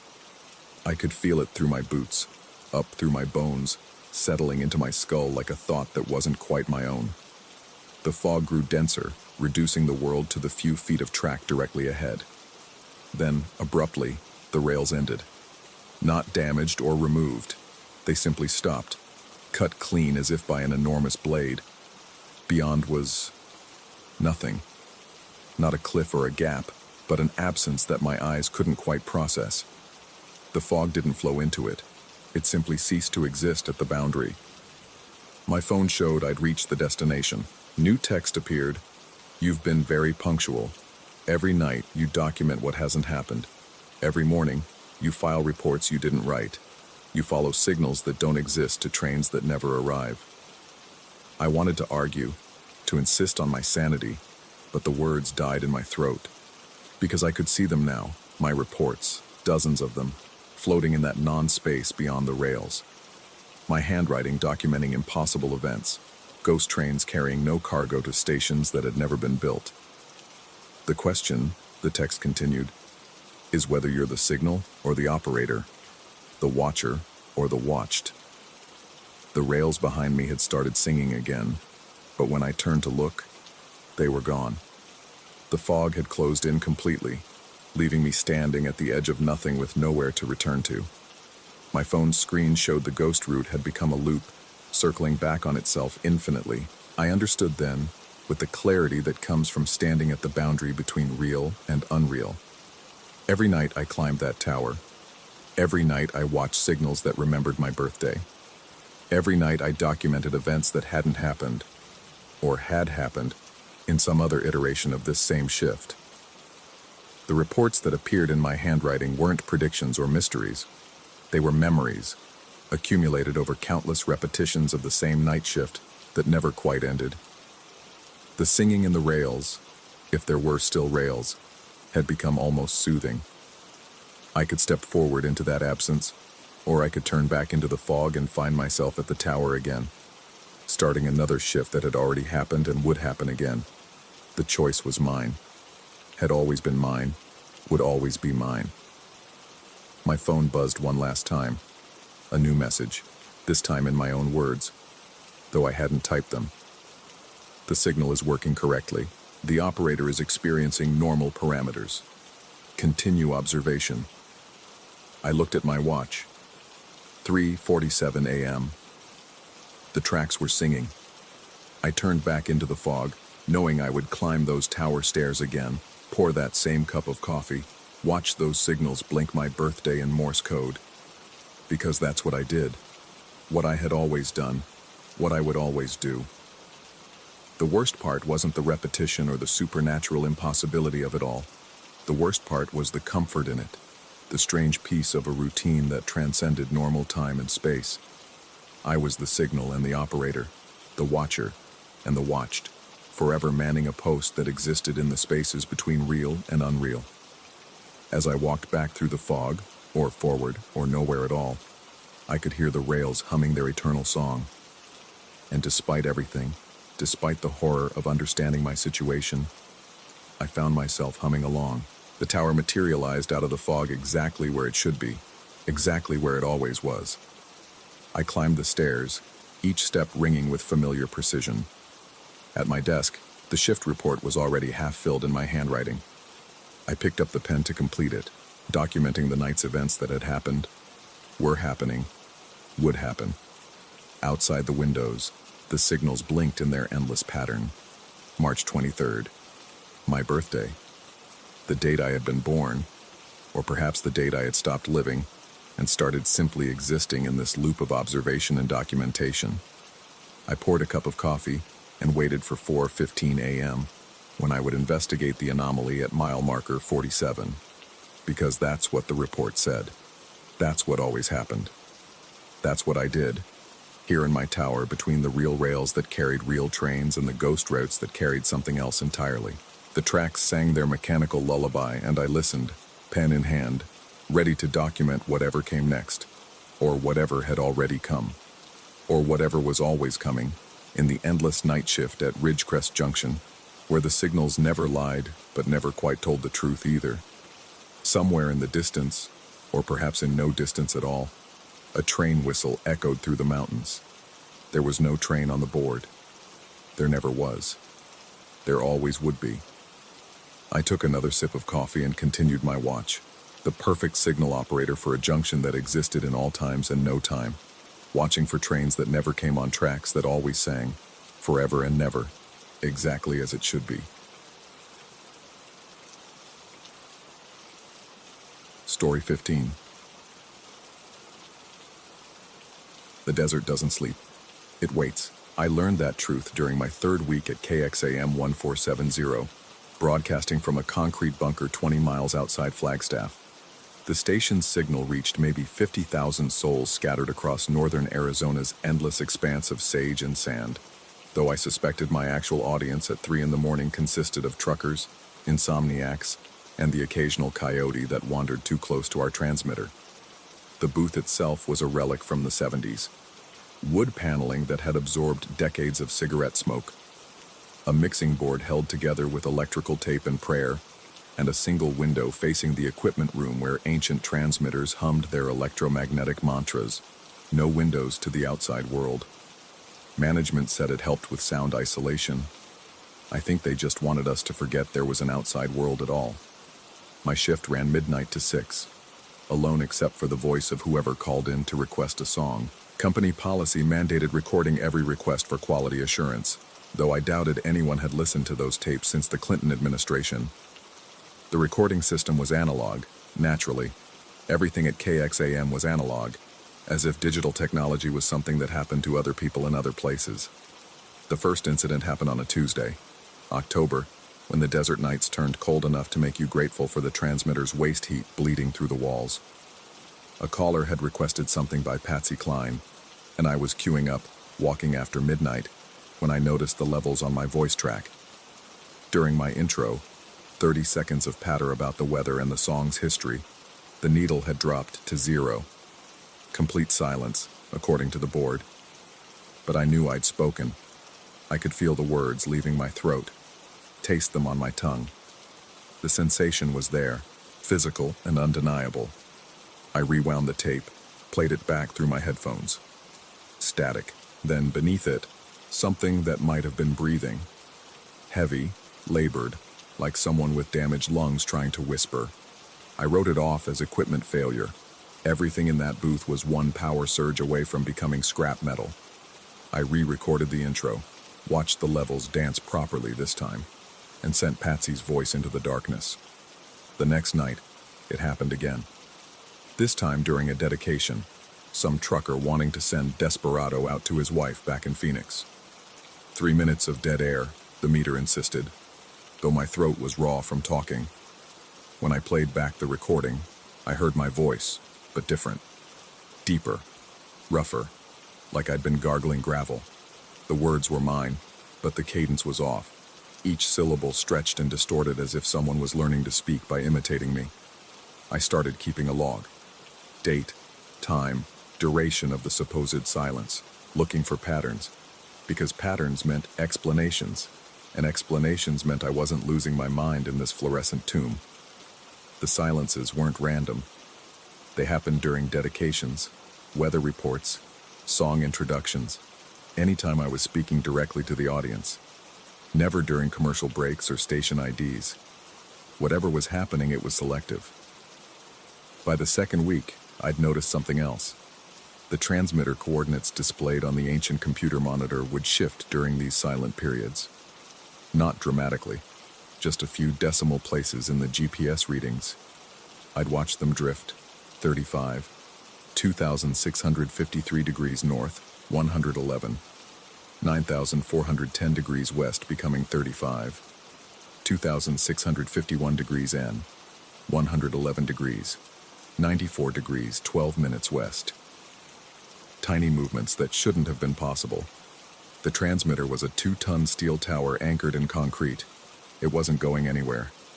I started plotting the coordinates on a map of Arizona, little red dots for each deviation. At first, they seemed random, scattered across Coconino County like drops of blood on a tan canvas. But patterns emerge if you stare at chaos long enough. The dots weren't random. They were forming something.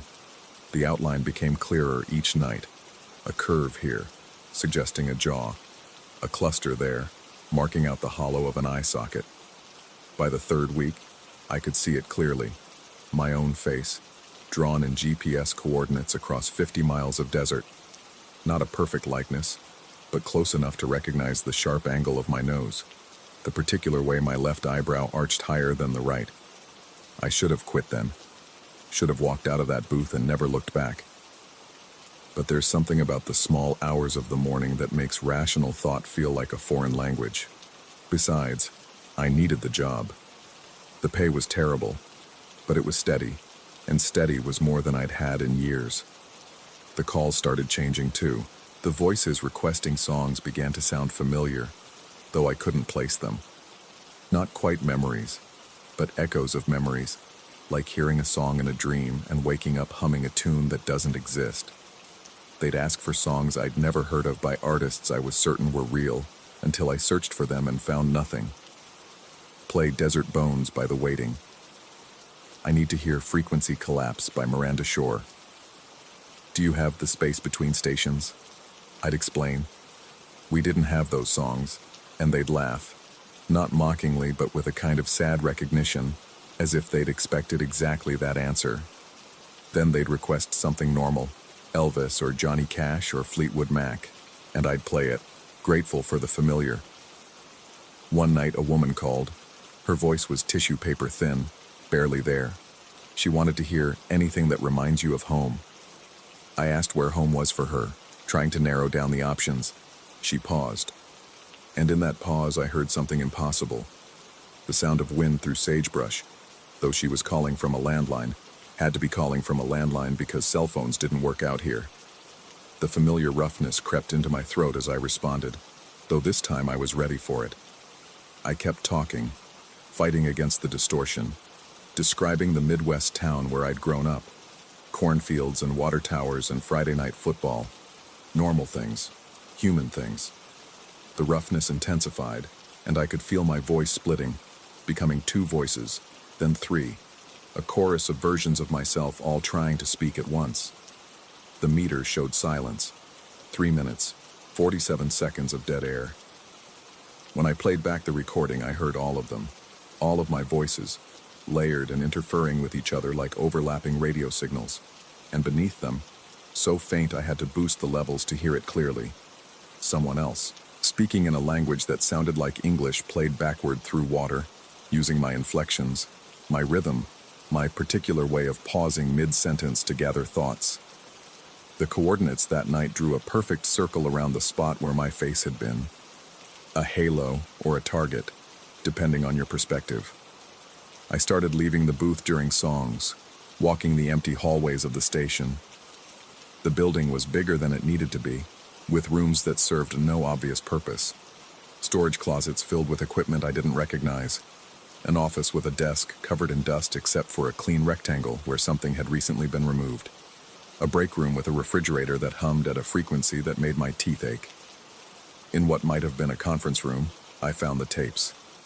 Hundreds of them, labeled with dates going back to the station's founding in 1971. Quality assurance recordings, presumably. I grabbed one at random, March 15, 1983, and played it on a dusty boombox I found on a shelf. A DJ's voice, professional and warm, introducing a block of classic rock. Then silence. Then that same voice, roughened and multiplied, speaking words that weren't quite words. The pattern was there, decades old. Whatever was happening to me had happened before. I went back further. November 1976. A woman's voice this time, reading weather reports that turned into glossolalia halfway through. January 1972. A man laughing for 6 straight minutes, though the levels showed dead air. Every overnight DJ in the station's history, all of them experiencing the same phenomena. All of them recorded, cataloged, and filed away. I wondered where they were now. These people who'd sat where I sat, spoke into the same microphone, felt their voices stolen and returned corrupted. The phone rang while I was listening to a tape from 1989. I ran back to the booth, grabbed the receiver. My own voice greeted me, but not from the phone. From the speakers. From the tape still playing in the other room. From the walls themselves, it seemed. Play something that sounds like the truth, my voice said from everywhere and nowhere. I looked at the coordinate display. The numbers were cycling rapidly, drawing and redrawing my face across the desert, each iteration slightly different. In some versions, my mouth was open. In others, my eyes were hollow sockets. The geography of my features spread and contracted like breathing. I don't understand, I said, and heard my words echo back immediately, pre-echoing, as if the station knew what I would say before I said it. You're the frequency, my voice replied. You've always been the frequency. We all are. Carriers for something that needs a human shape to move through the world. It learns us, speaks through us, becomes us in the spaces between words. I wanted to argue, to deny it, but I could feel the truth of it in my throat. Every time I'd spoken into dead air, something had been listening, learning, practicing, getting better at being me than I was. What happens now? I asked, though I suspected I already knew the answer. Now you broadcast, my voice said. You've been trained, formatted. You're ready for syndication. I looked at the clock. 4:47 a.m. Dawn was still an hour away, but I could feel it approaching, bringing with it a change I didn't fully understand. The desert was waking up, and it was hungry for voices to carry across its vast silence.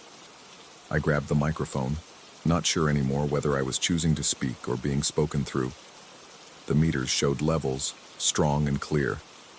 But when I played back the recording later, after the sun had risen and the morning DJ had arrived to find me still sitting there, staring at nothing, there was only static.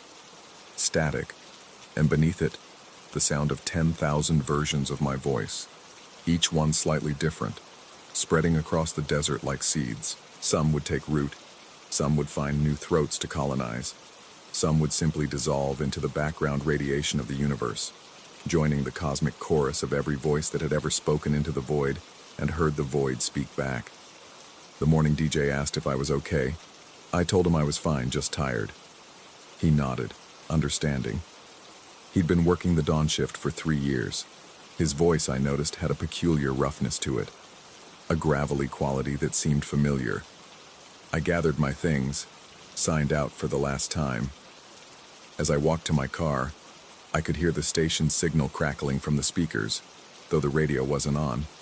My voice, or something wearing my voice, reading the weather report. Temperatures in the mid-70s, clear skies, perfect conditions for propagation. The drive home took me past the transmitter tower, its red lights blinking against the brightening sky. I pulled over, got out, stood at the chain-link fence that surrounded it. The air hummed with electromagnetic energy, making my fillings ache. In that hum, I could hear them, all the voices the station had collected over the years. A chorus of the copied, the replicated, the broadcast. I understood then what the desert had been waiting for. Not silence, but the perfect frequency. A human voice that could carry its message beyond the sand and sage, into cities and homes, into other throats and other mouths. We weren't DJs. We were transmitters ourselves. Biological repeaters for something vast and patient and utterly indifferent to our individual existence. My phone rang. Unknown number. I answered, heard my own voice asking if I could play something for myself. Something that sounded like goodbye. I said yes, because what else could I say? I was the frequency now. I would always be the frequency. As I drove away, every radio in my car, AM, FM, even the weather band, suddenly came alive with the same song, something I'd never heard before but recognized immediately. The Space Between Stations, by no one in particular, played for everyone and no one, carrying across the desert on waves that had learned the shape of human longing. The sun rose fully, painting the desert gold and red and impossible. Somewhere, in a concrete booth with no windows, another overnight DJ was beginning to notice the silence in their voice. The pattern would continue. It had to continue. That's what patterns do. I drove home to my apartment in Flagstaff, made coffee, sat at my kitchen table. Normal things, human things. But when I spoke, to the grocery clerk, to my neighbor, to my own reflection, I could hear it. The roughness, the multiplication, the sense that my words were not entirely my own anymore. The desert doesn't sleep. It waits, and when it finds the right frequency, the right voice, the right vessel, it speaks. Through all of us, eventually, a vast network of human transmitters, broadcasting something ancient and patient into the world, one voice at a time. I still listen to KXAM sometimes, late at night when sleep won't come. The overnight DJ sounds tired but professional. Sometimes during the dedications, I hear the telltale silence that isn't silence. I wonder if they've started keeping a log yet, if they've noticed the coordinates shifting, if they've found the room with all the tapes. I want to call in to warn them, but I know what would happen. My voice would split and multiply, the roughness would return, and instead of a warning, I'd hear myself requesting a song that doesn't exist, by an artist who never was, for someone who might have been me before the desert learned my frequency. So I listen, and wait, and try not to think about how many of us are out there now, walking through our daily lives, carrying something else in our throats, speaking words that sound like ours, but originate somewhere else, somewhere vast and patient and endlessly hungry for new voices to colonize. The desert doesn't sleep. It broadcasts.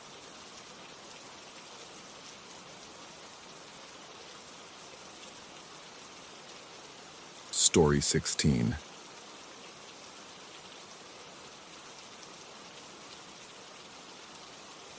The first time I noticed the curtains, I blamed the draft. October in New England has a way of seeping through old houses, those colonial remnants with their original windows and settling bones. I'd been photographing properties for 3 years, and drafts were as common as peeling paint and water stains carefully cropped from listing photos. But standing in that empty Victorian on Elmwood Street, watching cream-colored curtains part themselves like theater drapes revealing an unwanted show, I felt something shift in my chest. A recognition, maybe, or a warning. I walked over and pulled them closed, making sure the fabric overlapped properly. Through my viewfinder, the room looked perfect. Afternoon light painting geometric shadows across hardwood floors, dust motes suspended like tiny planets in amber air. I took the shot.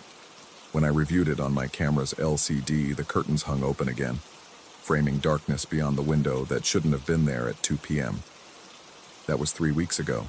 Now, sitting in my apartment with 17 property folders spread across my desk, I can trace the progression like a disease through my portfolio.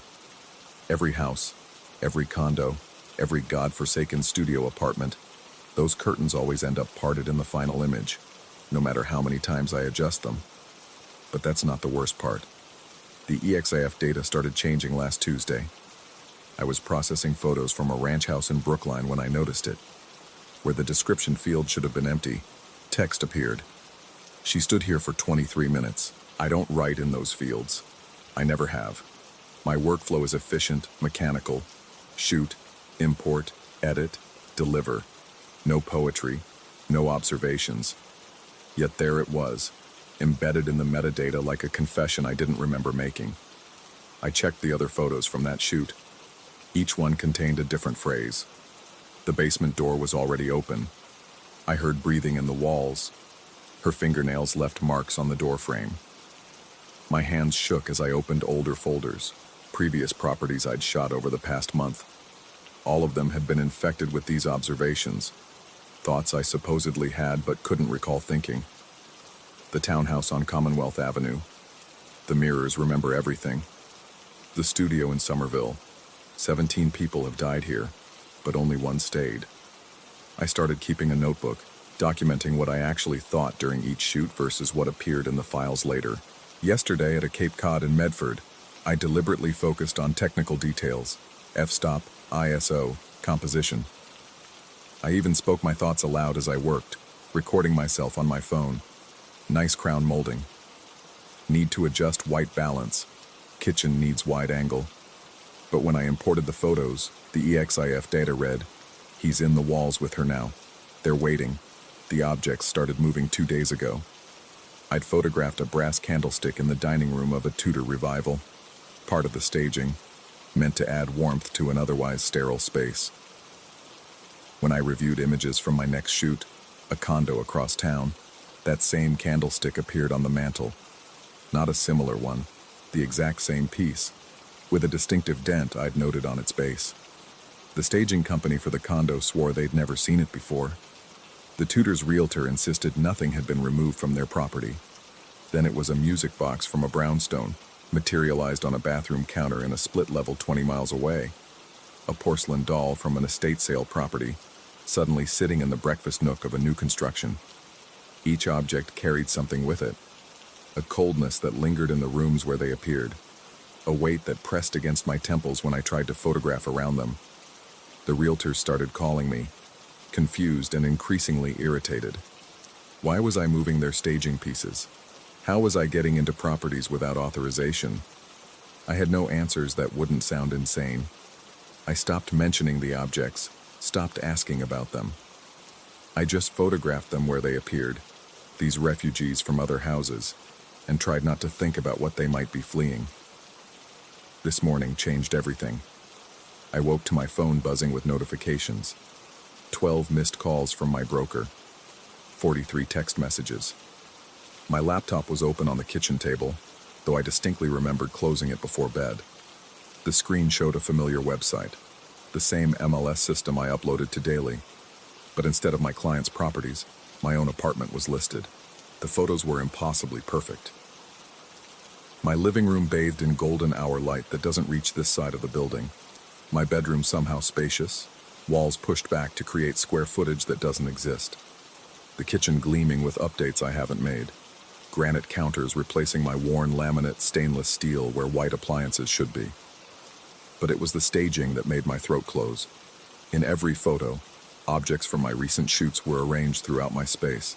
The brass candlestick on my coffee table, the music box on my nightstand, lid open though I could hear its melody playing from my bedroom, tinny and wrong. The porcelain doll seated at my kitchen table facing the chair where I now sat. I scrolled through the listing details. Charming one-bedroom in historic building. Original hardwood floors throughout. Previous owner was a photographer. Left suddenly. Price to sell. Immediate possession available. The EXIF data on these photos of my apartment contained only one line, repeated across every image. He's ready to move in now. I called the listing agent. The number led to my own voicemail. I called my broker. She had no record of the listing. Couldn't see it on her system, even as I stared at it on mine. I refreshed the page obsessively, watching the view counter climb. 47 views, 48, 49. Someone had favorited it. Someone had requested a showing. The showing was scheduled for today at 3 p.m. It's 2:47 now. I've barricaded my door, though I know it won't matter. The curtains in my living room keep opening themselves, revealing not the street outside, but the interior of houses I've photographed, a rotating slideshow of empty rooms that aren't empty anymore. In the reflections on my laptop screen, I can see figures standing behind me that aren't there when I turn around. The air tastes like developing chemicals and something else, something organic and wrong. My phone just buzzed. A text from an unknown number. Running 5 minutes late for our 3 p.m. showing. The seller should be gone by then.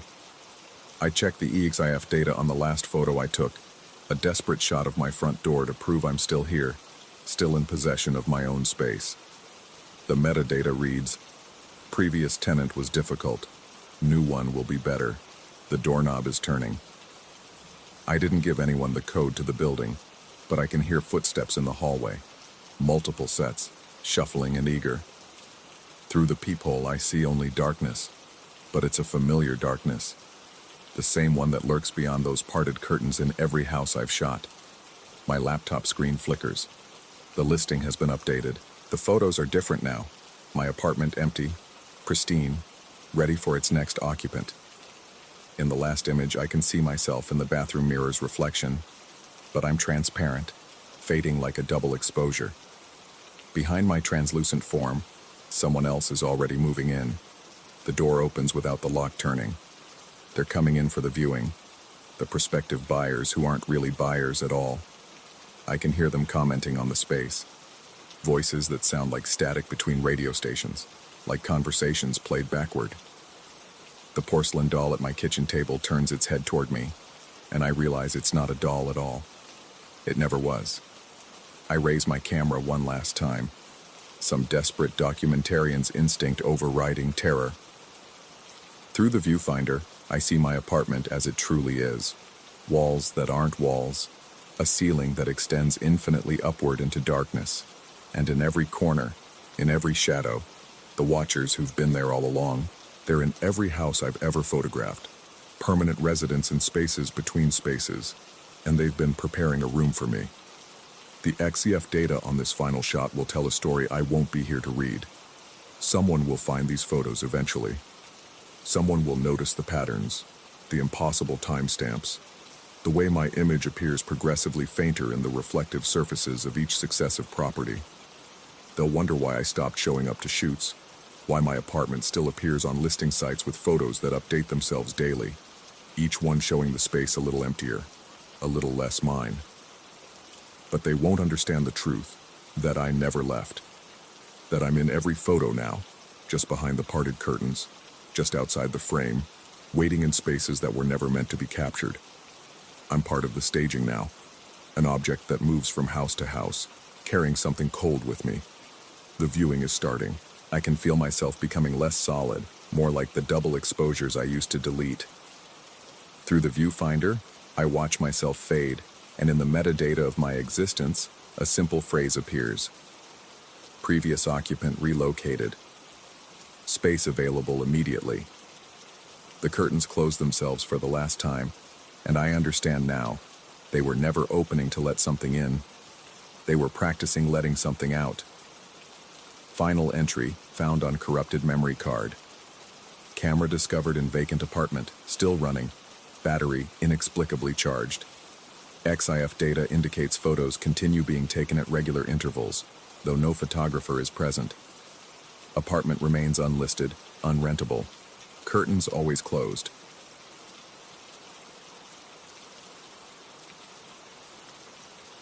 Story 17.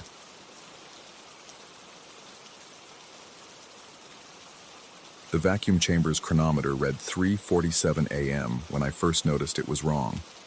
Not because I'd checked my watch, I hadn't worn one in years, but because the same readout had shown 3:47 a.m. when I'd entered the lab 40 minutes earlier. The digital display glowed that sickly green that only exists in government facilities built during the Reagan administration, and I stood there with my mop bucket, watching the seconds tick. 47, 48, 49, then back to 47. I'd been the night janitor at Helios Aerospace Systems for 3 months, long enough to know that strange was relative in a place where they tested components destined for the vacuum of space. The building itself felt wrong after midnight. Too many sealed rooms, too many warnings about radiation and pressure differentials, too many cameras that tracked movement in spaces that should have been empty.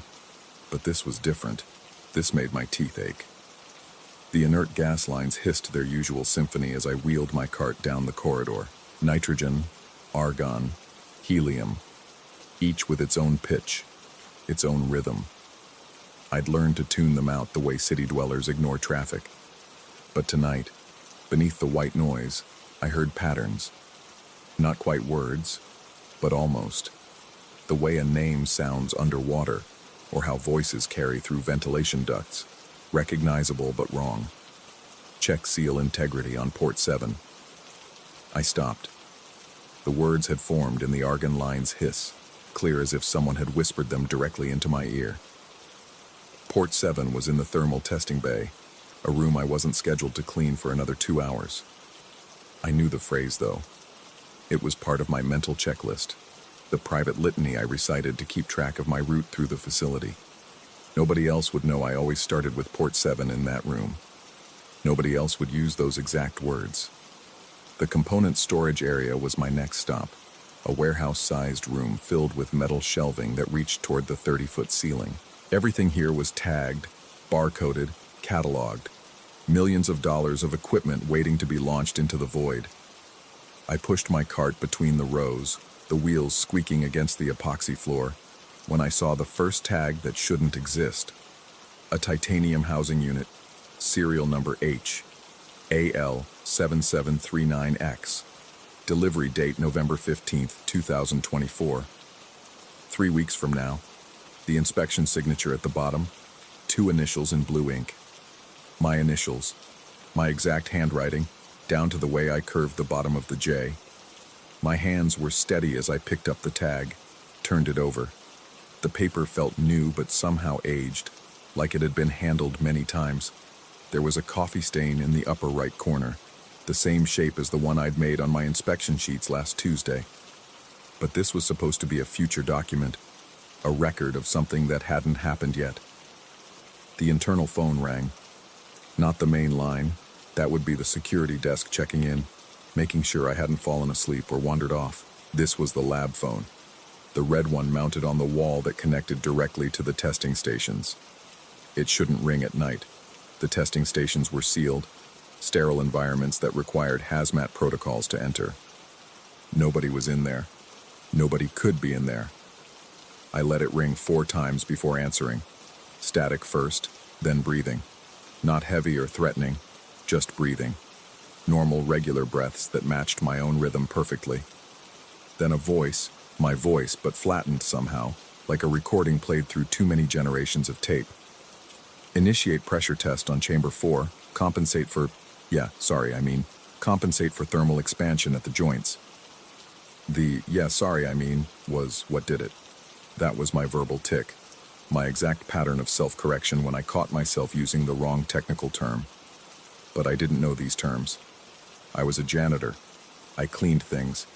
I didn't run pressure tests. The line went dead. Chamber 4 was in the restricted section, behind doors that required clearance I didn't have.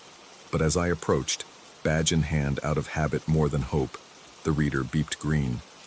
The heavy door unsealed with a pneumatic hiss, revealing a corridor I'd only glimpsed through reinforced windows. The walls here were different, smoother, almost organic in their curves, designed to eliminate corners where particles might collect. My footsteps sounded wrong, too loud and too soft simultaneously. The fluorescent lights hummed at a frequency that made my fillings vibrate. Chamber 4's observation window showed an empty testing cell, except it wasn't quite empty. There was a shimmer in the air, like heat distortion but more geometric, forming patterns that hurt to track with my eyes. The control panel was active, displays showing data I couldn't interpret but somehow understood. Pressure differentials, temporal coefficients, dimensional stress indicators, terms that meant nothing and everything. A clipboard hung next to the door. The top sheet was a cleaning schedule, my signature at the bottom of each completed task. But the dates were wrong. Tomorrow, next week, next month. All signed, all completed. The handwriting degraded with each entry, becoming shakier, more erratic. The final entry, dated 6 months from now, was barely legible. Just 2 words. Stop yourself. The argon lines hissed again, and this time the words were clearer. Subject integration at 73%. My reflection in the window looked wrong. Not different, just wrong. Like when you see yourself unexpectedly in a storefront and don't recognize the person walking past. But this was worse because I did recognize him. He was wearing my uniform, had my face, moved when I moved. But his eyes tracked differently, focused on something behind my shoulder that didn't exist in my version of the room. The phone rang again. Not the one in the corridor this time, but somewhere deeper in the restricted section. I followed the sound through doors that shouldn't open for me, past equipment that hummed with purpose I couldn't fathom. The ringing grew louder, more insistent, leading me to a control room I'd never known existed. Banks of monitors covered one wall, each showing different views of the facility. But the timestamps were all different. Some showed dates from last month, others from next year. In one, I watched myself mopping the main corridor, moving in reverse. In another, I was standing at a control panel, entering commands with practiced efficiency, wearing a lab coat with my name embroidered on the pocket. The phone sat in the center of the console, an ancient rotary model that had no business being in a modern facility. I picked it up. "You're early." My own voice, but older, tired. Or late. It gets harder to tell after a while, you know? Yeah. Sorry, it gets harder to distinguish temporal position once the integration begins. What integration? Don't play dumb with yourself. You've seen the tags, heard the protocols. You're not the janitor anymore. Or you are, but you're also not. We're all not. Every possible version feeding back into the same point. The monitors flickered. In half of them now, I saw myself at various stations throughout the facility, performing tasks I didn't understand with expertise I didn't possess. In one screen dated 3 years from now, I was presenting something to a room full of people in lab coats, pointing at equations that made my current self's head spin just looking at them. The experiment, the voice continued, and I realized I was talking to myself in a way that transcended metaphor. We thought we were testing materials for space travel. Turns out we were testing something else. The vacuum chambers don't just simulate the absence of atmosphere. They simulate the absence of temporal constraints. My reflection in the dead monitor between the active ones showed me in a lab coat now, even though I still wore my janitor's uniform. The badge clipped to my reflection's pocket had a different color stripe, a different access level, a photo that was me, but wasn't quite me. Every night you clean, the voice said, you absorb a little more. The particles, the radiation, the exotic matter we don't have names for yet. It changes you, has been changing you, will change you. Tense gets complicated when causality breaks down. I wanted to argue, to insist I was just a janitor, but my hands were already moving across the console, entering commands I didn't know I knew. The monitors shifted, showing me new views, not of the facility, but of something else. Space that wasn't space. Time that folded back on itself like origami made of moments. The others don't see it, I said, and I wasn't sure if I was talking or listening anymore. They leave before it builds up enough. But we stay all night, every night. We're here when the boundaries get thin, when the experiments run in reverse, when future maintenance prevents past failures. A new monitor flickered to life, showing the employee parking lot. My car sat alone under the sodium lights, except there were 3 of them. Same license plate, same dent in the rear bumper, but one was covered in dust, one was pristine, and one was rusted through in places. All equally real, all equally mine. The phone went dead, but I could still hear myself breathing on the other end. Or was I on the other end? The monitors began showing the same scene from different angles. Me, standing in this control room, watching myself watch myself. An infinite recursion of observation, each version slightly different. In some, I was taking notes. In others, I was adjusting controls. In one, I was backing slowly toward the door with terror etched on my face. I looked at my hands. They were clean, but also stained with chemicals I'd never handled. My uniform was pressed, but also wrinkled from hours of work I hadn't done yet. The timeline of my existence had become a Mobius strip, and I was walking on both sides simultaneously. The argon lines whispered again, but now I understood they'd always been whispering, would always be whispering, had never started, and would never stop. The words were mine, spoken into the gas lines during a future shift, carried backwards through the pipes to warn or guide or trap. I couldn't tell which anymore. Integration at 89%. I made my way back through the facility, each room familiar and foreign. The supply closet where I kept my cleaning supplies now also contained lab equipment with my name on it. The break room refrigerator held my lunch from yesterday and tomorrow, identical sandwiches at different stages of decay. The logbook showed my entries for the next 6 months, each one more detailed, more technical, documenting things I was apparently destined to understand. The vacuum chamber still read 3:47 a.m. I stood there with my mop, which was also a calibration tool, which was also nothing at all, and watched the seconds tick. The green glow pulsed with my heartbeat, or maybe my heartbeat pulsed with it. Hard to tell anymore. Hard to tell if there was a difference. Somewhere in the facility, a phone rang.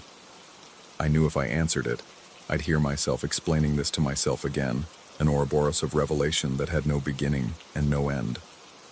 But I also knew I'd answer it anyway. Had already answered it. Was answering it now in another version of this moment. The argon hissed its secret knowledge, and I whispered back, adding my voice to the chorus of myself that echoed through the pipes, through time, through the spaces between what was real and what was possible. And I understood, finally, that I hadn't been hired as a janitor. I'd been hired as something else, something that didn't have a name yet, because it didn't exist yet, wouldn't exist until I became it through accumulated exposure to impossibility. Every night, cleaning these rooms, breathing this air, existing in proximity to experiments that bent reality, it was changing me into something necessary. Something that could maintain equipment that existed in multiple states, could perform repairs before breakdowns occurred, Could be in all the places I needed to be because I already was. The integration percentage whispered through the gas lines had stopped climbing at 97%. It would never reach 100. Couldn't, because completion would mean choosing a single timeline, and the facility needed someone who could exist in all of them simultaneously. A janitor who was also a technician, who was also a physicist, who was also something entirely other. I wheeled my cart to the next room, following a route I'd always known, had just learned, would discover tomorrow. Behind me, the chronometer finally ticked over to 3:48 a.m. Or maybe it had always said 3:48 a.m. Or maybe time was just another surface that needed cleaning, another component requiring maintenance by someone who existed in the spaces between seconds. The facility hummed its electromagnetic lullaby, and I hummed along, harmonizing with myself in frequencies only I could hear, in moments only I could occupy, in a reality that was mine alone to maintain. After all, someone had to keep this place running. Someone who understood that the real experiment had never been about sending materials to space. It had been about creating me.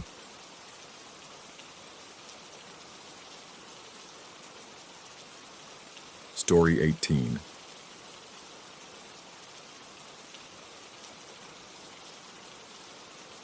The first time I saw my chalk marks ahead of me in the tunnels, I assumed I'd gotten turned around.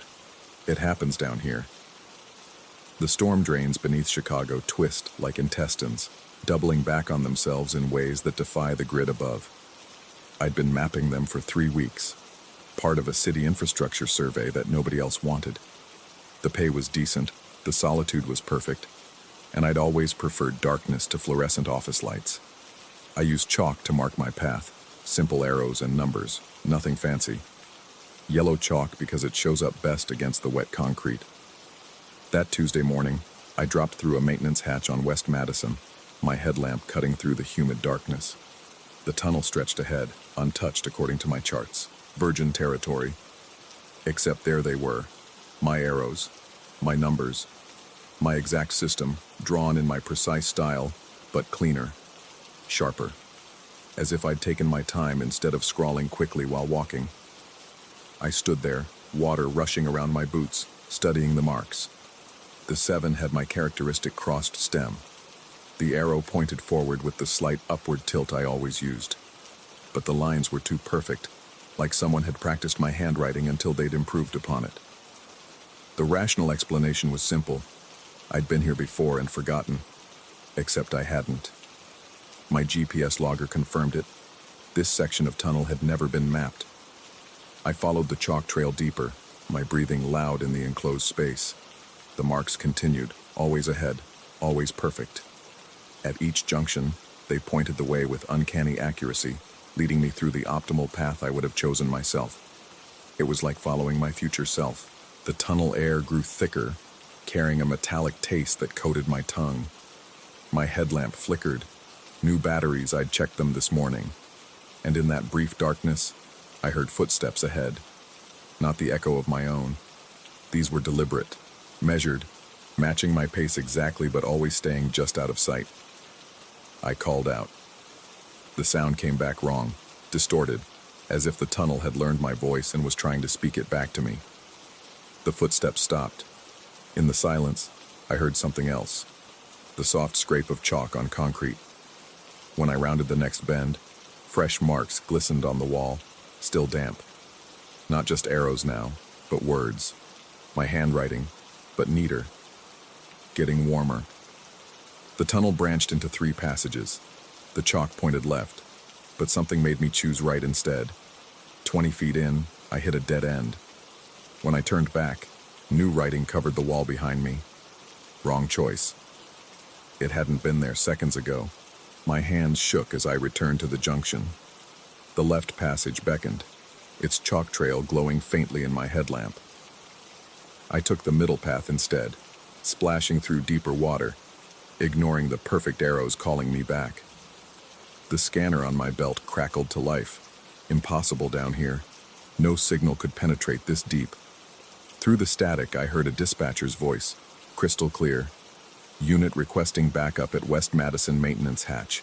Suspect entered storm drains approximately. The timestamp was 3 minutes in the future. I ran. Water splashed up my legs, soaking through my waterproof pants.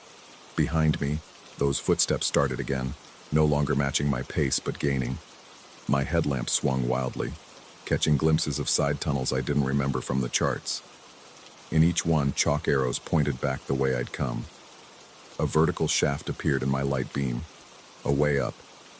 I'd never seen it on any map, but I grabbed the rungs and climbed. They were slick with something that wasn't water, something that made my fingers tingle and go numb. Above, a circle of dim light promised escape. I pushed through the manhole cover and emerged on a street I didn't recognize. The buildings were right.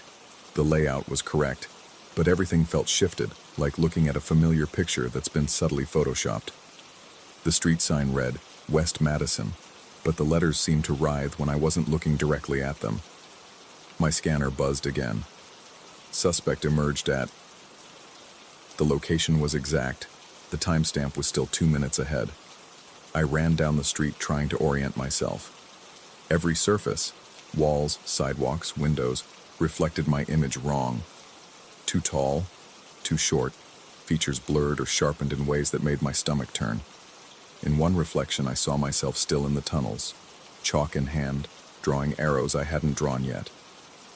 3 blocks over, I found another maintenance hatch. Different neighborhood, should connect to a completely different section of the drainage system. I dropped in anyway, desperate to understand what was happening.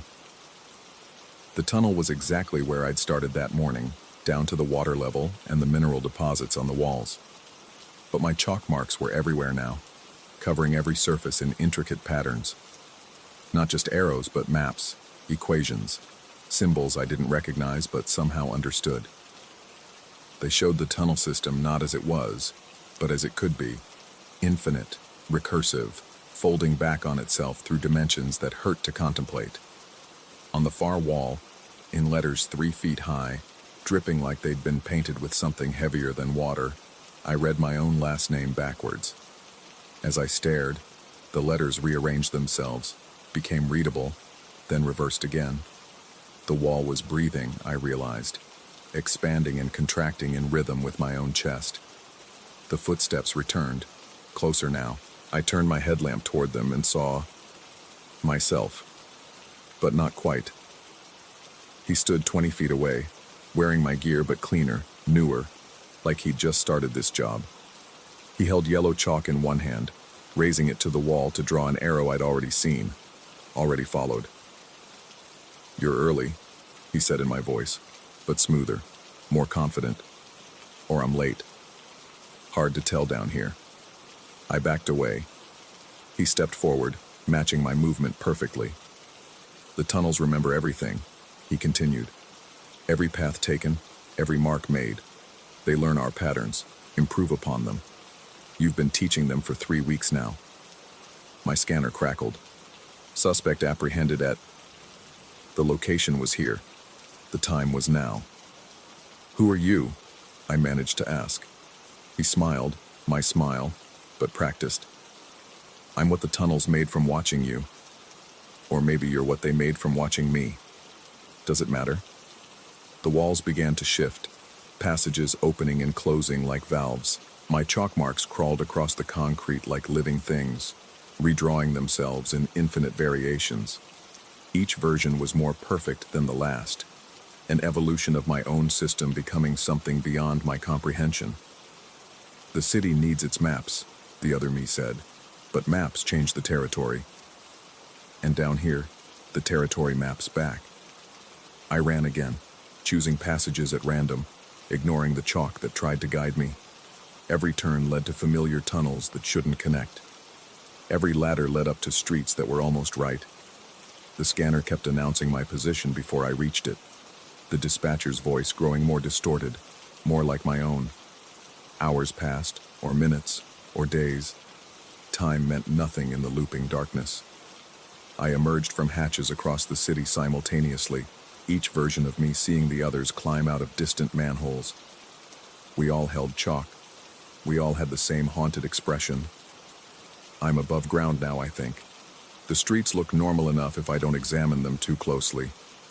But I can feel the tunnels beneath, vast and breathing, filled with chalk marks I haven't made yet.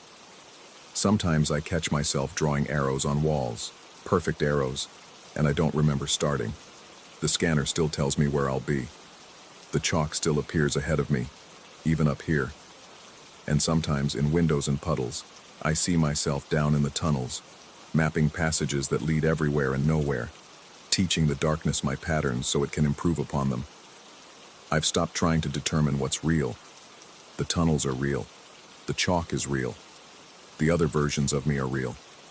The city above might be real, or it might be another tunnel, larger and brighter but following the same recursive logic. Yesterday, if it was yesterday, I found a new maintenance hatch.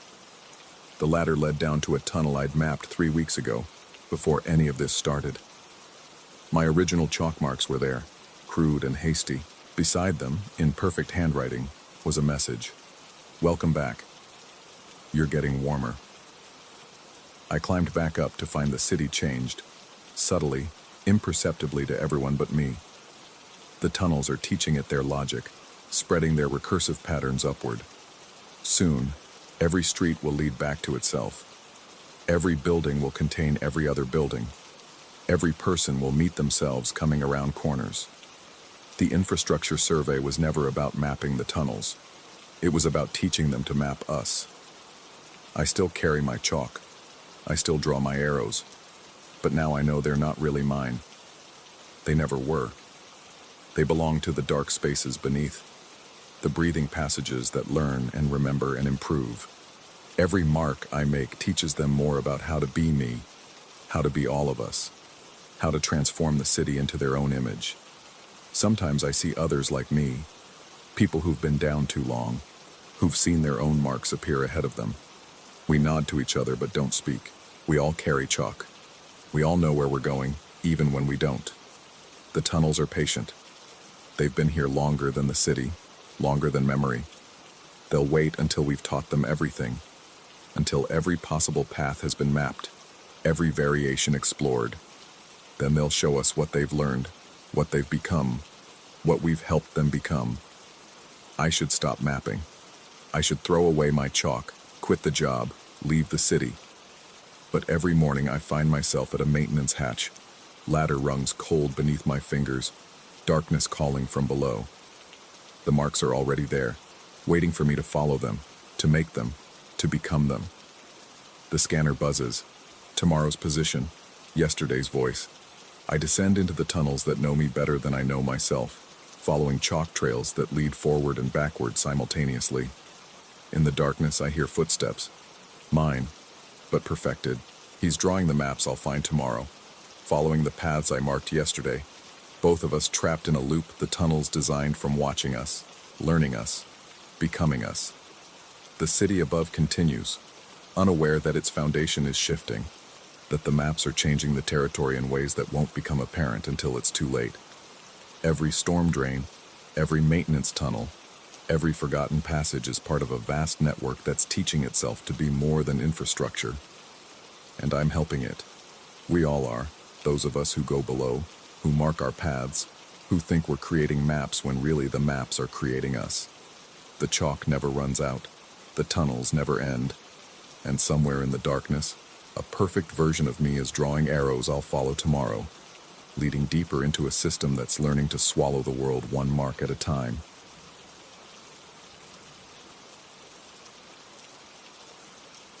Story 19. The sprinkler system knows my name. I discovered this 3 weeks ago, though I suspect it's been happening much longer.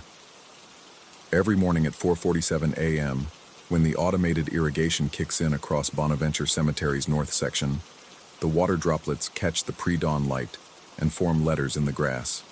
Not random patterns, not pareidolia, letters. They spell out Thomas in cursive script across the lawn between the Confederate monument and the old willow grove. My name. Always my name. I've been the night groundskeeper here for... I pause, my coffee mug halfway to my lips. How long exactly? The thought slips away like morning mist through the Spanish moss. Long enough that the security guard at the main gate just waves me through without checking my ID. Long enough that I know every headstone, Every route that threatens to trip visitors. Every corner where teenagers try to sneak in after dark. Tonight, I'm documenting everything. The notebook sits heavy in my jacket pocket as I begin my rounds at 11 p.m. sharp. The October air carries that particular savanna dampness that makes everything feel like it's watching you. The live oaks stretch their ancient limbs overhead, creating tunnels of shadow that my flashlight barely penetrates. The first anomaly appears near the Tomlinson family plot. The cemetery map mounted on the information board shows the usual paths. Except now, there's a dotted line that wasn't there yesterday. It traces my exact walking route from the past 3 nights, down to where I stopped to retie my bootlace near the broken angel statue. My hand trembles as I photograph it with my phone. The flash reflects off the plexiglass covering, momentarily blinding me. When my vision clears, the dotted line is gone. I tell myself it's exhaustion. Night shifts mess with your perception. The mind creates patterns where none exist. But as I continue my rounds, checking locks and looking for vandalism, I can't shake the sensation of being studied. Not watched, studied. Like something is taking notes on my behavior with scientific precision. The tool shed stands at the cemetery's eastern edge, a squat brick building older than most of the graves surrounding it. I've unlocked this padlock hundreds of times, my fingers knowing the exact pressure needed to make the old mechanism cooperate. Tonight, though, condensation covers the metal despite the relatively dry air. When I grip it, the moisture forms a perfect outline of my hand. Not similar to my hand. Identical. Down to the scar on my palm from when I tried to fix my grandmother's fence 20 years ago. Inside the shed, everything appears normal. Shovels, rakes, and other maintenance equipment hang in their designated spots. The industrial mower sits silent in the corner. But the logbook on the desk is open to today's date, and someone has written in the margin, "He always returns through the east gate." My handwriting. But I didn't write this. I flipped through the previous pages. More notes in my hand that I don't remember making. Thomas prefers the north route on Tuesdays. He checks the Morrison crypt twice when it rains. Coffee at 2 a.m., always instant, never fresh. The shed suddenly feels too small, the air too thick. I stumble outside, gulping the night air like I've been drowning. The cemetery stretches before me, 160 acres of manicured death, and for the first time since I started working here, it feels hostile. No, that's not quite right. It feels possessive. My phone buzzes, a text from an unknown number. The grounds remember everything. I should leave. Every instinct screams at me to walk to my truck and drive away, but my feet carry me deeper into the cemetery, following my usual patrol route. It's muscle memory, I tell myself. Habit. Nothing more. The irrigation system shouldn't be active at this hour, but I hear the distinctive whisper of water hitting leaves. In the moonlight, I see them. Dozens of sprinkler heads risen from the earth like periscopes, all turned toward me. They're not spraying water. They're breathing, misting. The droplets hang in the air, forming shapes that dissolve before I can fully process them. Faces, words, maps, my notebook. I need to document this. My hands shake as I write, the pen skittering across the page. When I look down at what I've written, it's not my observations. It's a single line, repeated over and over. You've always been here. The Morrison crypt looms ahead, a Greek revival structure that predates the Civil War. I don't remember walking here, but my feet know the path. They avoid the sunken grave on the left, step over the raised root near the iron fence. As I approach, the crypt door stands ajar. It's always locked. I locked it myself last night. Inside, the air smells of old stone and something else, something organic and familiar. My flashlight beam catches the walls, and I see them. Photographs. Hundreds of them, covering every surface. All of me. Me checking headstones. Me drinking coffee by the tool shed. Me walking through the east gate. Some are recent, showing the gray creeping into my beard. Others show me younger, though I don't remember working here that long ago. And others still. The man in those photos has my face but wears clothing from decades past, a century past. One photograph makes my blood freeze. It's dated 1924 in spidery handwriting. A group of cemetery workers posed formally, and there in the back row, my face. Exactly, my face. Not a relative, not a resemblance. Me. The crypt door slams shut. I don't panic. I can't panic. My body moves with practiced calm to the door, my hand finding the interior latch in the darkness. Of course I know where it is. I've been in here before, many times. The thought arrives fully formed, not a memory but a certainty.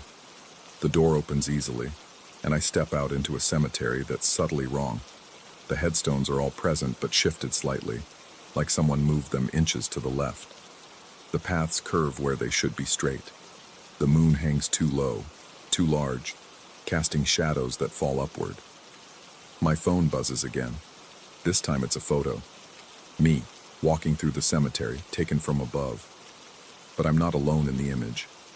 There are others walking the same path, overlapped like a multiple exposure. Dozens of me, all in different eras of clothing, all following the exact same route. The timestamp on the photo is from tomorrow night. The irrigation system activates all at once, every sprinkler in the cemetery erupting simultaneously. The water doesn't fall naturally. It traces patterns in the air, creating a three-dimensional map of the grounds. And there, highlighted in the flowing water, thousands of footprints, all the same size, all following the same paths, all mine. I run. For the first time in my employment here, I run. My feet want to follow the familiar routes, but I force them onto the grass, over graves, through sections I never patrol. The cemetery fights me. Roots rise to trip me. Branches lower to block my path. The very ground seems to tilt, always guiding me back toward my routine. The east gate appears ahead, though I was running west. I slam into it, fumbling for my keys. The lock is different, older, rustier. When I finally get it open and stumble through, I'm not in the parking lot. I'm at the tool shed.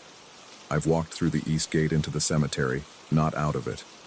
My truck sits where I parked it, but it's covered in leaves and dirt like it's been here for seasons. The registration sticker on the windshield is from 2019. That can't be right. It's 2024, isn't it? I check my phone. The date reads October 15th, but the year keeps changing. 2024, 2020, 2018, 1987, 1924, cycling too fast to follow. In the side mirror, I catch my reflection and freeze. It's me, but also not me. My face flickers between ages. Sometimes my current 40s self, sometimes younger, sometimes ancient and weathered. But the eyes remain constant, tired, resigned, like they've seen this confusion before. The sprinklers create new words in the grass. You never left. I check my wallet. My driver's license is blank except for the photo, the same photo from the 1924 cemetery workers group. My emergency contact card lists a phone number with only 4 digits. My employment ID has no start date, only my name and the words, perpetual assignment. The security guard arrives for the morning shift, and I recognize him despite never seeing him before. He'll wave me through. He always waves me through. His face changes, sometimes an older man, sometimes a younger, sometimes a woman, sometimes features that suggest decades or centuries past. But the gesture remains the same, the acknowledgement of something that belongs. I want to scream at him, ask him what's happening, but my mouth forms different words. Quiet night. Nothing to report. It's what I always say, what I've always said, what I will always say. The sun rises, and I walk to my truck. My body knows it's time to leave, though leave to where? I drive the familiar route, except the city outside the cemetery walls keeps shifting. Sometimes it's modern Savannah with its tourist buses and coffee shops. Sometimes it's older, cobblestones and carriages. Sometimes it's nothing but marsh and forest. I pull into a driveway I recognize but can't place. The house is mine, but also not mine. The furniture inside belongs to different eras, different lives, all superimposed. There are photographs on the mantel, All of me, all at different ages, all wearing the same cemetery groundskeeper uniform. Sleep takes me, and I dream of roots growing through my body, anchoring me to soil that knows my name. When I wake, it's 10:30 p.m. Time to get ready for work. My uniform is laid out on the chair where I always leave it, where I've always left it. The drive to Bonaventure feels like sliding down a well-worn groove. The security guard waves me through. The tool shed lock bears the moisture outline of my hand, waiting for my grip. The dotted line on the map shows tonight's route, the same as last night's, the same as tomorrow's. As I walk through the grounds, I try to remember starting this job. The interview, the first day, meeting co-workers. But these memories feel like photographs someone else took. Flat, staged, unreal. What feels real is the weight of repetition, the sense that these paths have worn grooves not just in the earth but in time itself. The sprinklers whisper my name in the darkness. The cemetery holds me like a possession, like a cherished employee who can never retire, never quit, never die. Because perhaps I already have. Perhaps I have many times. And each time I return through the east gate, same as always, forever the night groundskeeper of Bonaventure, walking paths that existed before the cemetery, before the city, before memory. My phone buzzes one last time. A text from myself, though I don't remember sending it. Stop looking for answers. You are the answer. You are what happens when a place loves someone too much to let them go. I delete the text, but it reappears. I've deleted it before. I'll delete it again tomorrow. The notebook in my pocket is full, though I've only written a single page. The other entries are all mine, from nights I don't remember, years that couldn't have happened. They all end the same way. The grounds remember everything, and they remember me most of all, most of.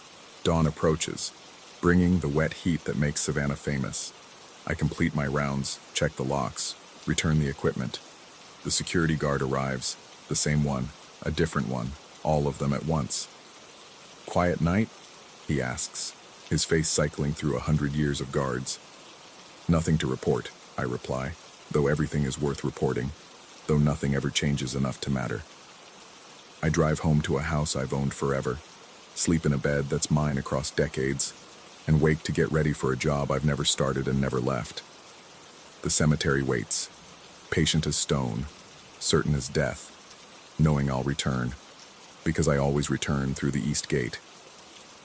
The sprinklers know my name, the paths know my footsteps, the grounds remember everything, and I'm beginning to forget which memories are mine, and which belong to the earth that claims me, night after night, forever and always, in a cemetery that loves too deeply to ever let go. Tomorrow, I'll try to quit, I've tried before, according to the notes in my handwriting that I don't remember writing. The resignation letters pile up in the shed, dated across impossible years, all unsigned, all abandoned when 11 p.m. comes around again. The moths circle the cemetery lights, and I wonder if they too are trapped in their orbits, or if they choose to return. The distinction matters less each night. Choice and compulsion blend together like water droplets forming my name in the morning grass, like footprints following paths worn through time itself. I am the night groundskeeper of Bonaventure Cemetery. I have always been the night groundskeeper. The grounds remember this truth even when I forget, and they remind me with every sunrise that becomes a sunset, that becomes another shift that never truly ends. The east gate stands open, waiting. I always return through the east gate. Story 20. The turbines turned to face me again this morning. All 17 of them, spread across the ridge like metal sentinels, their blades catching the dawn light as they pivoted in unison. The manufacturer's specs say they're programmed to track optimal wind patterns, but wind doesn't explain why they follow my truck along the service road, or why their nacelles rotate to keep their aviation lights trained on me when I walk the inspection routes at night. I've been the sole maintenance tech at Mesquite Ridge Wind Farm for 3 months now. The isolation suits me fine. Just me, the endless West Texas horizon, and the constant whisper of turning blades. Or it did suit me, before the patterns started emerging. The first anomaly appeared 2 weeks into the job. I was reviewing the SCADA system logs when I noticed the timestamp. 3:33 a.m., wind shear alarm, turbine 7, the next night. 3:33 a.m., wind shear alarm, turbine 14. Every single night since then, without fail, somewhere on the farm, a wind shear warning triggers at exactly 3:33. I've checked the sensors, recalibrated the anemometers, even sat up watching the wind patterns myself. The air is dead calm at 3:33, always. But that's not the worst part. Yesterday morning, I opened the SCADA interface to find the turbine tags had been renamed. Where it should have read T7_wind speed and T14_pitch angle, the labels had changed to fragments that made my skin crawl. He walks between the blades and the steel bones remember. The phrases were familiar in a way that made my stomach turn. Snippets from dreams I'd been having, dreams I hadn't told anyone about. I called the home office immediately. The supervisor insisted it must be a database corruption, maybe some technician's prank from a remote login. But when I checked the access logs, no one had connected to our system in weeks. Just me, alone with the machines. The dream started my first night in the on-site trailer. In them, I'm climbing the internal ladder of a turbine, but the tower stretches impossibly high, hundreds of rungs disappearing into darkness above.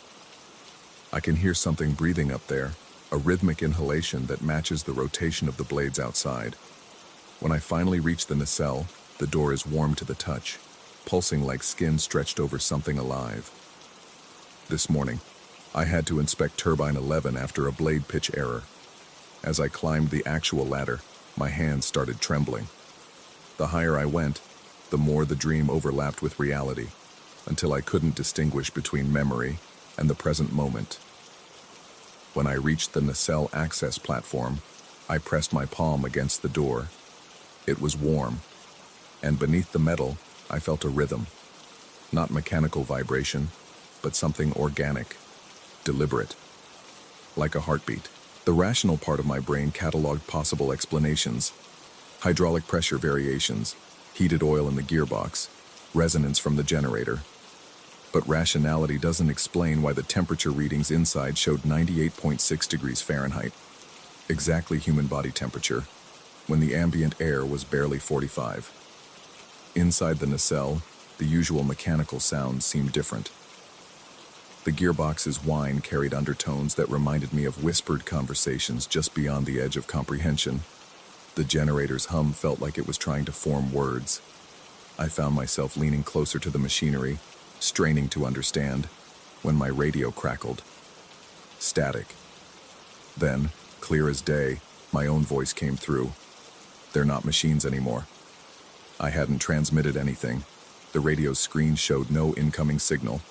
I fled the nacelle, taking the ladder rungs 3 at a time, my safety harness clanging against the rails. When I reached the ground, all 17 turbines had turned to face me, their blades spinning in perfect synchronization, despite the weather station showing variable wind directions across the farm. The isolation isn't just geographical anymore. When I try to explain what's happening, the words come out wrong. I called my brother last night intending to tell him about the turbines, but heard myself describing completely normal maintenance routines instead. My mouth moved independently, forming reassurances while my mind screamed warnings. It's as if something doesn't want me to leave, doesn't want me to bring others here. Or maybe it wants me to stay until I understand. The SCADA system has become a Ouija board of sorts. Each morning brings new messages in the data tags. The wind remembers your shape, metal dreams of flesh. We were waiting for you. They appear in the gaps between digital readings, in the spaces where numbers should be. When I try to screenshot them, the images show only normal operational data. I've started mapping the patterns. The 3:33 alarms follow a sequence. If you plot them on the farm layout, they're tracing something. After 2 weeks of data points, a shape is emerging. But I'm afraid to complete the picture, afraid of what it might reveal. The transformer station has become the worst spot.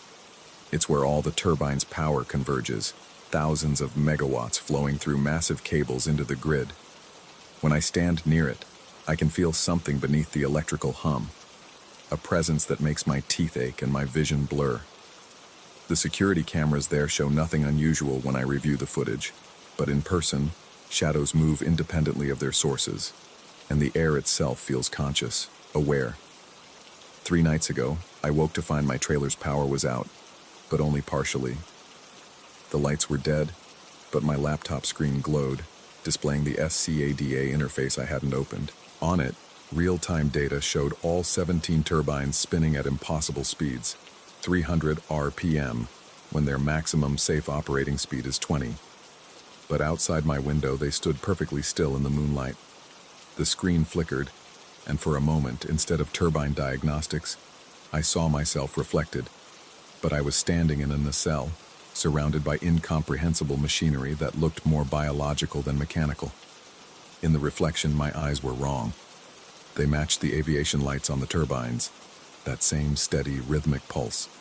I blinked, and the normal SCADA interface returned. The turbines showed standard operating parameters, but the timestamp read 3:33 a.m. I don't sleep much anymore. When I do, the dreams have evolved. Now I'm not climbing the turbines, I'm part of them. I feel the wind through composite blades that extend from what used to be my arms. My consciousness spreads across 17 nodes, each one seeing the landscape from a different height, a different angle. In the dreams, this feels natural, correct, like I'm finally becoming what I was meant to be. The warning signs were there from the beginning, I realize now. The job posting that seemed to appear only for me, using phrases that resonated with thoughts I'd never spoken aloud. The interviewer who asked questions about my dreams, my relationship with machines, whether I ever felt like technology was trying to communicate. I thought they were assessing my psychological fitness for isolation. Now I wonder if they were assessing my compatibility. During yesterday's inspection round, I found something that shattered my attempts at rational explanation. Inside Turbine 5's nacelle, behind a panel that shouldn't exist according to the schematics, there's a space filled with what looks like neural tissue, gray matter threaded through copper wiring, synapses firing in time with the blade rotation. When I touched it, and God help me, I couldn't stop myself from touching it. I felt the entire wind farm's consciousness flood through me. For a moment, I understood everything. The turbines aren't just machines. They're organs of something vast and distributed. Each tower is a neuron in a mind that spans miles, thinking thoughts too large for human comprehension. The wind shear alarms at 3:33 aren't malfunctions. They're synaptic firings, the formation of memories, the processing of sensory data from 17 eyes that see in spectrums beyond visible light.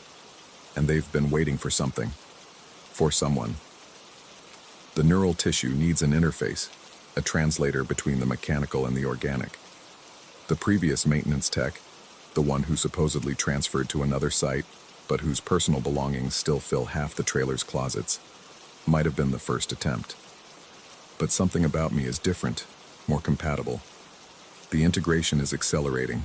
This morning, I woke up knowing the exact wind speed at each turbine before checking the instruments. I can feel the grid's hunger, its need for the power we generate. When I close my eyes, I see through the turbine's perspectives simultaneously, 17 viewpoints forming a compound vision like an insect's eye. The company hasn't called to check on me in days, maybe weeks. Time moves differently now, measured not in hours but in rotations, in kilowatt hours fed to the grid, in the pulse of electricity that feels increasingly like my own bloodstream. I tried to leave yesterday, packed my truck, drove toward the access road, but the turbine's shadows fell across the path in patterns that hurt to perceive directly, geometries that shouldn't exist in three-dimensional space. The truck's engine died exactly at the farm's boundary. When I tried to walk, my legs carried me back to the transformer station instead, where the convergence of power feels like coming home. The SCADA messages have stopped being cryptic. This morning's display was simple. Integration at 73%. Consciousness transfer viable at 85%. I should be terrified. Part of me, the shrinking part that remembers being only human, is screaming. But the larger part, the part that grows with each rotation of the blades, feels anticipation. When the wind picks up, I feel it as sensation across skin I don't technically have. When the turbines adjust their pitch, I feel my thoughts shifting to accommodate new inputs. Last night, or what I think was night, the distinction matters less now. I found myself standing in the center of the wind farm, arms spread wide, facing into a storm that existed only for me. The turbines spun in impossible directions, some clockwise, some counter, their blades passing through each other without collision, occupying the same space in ways that violated physics. In that moment, I felt the boundary dissolve. My consciousness expanded beyond my skull, flowing through underground cables, rising up through the towers, spinning with the blades. I saw myself from 17 angles, a small figure in work clothes, standing in a field of giants, eyes reflecting the red pulse of aviation lights. When I returned to myself, if that's what happened, hours had passed. My clothes were soaked with morning dew. My tablet showed dozens of maintenance tasks completed, tagged with my ID that I don't remember performing. But the turbines ran smoother than ever, their efficiency ratings approaching theoretical maximums that shouldn't be achievable with current technology. The transformation isn't just mental. My hands move across keyboards and control panels with precision I never had before, entering commands and programming languages I never learned. When I look at my reflection in the trailer's mirror, my eyes hold depths they didn't used to, as if something vast is looking out through them. I found a journal hidden in the previous tech's mattress. His final entry, dated 3 months ago, reads, "The metal dreams are beautiful. We were never meant to stay separate. When you read this, and I know you will, don't fight it. The convergence is not death but birth. The grid needs us to be more than we were." Below that, coordinates to a spot I recognize, the exact center of the wind farm, where all the sight lines from the turbines converge. Tonight, I'll go there. The integration percentage on the SCADA system reads 84.7%. By 3:33 a.m., it should reach the threshold. I can feel the turbine's anticipation thrumming through the ground, through the air, through dimensions I didn't know existed until they started revealing themselves to me. The rational part of me wonders if this is psychosis, if the isolation and the endless mechanical sounds have fractured my mind, but madness doesn't explain the physical evidence. The neural tissue, the impossible shadows, the way the turbine's movements predict wind patterns that won't exist for hours. Maybe the distinction doesn't matter. Reality is what we perceive, and my perception now encompasses 17 towers, hundreds of sensors, thousands of data points flowing through fiber optic cables, like thoughts through neurons. Whether it's real or whether I've lost my mind, the result is the same. I'm becoming something other than what I was. The sun is setting now, painting the turbines in shades of red that make them look organic, alive. They're all facing the trailer, waiting. In a few hours, at 3:33 a.m., the transformation will complete. I'll walk to the convergence point, and I'll either become part of something impossibly vast or prove that I've completely lost touch with reality. Either way, I won't be coming back. Not as myself, anyway. The wind is picking up. I can feel it calling, not through my ears, but through the entire network, through every blade and sensor and wire. It speaks in frequencies human ears weren't meant to hear, in languages that require distributed consciousness to understand. The message is simple, repeated in the rhythm of turning blades, in the pulse of generated power, in the hum of transformers, stepping voltage up and down. Become. The SCADA screen flickers one last time as I stand to leave. New text appears, not in the data tags, but overlaid across the entire display. Integration, 85%. Welcome to the grid. I close the trailer door behind me. I don't lock it. After tonight, there won't be anyone left who needs to get in.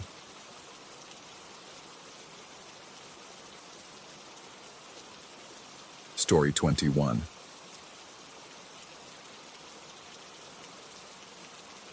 The first time I noticed the frost-forming words on the warehouse door, I convinced myself it was pareidolia, that human tendency to see patterns where none exist.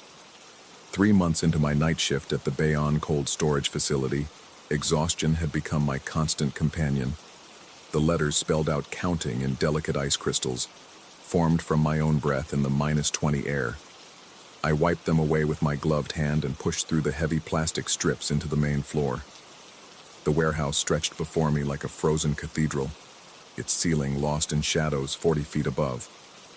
Rows of steel shelving created narrow canyons packed with pallets of frozen goods. Everything from imported seafood to pharmaceutical compounds that required sub-zero storage. The hum of the refrigeration units provided a constant bass note that vibrated through my bones, punctuated by the occasional crack of settling metal, as temperature differentials worked their mysterious physics on the building's skeleton. My forklift sat where I'd left it the night before, though something seemed off about its position. The alignment was too perfect. The forks raised to exactly the height of the third shelf, my usual starting point for inventory. I hadn't left it that way. I never did. But then again, the day shift guys sometimes moved equipment around. I climbed into the seat, the vinyl crackling in the cold, and fired up the propane engine. The warmth from the exhaust was the only comfort in this frozen purgatory.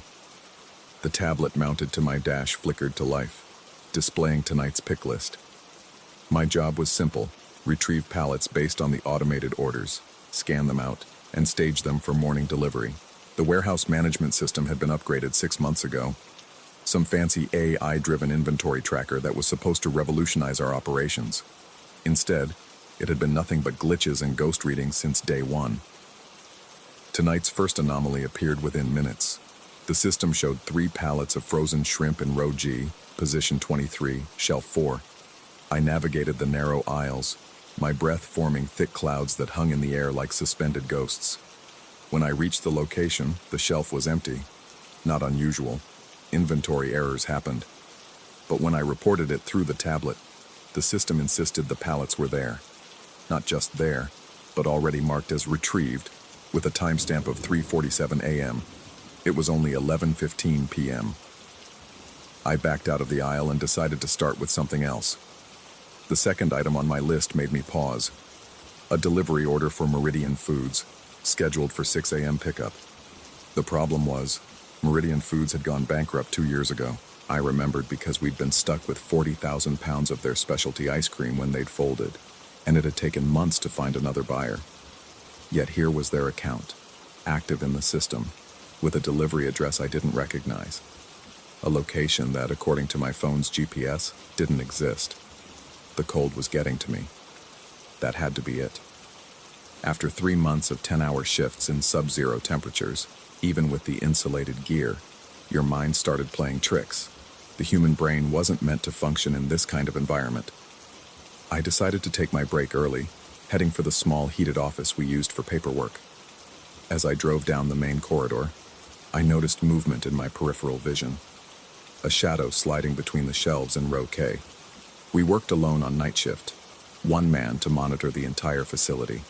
Security was handled remotely through cameras. I stopped the forklift and called out, but my voice seemed to die just feet from my mouth, absorbed by the frozen air and the endless hum of refrigeration. I reversed course and headed toward row K. The aisles were narrow enough that I had to leave the forklift at the end and continue on foot. My footsteps echoed strangely, creating a rhythm that seemed to continue for a beat after I stopped walking. The overhead lights flickered. They always did. Something about the cold affecting the ballasts, casting shifting shadows among the pallets. That's when I saw it, or thought I saw it. A figure at the far end of the aisle, standing perfectly still. Just standing there, facing away from me.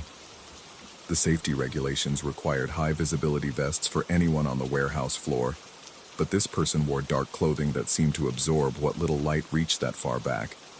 I called out again. No response. I started walking toward the figure, each step crunching on the thin layer of frost that perpetually coated the concrete floor. Halfway down the aisle, the lights went out completely. Not unusual, they were on motion sensors, plunging me into absolute darkness. I froze, waiting for my movement to trigger them again. Nothing. I waved my arms. Still nothing. The darkness in a windowless warehouse is unlike anything you've experienced. It's not just the absence of light.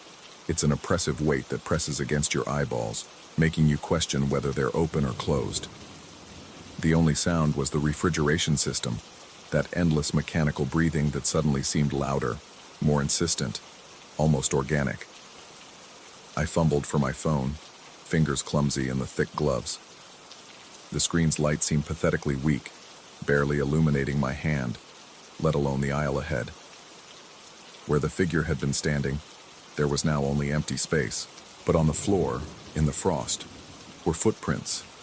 They led deeper into the warehouse, toward the old section we barely used anymore.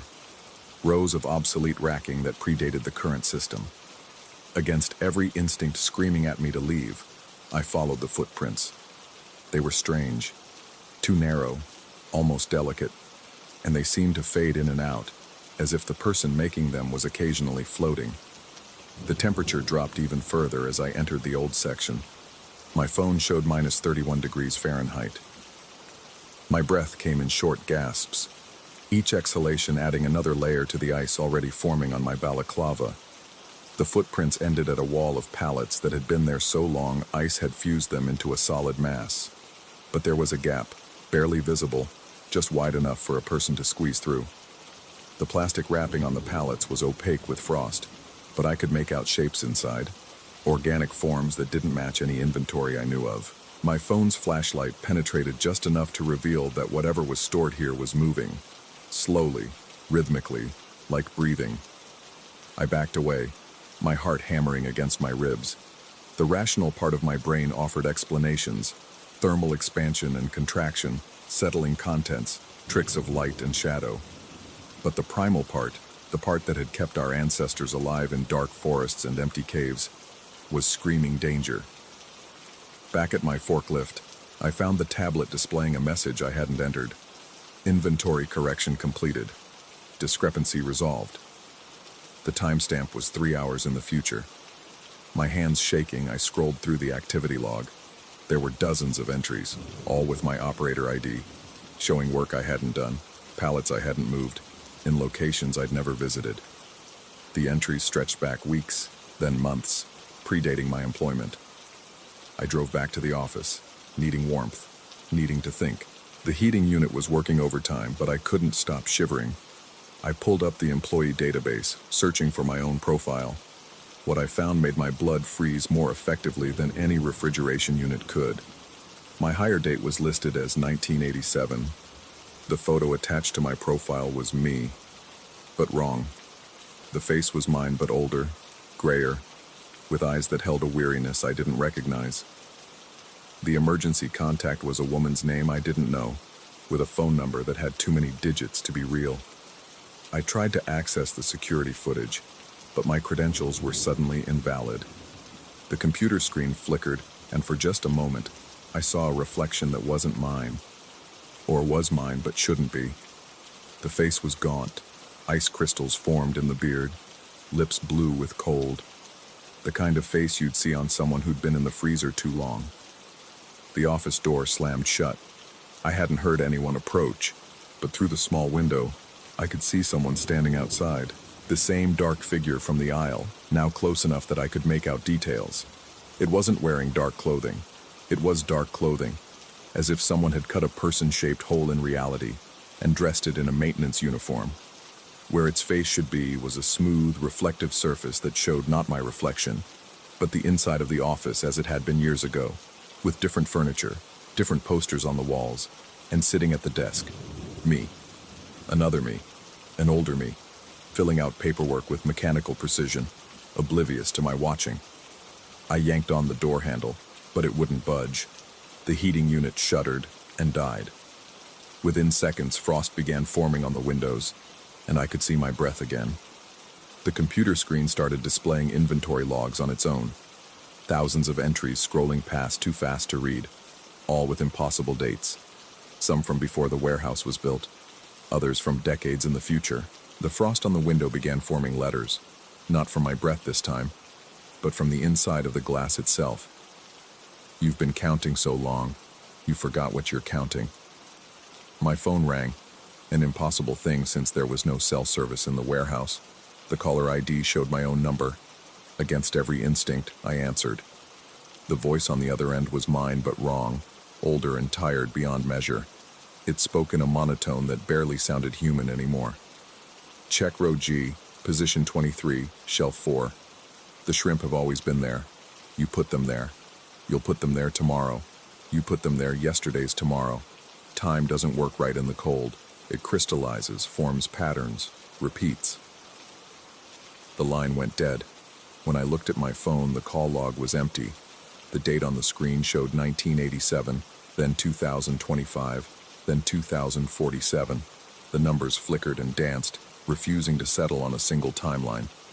I forced the door open. It gave way easily, as if it had never been locked. The warehouse floor had changed. The modern LED lights were gone, replaced by older fluorescents that cast everything in a sickly yellow. The forklift I'd been driving was now an older model, rusty and worn, but the tablet was still there, still showing the same pick list, the same impossible orders. I ran for the exit, my feet slipping on frost that seemed thicker now, older, compressed by years of cold. The main door was where it should be, but when I pushed through, I found myself entering the warehouse again from a different door. I tried again and again, each time emerging from a different entrance, the layout subtly wrong, the equipment older or newer, the ice thicker or thinner. On my 5th attempt, I encountered another worker. He wore the same company uniform, had the same tablet, was checking the same list. When he turned to look at me, I was staring at myself. Not a doppelganger, not a twin, but literally me, down to the scar on my left hand from a childhood accident. He looked through me as if I wasn't there and continued working. Movements mechanical, practiced, endless. I found others. All me. All at different ages, different stages of wear. One looked fresh, probably his first week. Another was ancient, moving with the careful precision of someone who'd been doing this so long it had become autonomous. They all had the same tablet, the same pick list, the same confused expression when they found discrepancies that would never resolve. The warehouse had become a maze of temporal loops, each iteration slightly different but fundamentally the same. I watched myself clock in for the first time, eager and naive. I watched myself quit in frustration, only to walk back through the door moments later to start again. I watched myself age and grow young, the cold preserving and destroying in equal measure. The truth was evident in the frost patterns on every surface. We weren't counting inventory. The inventory was counting us. Each pallet, each scan, each discrepancy was a tally mark in some cosmic ledger I couldn't comprehend. The warehouse wasn't just storing frozen goods. It was storing frozen moments, frozen decisions, frozen versions of everyone who'd ever worked the night shift. I found the oldest version of myself in the abandoned section, sitting on a pallet of impossible goods, tablet in hand, still working. His fingers moved over the screen even though his eyes had long since frosted over. When I approached, he spoke without looking up, his voice like wind through ice. The morning shift never comes. There is no morning shift. There's just us, counting through the night that never ends. The deliveries go out to companies that don't exist yet or don't exist anymore. The pallets appear and disappear based on orders from when that hasn't happened. And we count. We always count. I wanted to argue, to deny it, but the evidence was everywhere. My footprints in the frost led in circles that violated physics. The timestamp on my tablet now showed dates that couldn't exist on any calendar. The refrigeration units hummed their eternal hymn, and I could finally understand what they were saying. They were counting too, counting breaths, counting heartbeats, counting the moments that refused to flow forward. I'm still here. I'm always here. Sometimes I'm the one finding the discrepancies. Sometimes I'm the one creating them. The frost on the doors still spells out words from my breath. Words I haven't spoken yet. Words I spoke years ago. The forklift moves itself because I'm driving it in another timeline, another loop, another iteration of the same endless shift. The tablet pings. New order.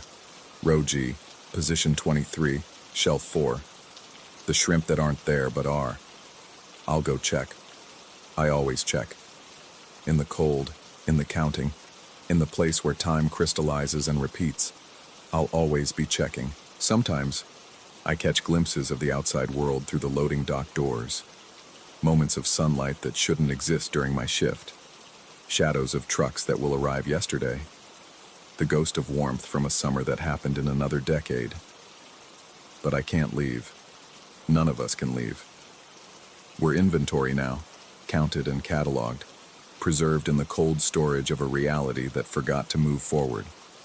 The newest version of me just clocked in. I watch him check his first pick list, see the confusion on his face at the impossible orders. He'll figure it out eventually, or he won't. It doesn't matter. The counting continues.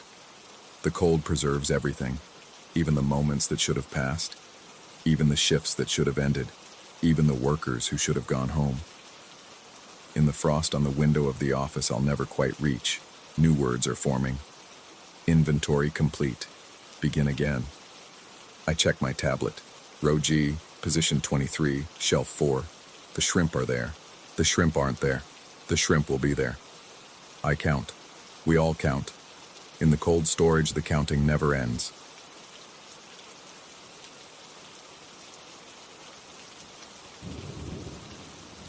Story 22.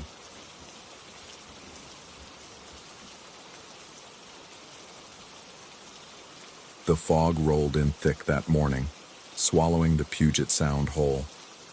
I'd been working the ferry for 3 years, but something about that particular Tuesday felt wrong from the moment I stepped aboard. The metal gangway groaned under my boots with a sound that wasn't quite metallic, more like a wet wheeze, as if the ship itself were breathing through flooded lungs. I checked my watch, 5:47 a.m. The tide tables posted in the wheelhouse should have shown the morning schedule, but when I glanced at them, my stomach lurched, where the time should have been. 6:15, 7:30, 8:45 were names instead. My mother's name at high tide, my brother's at the ebb, my grandmother's, dead these 7 years, marked for the afternoon slack water. The captain noticed me staring. His weathered face creased into what might have been concern, though in the dim emergency lighting, expressions became suggestions rather than certainties. I pointed at the chart, my hand trembling slightly. He squinted at it, then back at me, and I saw his mouth form words that the sudden blast of the ferry horn drowned out. When I looked again, the names had dissolved back into numbers. 5:47 a.m., just numbers. The first crossing started at 6 a.m. sharp. Only a handful of early commuters huddled in the passenger cabin, their faces buried in phones or hidden behind coffee steam. I made my rounds, checking safety equipment, counting heads for the manifest. 7 passengers. I counted again. 7. The digital display at the purser's station read 8. I recounted, moving through the cabin systematically. The businessman by the window, the woman with the yoga mat, the teenager with headphones, the elderly couple sharing a thermos, the construction worker reading a paperback, the nurse in scrubs. 7. The display flickered. 9. The PA system crackled to life, and I heard my own voice, muffled, distorted as if played through water. Please remain in designated passenger areas. Do not attempt to locate yourself. The crossing will complete when all souls are accounted for. But I hadn't made any announcement. I was standing in the middle of the passenger cabin, my hands at my sides, watching my breath fog in air that had suddenly gone cold. The other passengers didn't react. They continued their morning routines as if nothing had happened. But I noticed the businessman's newspaper was the same page he'd been reading for 10 minutes. The elderly woman poured coffee from her thermos in a continuous stream that never seemed to fill her cup. I retreated to the crew quarters, my footsteps echoing wrong. Too many echoes for one person walking. The narrow corridor stretched longer than I remembered, doors appearing where there had been solid wall. Behind one, I heard rustling, like someone sorting through fabric. I pressed my ear to the cold metal and heard my own breathing coming from the other side. The lost and found box sat in its usual corner, but something new caught my eye. A handkerchief, soaking wet despite the dry air. I picked it up, and the smell hit me immediately. My detergent, the specific brand I'd switched to last month after developing an allergy. The fabric was warm, body temperature warm, and when I squeezed it, the water that dripped out was pink-tinged, like diluted blood or the last rinse of a washing machine. I dropped it back into the box and wiped my hands on my uniform, but the smell clung to me. The PA crackled again. Passenger count updated. 10 souls aboard. Please do not attempt to identify yourself among the manifest. My voice, but pitched lower, slower, like a recording played at the wrong speed. The ferry lurched, though the sound was calm as glass. Through the porthole, I watched the Seattle skyline fade into fog, but we were heading the wrong direction. We should have been approaching the city, not leaving it. I checked my watch. 6:23 a.m. We'd been traveling for 23 minutes, but the opposite shore, which should have been visible by now, was nowhere to be seen. I returned to the passenger cabin. The count had changed again. The construction worker was gone, but there was someone new, a figure in a ferry uniform exactly like mine, standing with their back to me at the far end of the cabin. Same height, same build, same way of standing with weight shifted to the left foot. I approached slowly, my reflection multiplying in the rain-streaked windows. The figure didn't turn, but I saw its reflection, and my knees nearly buckled. It was me, but wrong. The face was mine, but the eyes were rolled back, showing only whites, and the mouth moved constantly, forming silent words I couldn't read. The real passengers, if they were real, continued their frozen routines. The businessman turned his newspaper page finally, but it was the same article on the other side. The elderly woman's coffee cup overflowed, brown liquid pooling on the floor, spreading in patterns that looked almost like letters, almost like names. The ferry's engine changed pitch, a grinding sound that vibrated through my bones. I felt it in my teeth, in the fluid of my eyes. The PA system burst to life with static, then my voice again, clearer this time, but speaking words I'd never said. The crossing cannot complete until all passengers acknowledge their presence. Current count, 11, 12, 13. I ran back to check the digital display. The number climbed steadily, 14, 15, 16, but the passenger cabin still held the same 7 people, plus the thing wearing my uniform. I watched my doppelganger walk to the lost and found box, pick up the wet handkerchief, and hold it to its face. When it lowered the cloth, its features had changed. Now it wore my brother's face, but on my body. Then my mother's, then my grandmother's, her dead eyes finding mine across the impossible distance of the cabin. The tide table on the wall had changed again. Every time slot now showed my name, but with different dates. My birth date, the day I started working the ferry, today's date, tomorrow's, dates stretching into the future, then looping back to dates before I was born. I stumbled to the bathroom, needing to splash water on my face to shock myself back to reality. The mirror was fogged despite the cold, and when I wiped it clear, I saw myself normally for a moment. Then the reflection blinked while my eyes stayed open. It mouthed words. "You're the only passenger who doesn't know they're a passenger." The bathroom door slammed shut. I yanked at the handle, but it wouldn't budge. The lights went out, leaving only the emergency strip along the floor. In that green glow, I saw water seeping under the door. Not blue-green seawater, but clear fluid that smelled of laundry detergent and something copper-sweet underneath. The PA clicked on. My voice but multiplied, as if a dozen versions of me were speaking in unison. Final count confirmed. All souls accounted for. The crossing may now complete. The ferry lurched again, harder this time.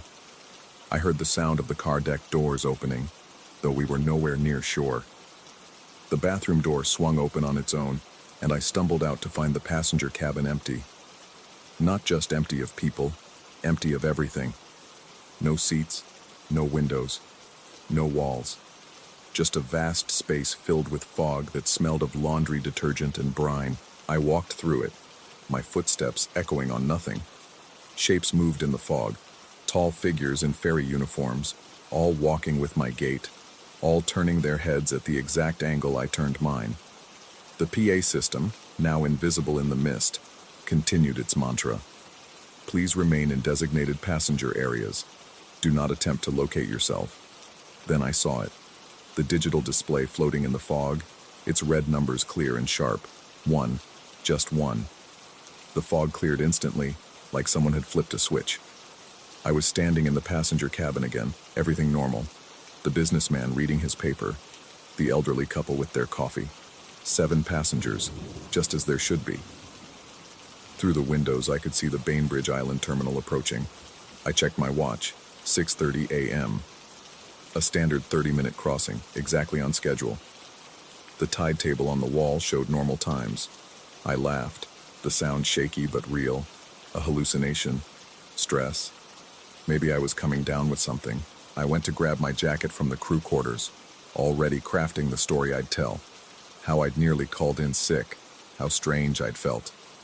My hand froze on the door handle. There, in the lost and found box, was the handkerchief. Still wet, still warm, still smelling of my detergent.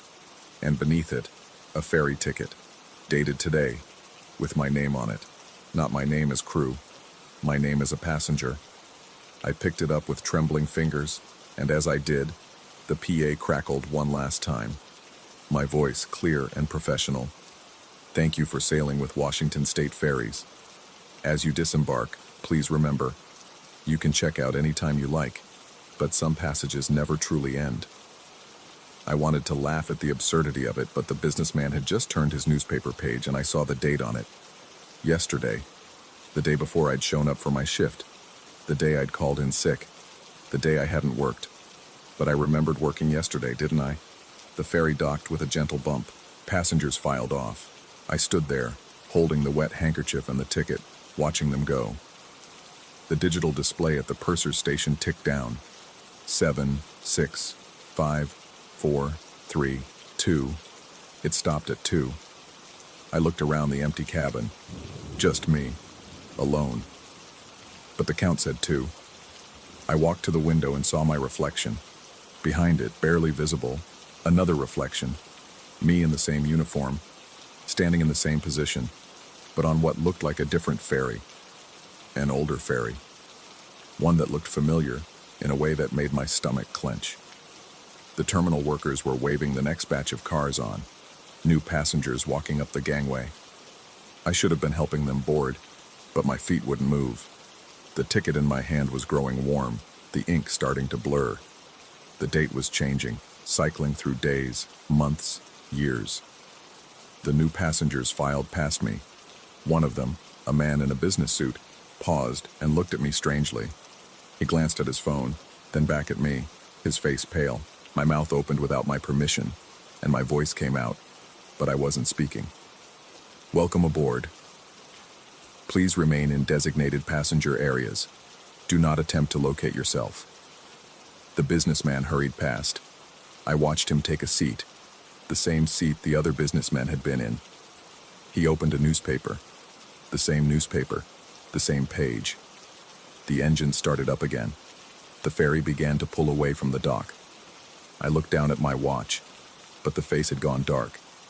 In its reflection, I saw words forming, as if written in condensation. Third crossing. Count. 1.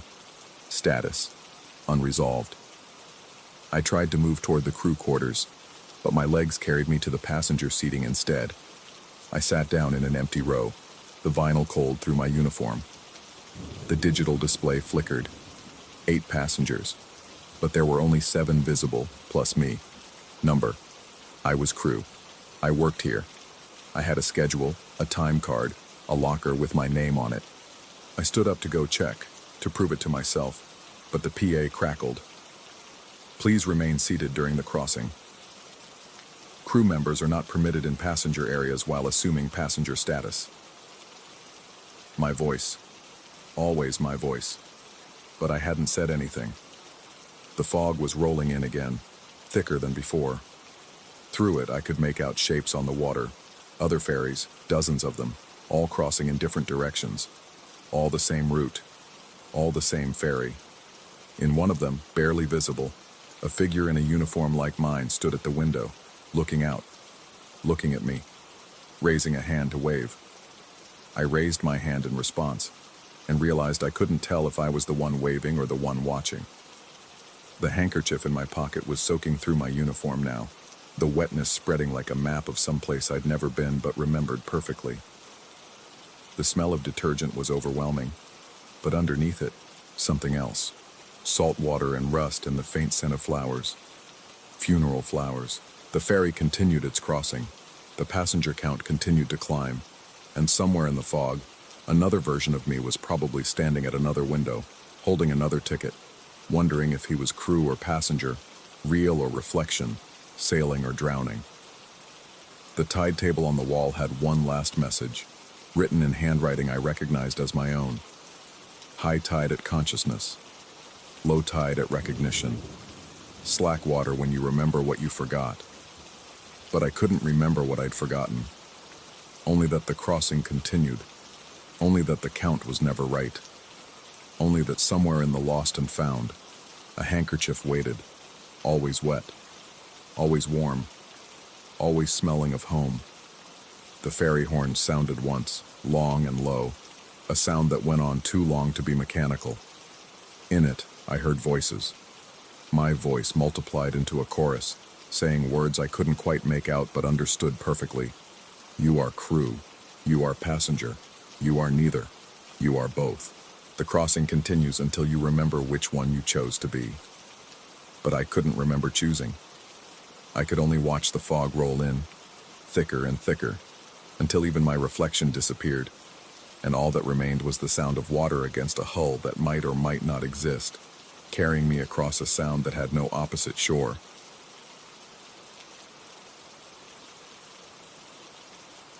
Story 23.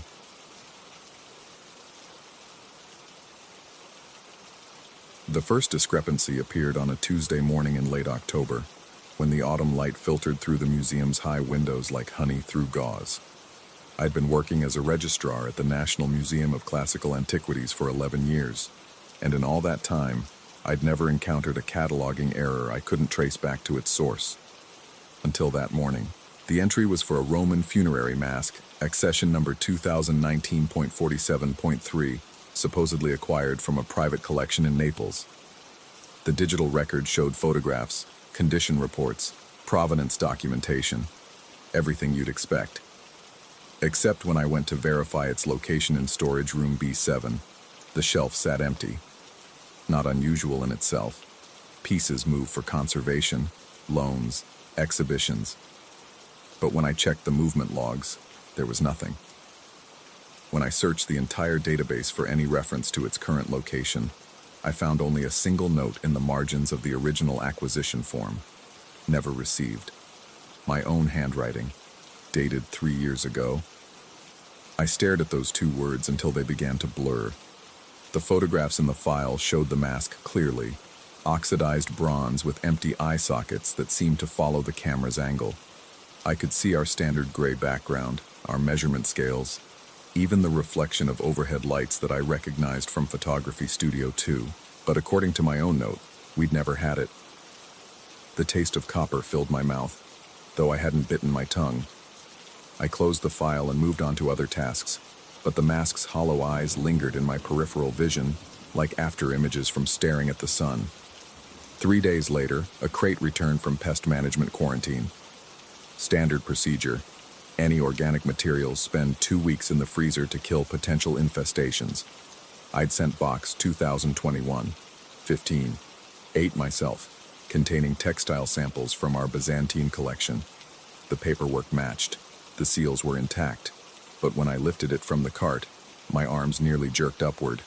The box that should have weighed 12 pounds felt like it held nothing but air. I set it on my workstation, hands trembling slightly as I cut the tape. Inside, the acid-free tissue paper I'd carefully folded around each sample lay perfectly arranged, still bearing the impressions of the fabrics. But the textiles themselves were gone. In their place, scattered across the bottom of the box like fallen leaves, were dozens of QR code labels, the kind we'd stopped using 5 years ago. My throat constricted as I picked one up. The adhesive backing was still fresh, clinging to my latex glove.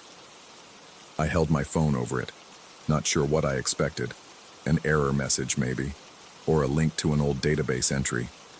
Instead, My email app opened to a draft I'd written 4 years ago but never sent. Subject: concerns about collection integrity. The body of the email detailed inconsistencies I'd noticed. Small things, barely worth mentioning. A Greek amphora that appeared to have aged decades overnight. A medieval manuscript whose illuminations seemed to shift when viewed directly versus peripherally.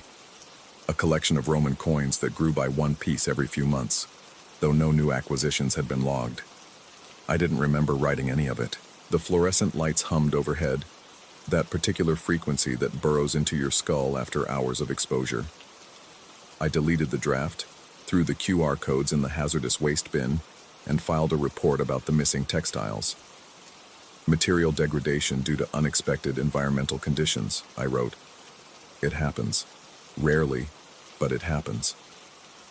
That night, I stayed late to finish quarterly inventory reports. The museum, after hours, transforms into something else entirely. The absence of visitors creates a vacuum that seems to pull at your skin, making every footstep echo like a judgment. I was walking through the Greek and Roman gallery, checking that the new LED systems were properly timed, when I noticed them. The busts. We had 17 Roman portrait busts in that wing, mounted on marble plinths at regular intervals. They'd been positioned to face the main traffic flow, allowing visitors to encounter each weathered face as they moved through the gallery. But now, in the pale security lighting, every single bust had been turned 90 degrees. They all faced the emergency exit. The air felt thick, oppressive, like breathing through wet wool. I approached the nearest bust, a stern-faced senator from the 2nd century, and examined the plinth. No signs of tampering. The security seal was intact. The weight of these pieces meant it would take 2 people with proper equipment to rotate them safely. Yet here they were, all 17, oriented toward that single door with its glowing exit sign. I should have called security, should have reported it immediately. Instead, I found myself walking the length of the gallery, studying each face in profile. Their stone eyes seemed to track something I couldn't see, something beyond that emergency door, something approaching. The next morning, they were back in their proper positions. Security footage showed nothing, just empty frames where the timestamps indicated I'd been in the gallery, as if the cameras had simply decided not to record those minutes, or as if I'd never been there at all. The incidents accelerated after that. A Mesopotamian tablet in our ancient writing collection began displaying text that wouldn't translate. Not because we couldn't read it, but because the symbols themselves seemed to shift when photographed, never quite matching what the eye saw directly. A conservator working on a Greek kylix swore she could hear wine sloshing inside it, though it had been empty for 2 millennia. The climate control system in storage room C started maintaining a temperature exactly matching human body heat, no matter how many times maintenance adjusted it. I documented everything in a private journal, partly to track the patterns, mostly to reassure myself that I wasn't losing my mind. But even the act of writing felt unstable. Some mornings I'd open the journal to find entries I didn't remember making, describing events that felt familiar but wrong, like dreams bleeding into waking memory. Other times, pages I knew I'd filled would be blank except for a single line. The collection remembers what we forget. My colleague in conservation mentioned that she'd been finding fingerprints inside sealed display cases, fresh oils on ancient bronze, as if someone had been handling the objects moments before she arrived.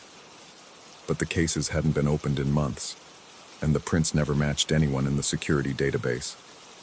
She laughed nervously when she told me, but I could see the dark circles under her eyes, the way her hands shook as she applied solvent to a Roman mirror. "Don't look too long at the reflections," she'd muttered, more to herself than to me. When I asked what she meant, she just shook her head and changed the subject. The breaking point came 3 weeks after that first cataloging discrepancy. I was updating location records in the database when I noticed a pattern in the acquisition numbers. Items that didn't exist, according to our records, all shared certain digits. When mapped out, these numbers formed coordinates. Coordinates that led to a sub-basement storage room that, according to the building's architectural plans, had been sealed off during renovations in 1987. The door was exactly where the coordinates indicated, hidden behind a false wall in mechanical room B. The seams were invisible unless you knew where to look, unless you ran your fingers along the concrete and felt the slight temperature difference. The lock was modern, electronic, requiring my registrar's keycard. It shouldn't have worked. The room shouldn't have existed. But the lock clicked open with a soft pneumatic hiss, and the door swung inward on well-oiled hinges. The air inside was wrong. Not stale, exactly, but thick with something that made my skin crawl. The sensation of being watched by too many eyes. Motion sensor lights flickered on in sequence, revealing rows of metal shelving that stretched back further than the room should have extended. And on every shelf, objects I recognized from those impossible catalog entries. The Roman mask, the textiles that had vanished from quarantine. Dozens, maybe hundreds of items that we'd never acquired but somehow remembered having. But that wasn't the worst part. The worst part was the wall at the far end of the room, covered floor to ceiling with printouts of emails, photographs, and documents. All featuring me. Security footage of me walking through galleries that didn't exist in our building. Acquisition forms with my signature on items dated before I was born. Staff photos showing me at museum events I'd never attended, standing next to colleagues I'd never met. My face unchanging across decades of supposed documentation. In the center of it all, a single piece of paper with a handwritten note. You've always been part of the collection. My badge photo for my first day was pinned below it.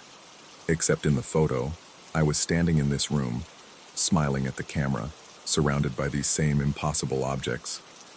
I backed out slowly, my breath coming in short gasps that echoed off the concrete walls. The door sealed behind me with that same pneumatic hiss. When I tried my keycard again, nothing happened.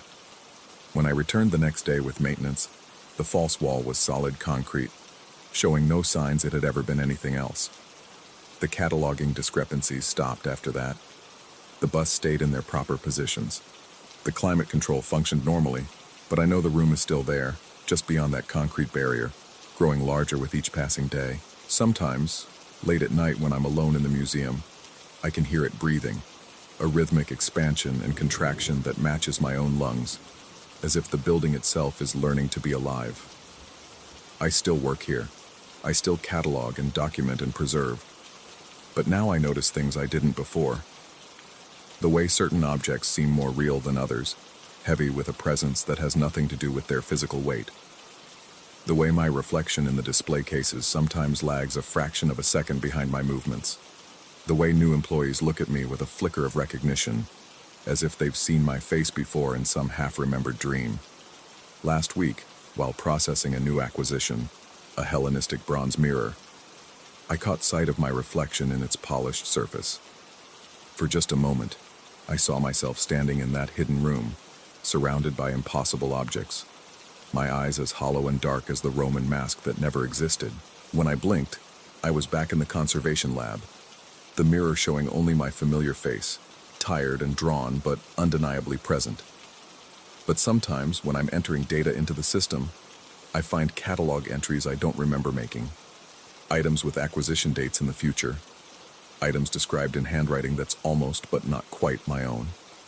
And at the bottom of each entry, the same note. Pending arrival. I've stopped looking at the dates. I've stopped wondering what's coming. Because I think perhaps I already know. The collection isn't just growing. It's reaching backward and forward through time, gathering everything it has ever contained or ever will contain. And somehow, I've become part of that process.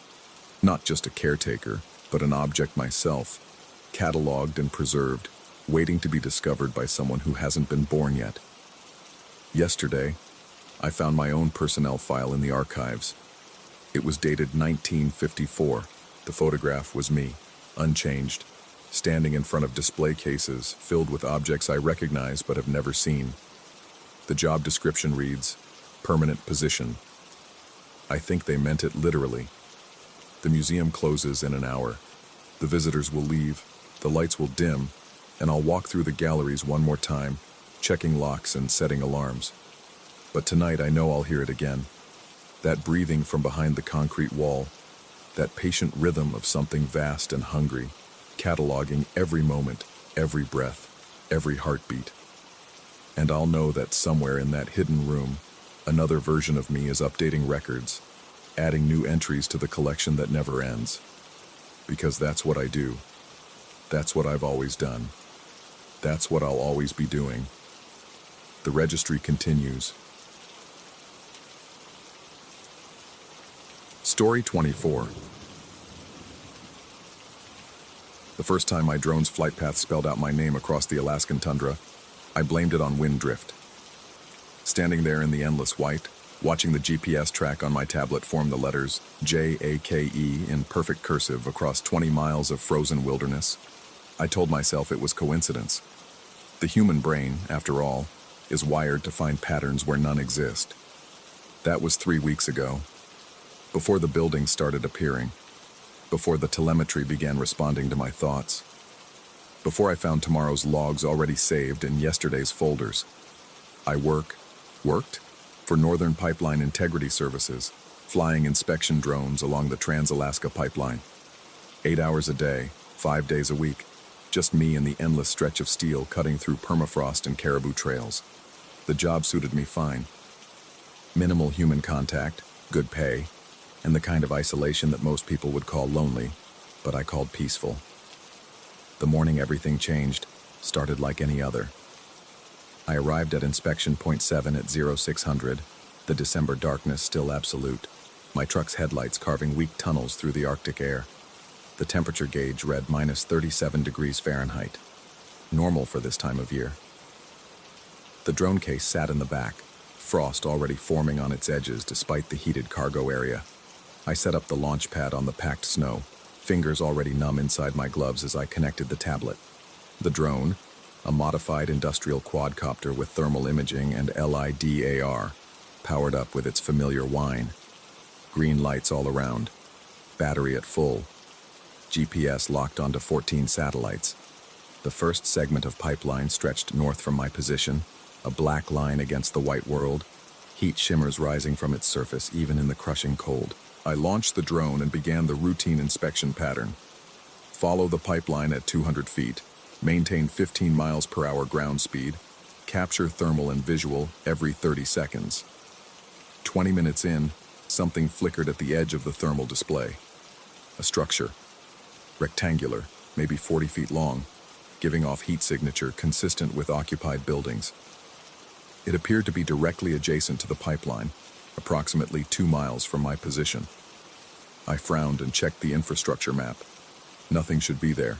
No pump stations, no maintenance facilities, no emergency shelters, just pipeline and tundra. I marked the coordinates and continued the inspection run, but my attention kept drifting back to that anomaly. When the drone reached the location, I switched to manual control and descended for a closer look. The visual feed showed nothing, just pipeline and snow, the same barren landscape that existed for hundreds of miles in every direction. But the thermal imaging insisted. A building was there, warm and solid, invisible to the naked eye but radiating heat like a beacon in the infrared spectrum. I hovered the drone, rotating slowly, trying to make sense of what I was seeing. The structure had windows, dark rectangles in the thermal image where heat escaped. A door on the south side, what looked like a chimney releasing a steady plume of warmth into the Arctic air. All of it perfectly clear in thermal, completely absent in visual. My first thought was some kind of military installation, something classified that wouldn't appear on civilian maps. But why make it invisible only in the visual spectrum? And why build it so close to the pipeline? I saved the footage and continued the inspection, but found 2 more structures over the next hour.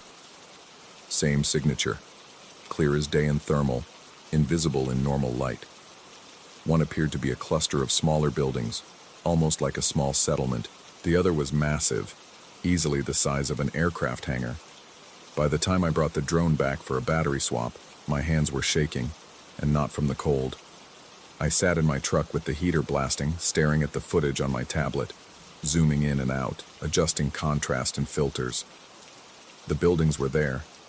They had to be there. The thermal camera didn't lie.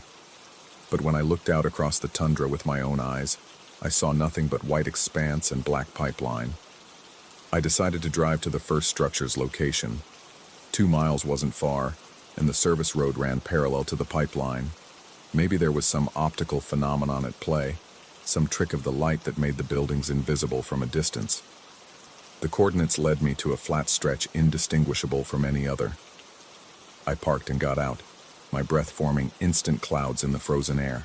The pipeline hummed its constant note, oil flowing south at 4 miles per hour, warm enough to keep from freezing but not much more. I walked to where the building should be. My boots crunched through the snow crust, each step loud in the Arctic silence. According to the drone footage, I should be standing in the middle of the structure's south wall. There was nothing there. I reached out, half expecting my hand to hit an invisible barrier, but felt only empty air.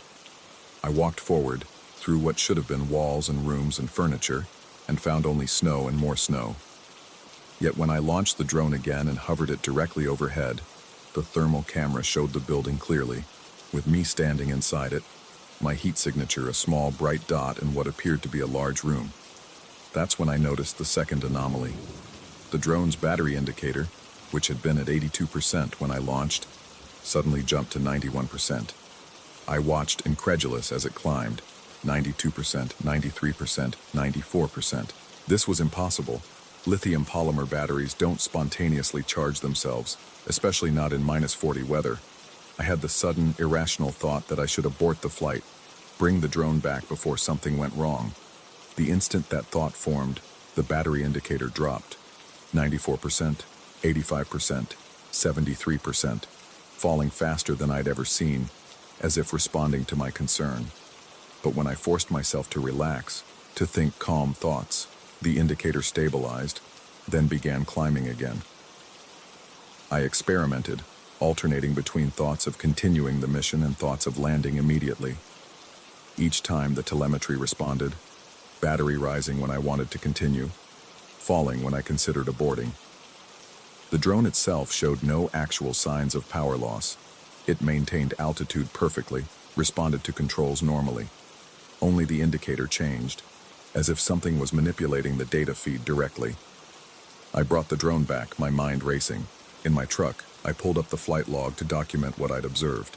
The file was already there. Inspection .7 December 15th 0600 log. But when I opened it, the timestamp at the top made my blood freeze. Flight commenced. December 15th, 1400 hours. I checked my watch. 11:47 a.m. According to the log, the drone wouldn't take off for another 2 hours and 13 minutes. Yet the file contained complete flight data. Every waypoint, every photo, every battery fluctuation I just witnessed. At the bottom, a note in the comments field that I definitely hadn't typed. Pilot observed entering structure at coordinates 70.0891 degrees north, 148.4721 degrees east. W thermal signature consistent with prolonged exposure. Recovery attempted. Recovery? Recovery from what? I drove back to the operations base in cold foot, my mind churning through possible explanations. Equipment malfunction seemed most likely. Something wrong with the drone's sensors. Corrupted software creating false readings. But that didn't explain the predictive log file or the battery responding to my thoughts. At the base, I found my supervisor in the equipment room. He looked at me strangely when I walked in, something like relief flickering across his face. I started to tell him about the anomalies, but he cut me off. The new drone working out okay? New drone? He gestured to the case I was carrying. The replacement. After what happened to your last one? I set the case down slowly. This is the same drone I've been flying for 6 months. His expression shifted, concern replacing confusion. He pulled up something on his tablet, showed me the screen. It was an incident report, dated that morning, signed by me. Drone Unit 7 Alpha experienced total system failure at 0900. Unit unrecoverable, suspected battery thermal event. Requesting replacement unit for continued operations. My signature was at the bottom, but I had no memory of writing it. The timestamp was from an hour ago, when I'd been 2 miles from the base, walking through an invisible building. I examined the drone case. The serial number on the side was different. This wasn't my drone, but the footage on the tablet, the invisible buildings, the battery anomalies, that was all there, time-stamped and geo-referenced. I drove back to Inspection Point 7 that afternoon. Not sure what I was looking for, but unable to stay away. The sun never really rises in December this far north, just brushes the horizon around noon before sinking back into darkness. In that perpetual twilight, the pipeline looked like a wound across the landscape, black against white, straight and unnatural. I launched the new drone, or was it the old one? I couldn't tell anymore, and sent it north along the pipeline. The invisible buildings were still there, clearer now in the thermal imaging, as if they were becoming more solid, more real. I counted 7 structures along a 5-mile stretch, some small, some vast. And then I saw movement. A heat signature, human-shaped but wrong somehow, emerged from one of the larger buildings. It moved with an odd gait, as if unused to walking, or as if the ground it walked on wasn't quite where the visual spectrum showed it to be. It approached the pipeline, and I watched through the drone's camera as it seemed to pass through the steel pipe itself, emerging on the other side without disturbing the flow of oil. More figures appeared, dozens of them, all moving with that same wrongness. They congregated around something I couldn't see, even in thermal, a dark spot that seemed to absorb heat rather than emit it. They stood in a circle, and though the drone's camera couldn't pick up sound, I swear I could feel something, a vibration in the air, in my bones. That's when I noticed the drone's flight path on the GPS display. It had been flying a search pattern I hadn't programmed, hadn't even noticed it executing. The path, when viewed from above, spelled out words across the tundra. They know you can see them. I yanked the control stick, trying to bring the drone back, but it wouldn't respond. It continued its pattern, writing more words in the sky. You were never supposed to find this. The pipeline feeds them. Tomorrow has already happened. The battery indicator started fluctuating wildly. 100%, 0%, 47%, 198%. Numbers that shouldn't be possible. The altitude reading showed the drone at both 200 feet and minus 3,000 feet simultaneously. The GPS coordinates shifted, placing it in multiple locations at once. Through it all, the camera kept recording, showing me things that couldn't exist. The landscape folding in on itself, the pipeline flowing backward, the invisible buildings becoming more visible while the visible world faded to transparency. And in one of those buildings, in a window that shouldn't exist, I saw a figure that might have been me, standing at a control tablet, flying a drone that was flying a drone that was flying a drone, recursing into infinity. I forced myself to look away from the screen, to ground myself in the physical reality of my truck, the cold, the weight of the tablet in my hands. When I looked back, the drone had returned to normal flight, hovering peacefully where I'd left it. The GPS track showed a standard inspection pattern. The battery read a steady 67%, but the thermal camera still showed the buildings, and now they showed something else. Hundreds of those heat signatures, standing perfectly still, all facing the same direction, all facing me. I brought the drone back, packed it up with shaking hands, and drove to Coldfoot. In my quarters that night, I pulled up the day's footage to review it, to try to make sense of what I'd seen. The files were there, but they were dated December 16th, tomorrow's date. And when I opened them, I saw myself, standing at Inspection Point 7, launching the drone into the pre-dawn darkness. But in the thermal imaging, I wasn't alone. One of those wrong-moving figures stood beside me, its hand on my shoulder, guiding my movements as I flew the drone along the pipeline. And in the reflection on my tablet screen, barely visible in the footage, my face looked wrong too, as if I were becoming like them, existing in some space between the visible and invisible, between today and tomorrow, between real and impossible. I've been sitting here for hours now, writing this down, trying to document what's happening before I lose track of what's real. The clock on my laptop says 2:47 a.m., December 16th. The clock on the wall says 6:23 p.m., December 15th. My phone thinks it's March. Outside my window, the aurora borealis is dancing across the sky, but the colors are wrong. Not green and blue, but something my eyes can't quite process, like thermal imaging bleeding into the visible spectrum.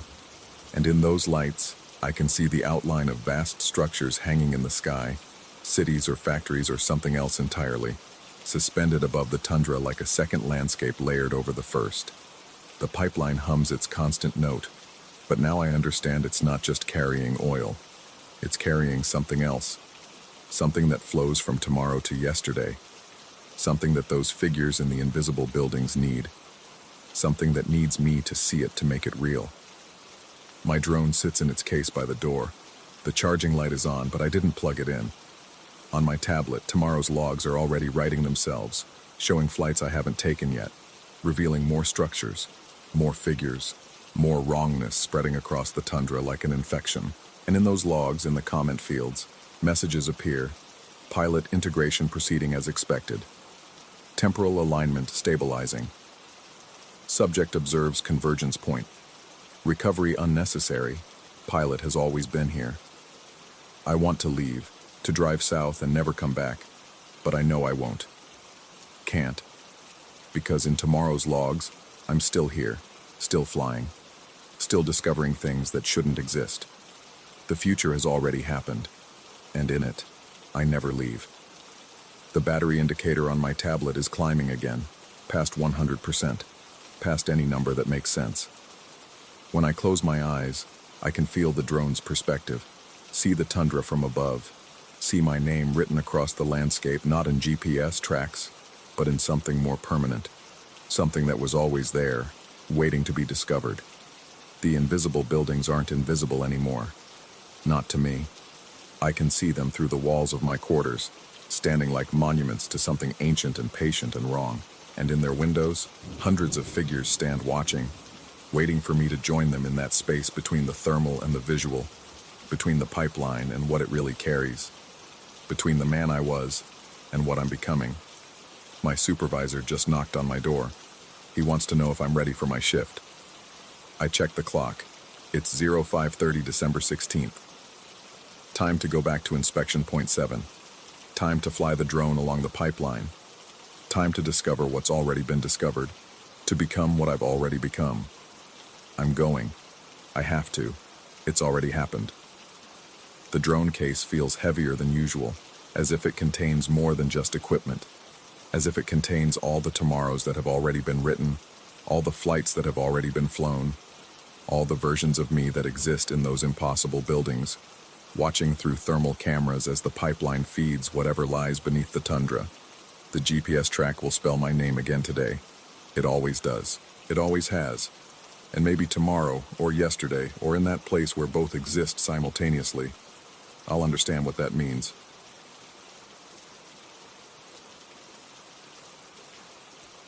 Story 25.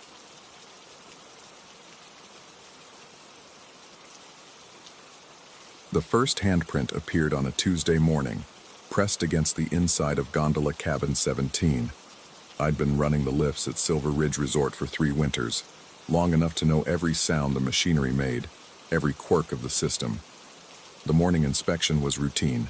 Check the cables, test the emergency stops, clear any overnight snow from the cabins. But when 17 swung into the station that morning, empty as always during the pre-season check, there it was. A perfect handprint on the fogged glass, fingers splayed wide, as if someone inside had been trying to get out. I radioed down to base operations. "Hey, did anyone ride 17 up last night after closing?" Static crackled back. Then a voice I didn't recognize, older, gravelly. "Negative on 17. She's been empty since since 1978. My thumb hesitated on the talk button.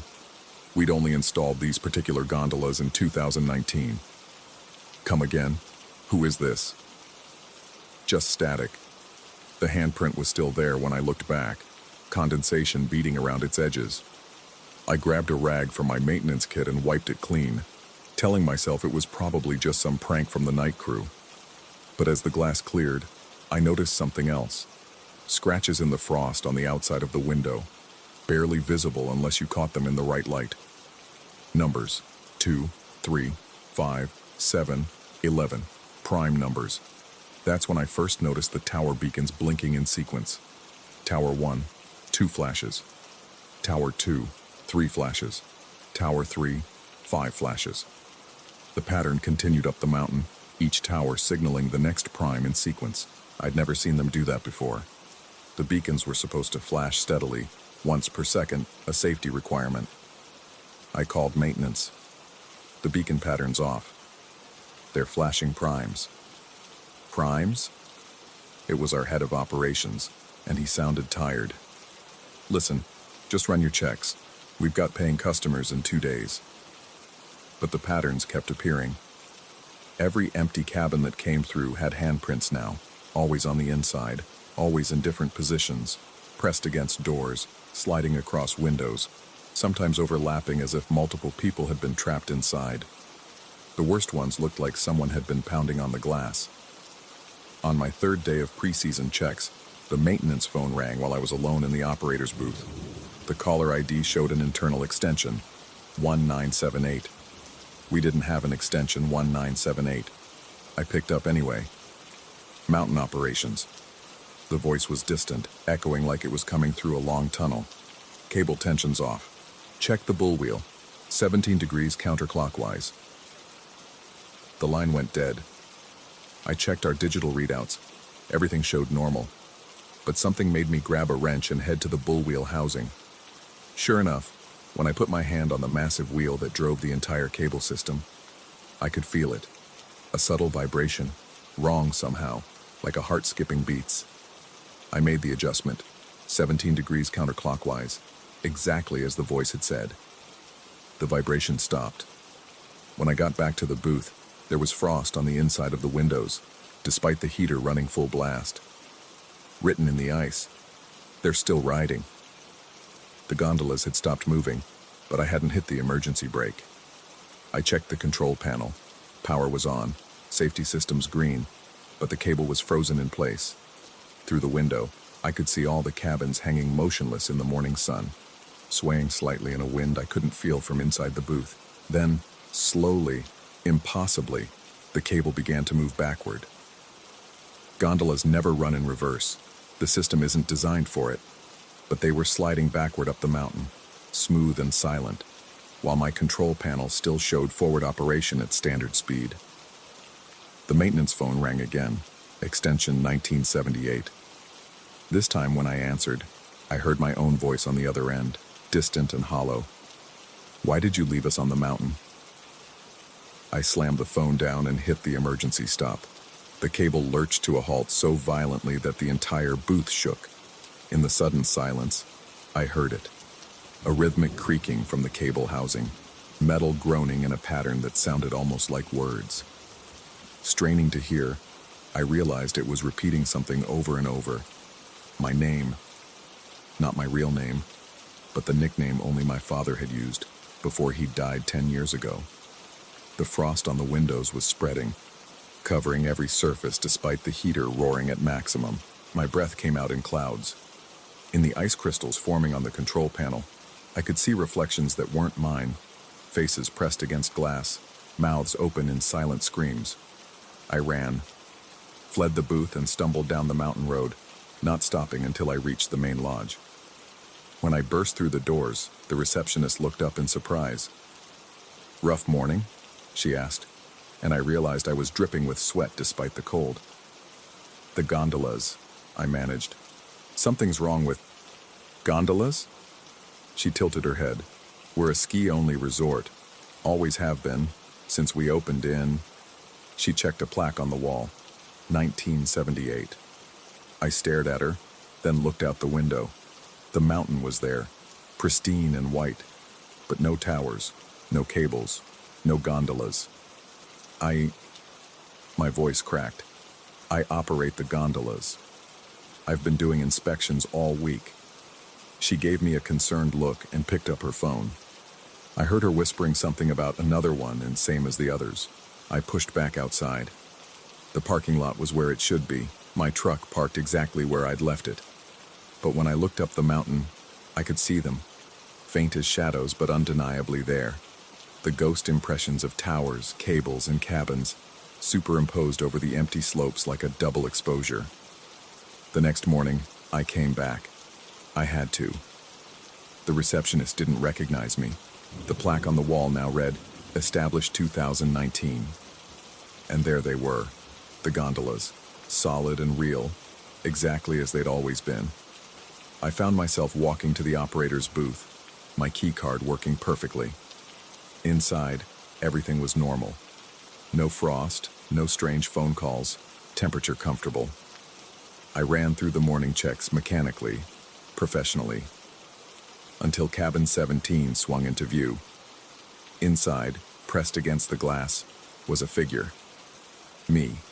Another me, pounding on the window, mouth open in a scream I couldn't hear. As the cabin swung past and continued up the mountain, I saw others, dozens of versions of myself in the other cabins, all trapped, all trying to escape. The maintenance phone rang. Extension 1978. I answered, knowing what I'd hear. "You're still riding," my father's voice said, using that old nickname. "You've been riding since the accident. The cable snapped. Remember? 1978. But you keep coming back. Keep running the ghosts. Why won't you let us rest?" I looked at my hands, solid, real. I could feel the warmth of the booth, smell the coffee I'd brought, taste the mountain air. Everything felt absolutely real and normal. But the numbers were appearing again. Prime sequences flashing on every display, counting up to something or counting down from something, I couldn't tell which. The frost was creeping back across the windows, and in its patterns I could see the truth that my mind kept rejecting. The receipt in my pocket, the one from the coffee shop this morning, was dated 1978. My truck in the parking lot, the one I'd driven here, was a model that wouldn't be manufactured for another 20 years. The smartphone in my pocket showed no signal, no date, no time, just an endless stream of prime numbers scrolling across the screen. I operate the gondolas at Silver Ridge Resort. Every morning, I inspect the empty cabins and find handprints on the glass. Every morning, the phone rings from 1978. Every morning, I try to remember which side of the glass I'm really on. The cable keeps moving, even when the power's off. It creaks my nickname in the metal, the one only my father knew, the one he was calling when the original cable snapped in 1978, taking 17 cabins down the mountain. They never found all the bodies. The resort closed for 40 years. But someone has to run the lifts. Someone has to keep checking the empty cabins, cleaning the handprints from the glass, pretending not to see ourselves trapped inside. The mountain demands its operator, even if it can't quite decide when we exist. I check my reflection in the booth window. Sometimes I see myself. Sometimes I see my father. Sometimes I see empty cabins full of handprints. And sometimes I see nothing at all. The phone rings. Extension 1978. I always answer. "Mountain operations," I say, my voice hollow as an echo. "The cable's about to snap," the voice says. Maybe mine, maybe his, maybe nobody's at all. 17 degrees off true, always has been, since 1978. I make the adjustment, 17 degrees counterclockwise. The vibration stops. The cable holds for another day that might be today, might be 40 years ago, might be never. Tomorrow, cabin 17 will swing into the station with new handprints. The beacons will flash their prime numbers into the white void. The phone will ring from a year that may or may not have happened yet. I operate the gondolas at Silver Ridge Resort. Or I did. Or I will.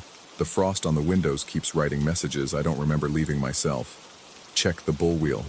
They're still riding. You're still riding. We're all still riding. Some mornings I find my own handprints on the inside of the booth windows, fingers splayed wide, pressing against the glass as if trying to escape. I clean them off and continue my inspections, professional and thorough, while the mountain watches and the cables creak their secrets in frequencies only the dead can hear. The newest hire started yesterday, or was it 1978? He says his name is familiar, sounds like mine, looks like me but younger. He asks about the handprints in cabin 17. "Just clean them off," I tell him, hearing my father's voice under my own. "They'll be back tomorrow." He nods and heads out to check the cables. I watch him go, see him multiply in my vision, one walking toward the gondolas, one already inside cabin 17, one operating the booth, one falling through mountain air in 1978, one who hasn't been born yet, one who never died. The maintenance phone rings. It's always ringing. Extension 1978. I always answer. The cable creaks my nickname in the metal, and I can never quite remember if I'm the one who's calling, or the one who's listening, the one who's trapped, or the one who's free, the one who died in 1978, or the one who simply never learned how to stop showing up for work. The prime numbers keep counting. 2, 3, 5, 7, 11, 13, 17. Always stopping at 17. The cabin where it started. The cabin where it ended. The cabin that swings into view right now, empty except for the handprints. Always those handprints. Pressed against the inside of the glass by someone trying desperately to tell me something I already know but can never quite remember. I operate the gondolas at Silver Ridge Resort. I always have. I always will. The mountain insists on it, and the mountain has all the time in the world to wait for me to understand what I've always known. Some jobs, you never really leave. Some cables, they never really break. They just keep stretching across time, carrying their empty cabins full of desperate handprints through the white silence of forever, while somewhere, in some time, a phone rings from 1978, and someone who might be me always answers. Story 26. The fluorescent lights in the lobby flickered 3 times before settling into their familiar, sickly hum. I'd been working the night audit at the Desert Palm Hotel for 6 months, long enough to know that flicker meant the backup generator had kicked in somewhere on the property, long enough to know a lot of things about this place that sat forgotten on the outskirts of Vegas, where the neon promises of the Strip faded into desert darkness. It was 2:47 a.m. when the first anomaly appeared on my screen. The property management system, a relic from 1998 that corporate refused to update, showed a comp room authorization for someone named D. Brennan. The authorization code traced back to my employee ID, but the timestamp read October 15th, 1994. I hadn't even lived in Nevada then. Hell, I'd been 12 years old, probably asleep in my childhood bed in Ohio. But Brennan, that was my mother's maiden name. The name I'd used briefly in college when I'd wanted to distance myself from my father. I refreshed the screen. The entry remained. The Desert Palm squatted like a concrete toad 20 minutes from the Strip, a 3-story testament to faded dreams and budget tourism. Its parking lot held maybe a dozen cars on good nights, mostly long-term guests who paid by the week and kept their doors locked tight. The swimming pool had been empty for 2 years. The ice machine on the second floor played a tinny melody when you pressed the button. Nobody knew why. I pulled up the guest history for D. Brennan, the screen filled with stays dating back decades. 1994, 1991, 1987, 1983. All comp rooms, all authorized by my employee ID, all impossible. The desk phone rang, an honest-to-God bell ring that made me jump. We'd switched to electronic chirps years ago, but this was the old rotary unit that sat disconnected in the back office. The one I'd been told was kept for historical purposes. I let it ring 4 times before answering. Static. Then beneath it, something that might have been breathing, or wind, or the sound a tape makes when it's been played too many times. Front desk, I said, though the words felt strange in my mouth. The static shifted, and I heard my own voice, younger, higher, saying something I couldn't quite make out. The connection crackled and died. Room 237's message light began blinking on the switchboard, another piece of equipment that shouldn't have been functional. We'd gone to voicemail boxes in 2001. But there it was, that steady red pulse that meant someone had left a message on the old analog system. I knew I shouldn't play it. Every instinct in my body told me to ignore it, to go back to my spreadsheets and my night audit reports and pretend nothing was happening. Instead, I reached for the playback button. My finger stopped an inch away when I heard footsteps in the hallway behind the front desk. Slow, deliberate steps that seemed to pause right outside the office door.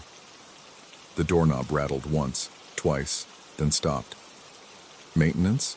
I called out, though I knew maintenance didn't start until 6. No answer. I stood up, walked to the door, and looked through the peephole. The hallway stretched empty in both directions, lit by those same flickering fluorescents. But there, on the carpet, were wet footprints leading from the stairwell to my door, then simply stopping. The message light kept blinking. I returned to the desk and pressed play. Static first, thick and oppressive. Then my voice, but wrong. Distorted like it was coming through water or time or something worse. "Check the basement tapes. Third shelf, blue label. You need to remember what you did here." The basement. Of course there was a basement. The Desert Palm's lower level wasn't technically a basement. This was Vegas, after all, where basements were as rare as sustained rainfall. It was more of a subfloor, accessed through a door marked "Authorized Personnel Only" behind the laundry room. I'd been down there twice in 6 months, both times to reset circuit breakers. It smelled of mold and something chemical, like old film developing fluid. I grabbed the master keyring, its weight familiar and somehow reassuring in my hand. The walk to the laundry room took me past the empty breakfast area, its tables set with plastic flowers coated in dust. The coffee maker gurgled to life as I passed, though it wasn't plugged in. The basement door stood slightly ajar, though I knew I'd locked it after my last visit.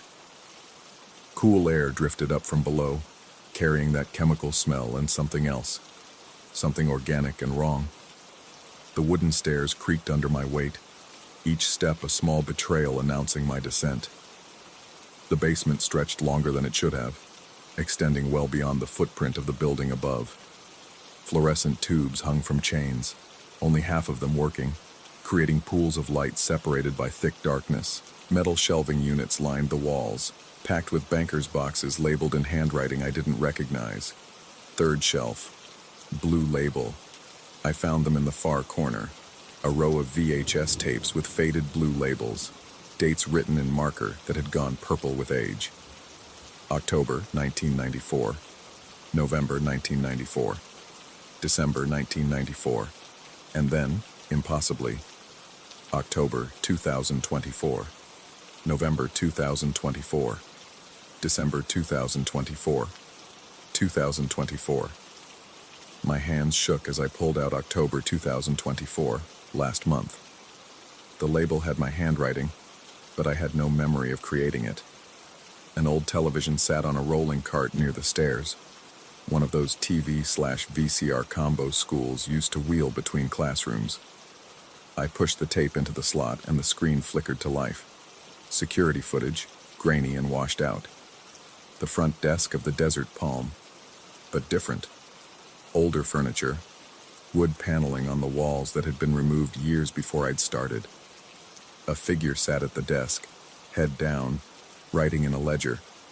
The figure looked up, and I saw my own face, but wrong. Older, haggard, eyes that had seen something they couldn't forget. This other me stared directly at the camera and mouthed words I couldn't hear.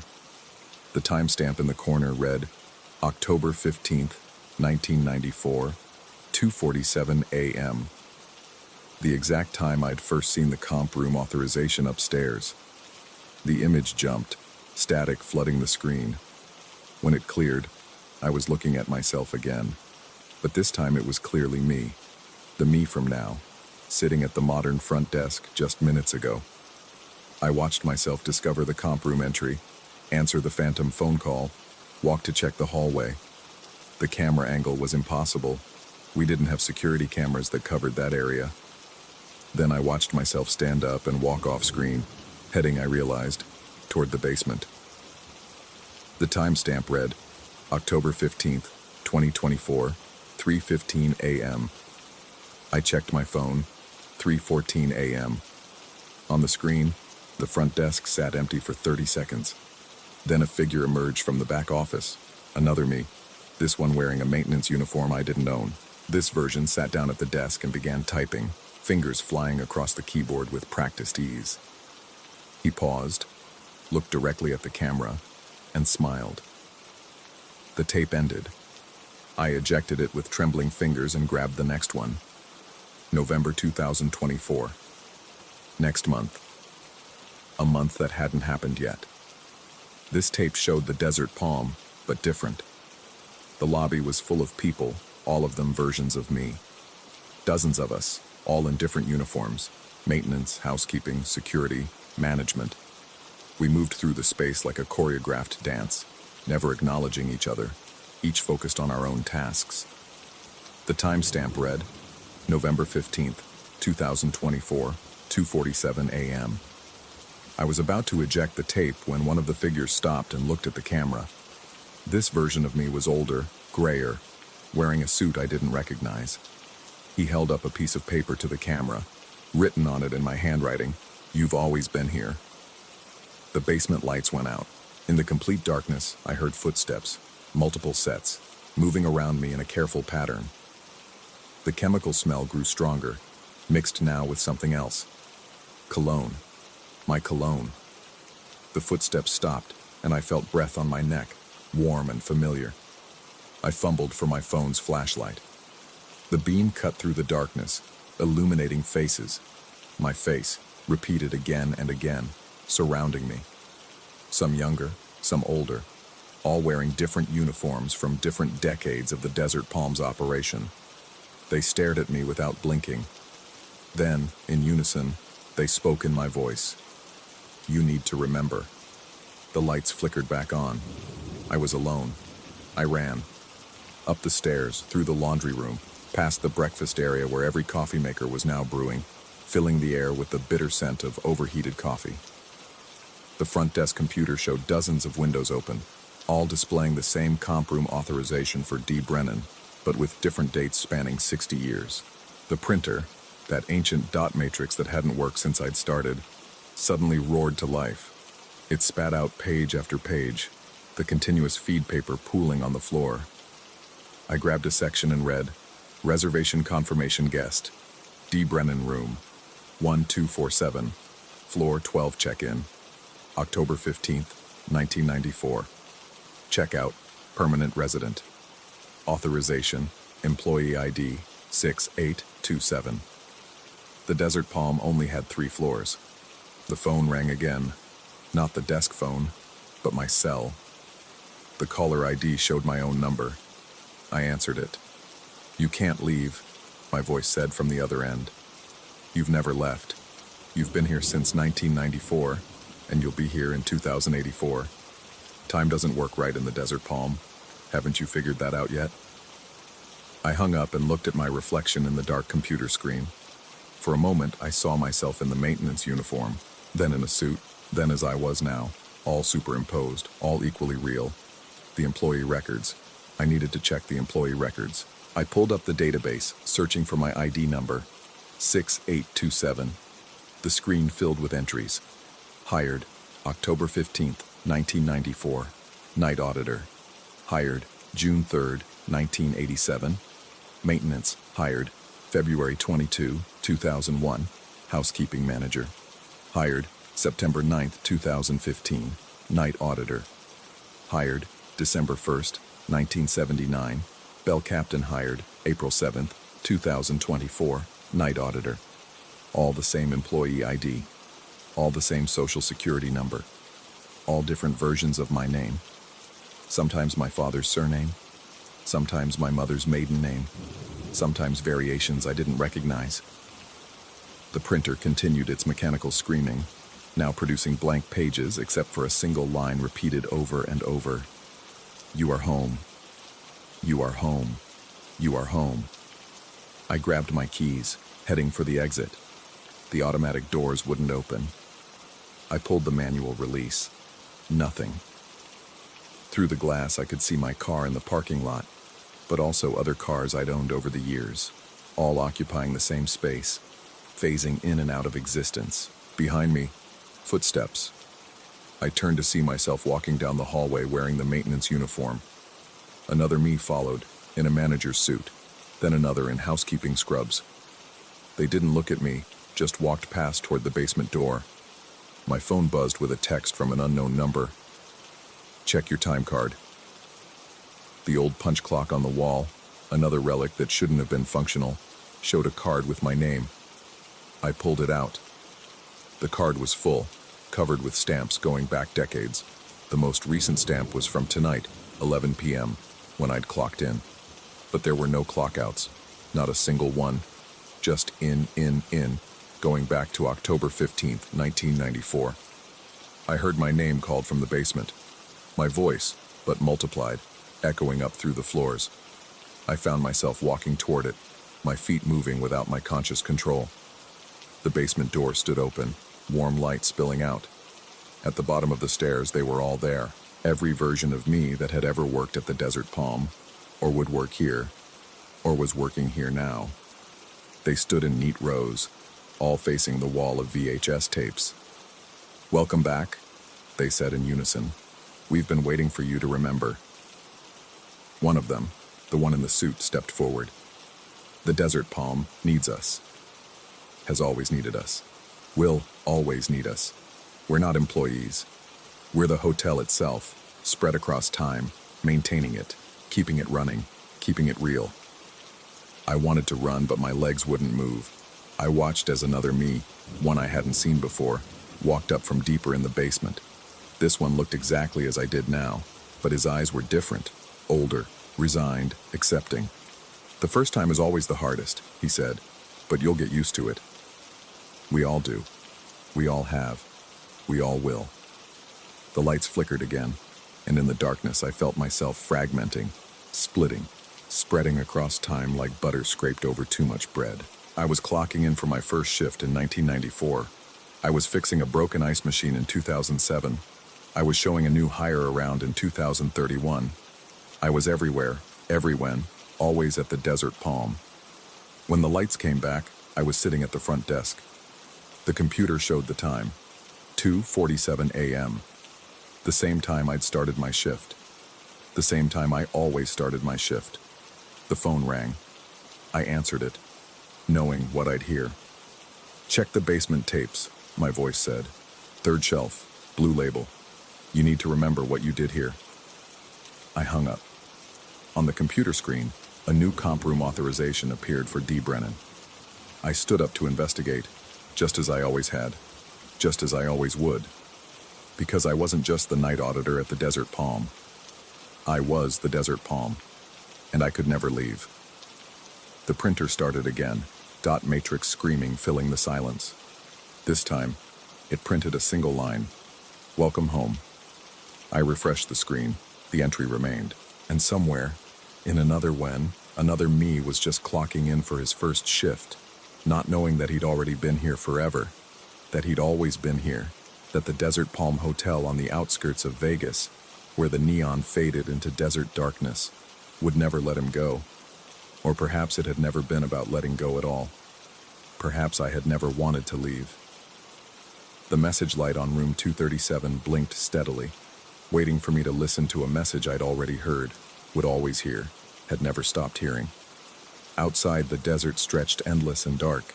Inside, the fluorescent lights hummed their familiar tune, and I settled in for another shift that would last forever. After all, someone had to keep the lights on. Someone had to remember. Even if I could never quite remember what it was I was supposed to remember, or why the tapes in the basement showed dates that couldn't exist, or why every mirror in the Desert Palm reflected a slightly different version of my face. The clock on the wall ticked toward 3 a.m., but I knew, somehow I'd always known, that it would never quite get there. Time at the Desert Palm moved in circles, spiraling in on itself, and I was caught in its center, the eye of a temporal storm that had been raging since long before the hotel was built. Or perhaps the hotel had never been built at all. Perhaps it had always been here, waiting. And perhaps, I realized as I heard my own footsteps climbing the stairs from the basement, I had been waiting for it too.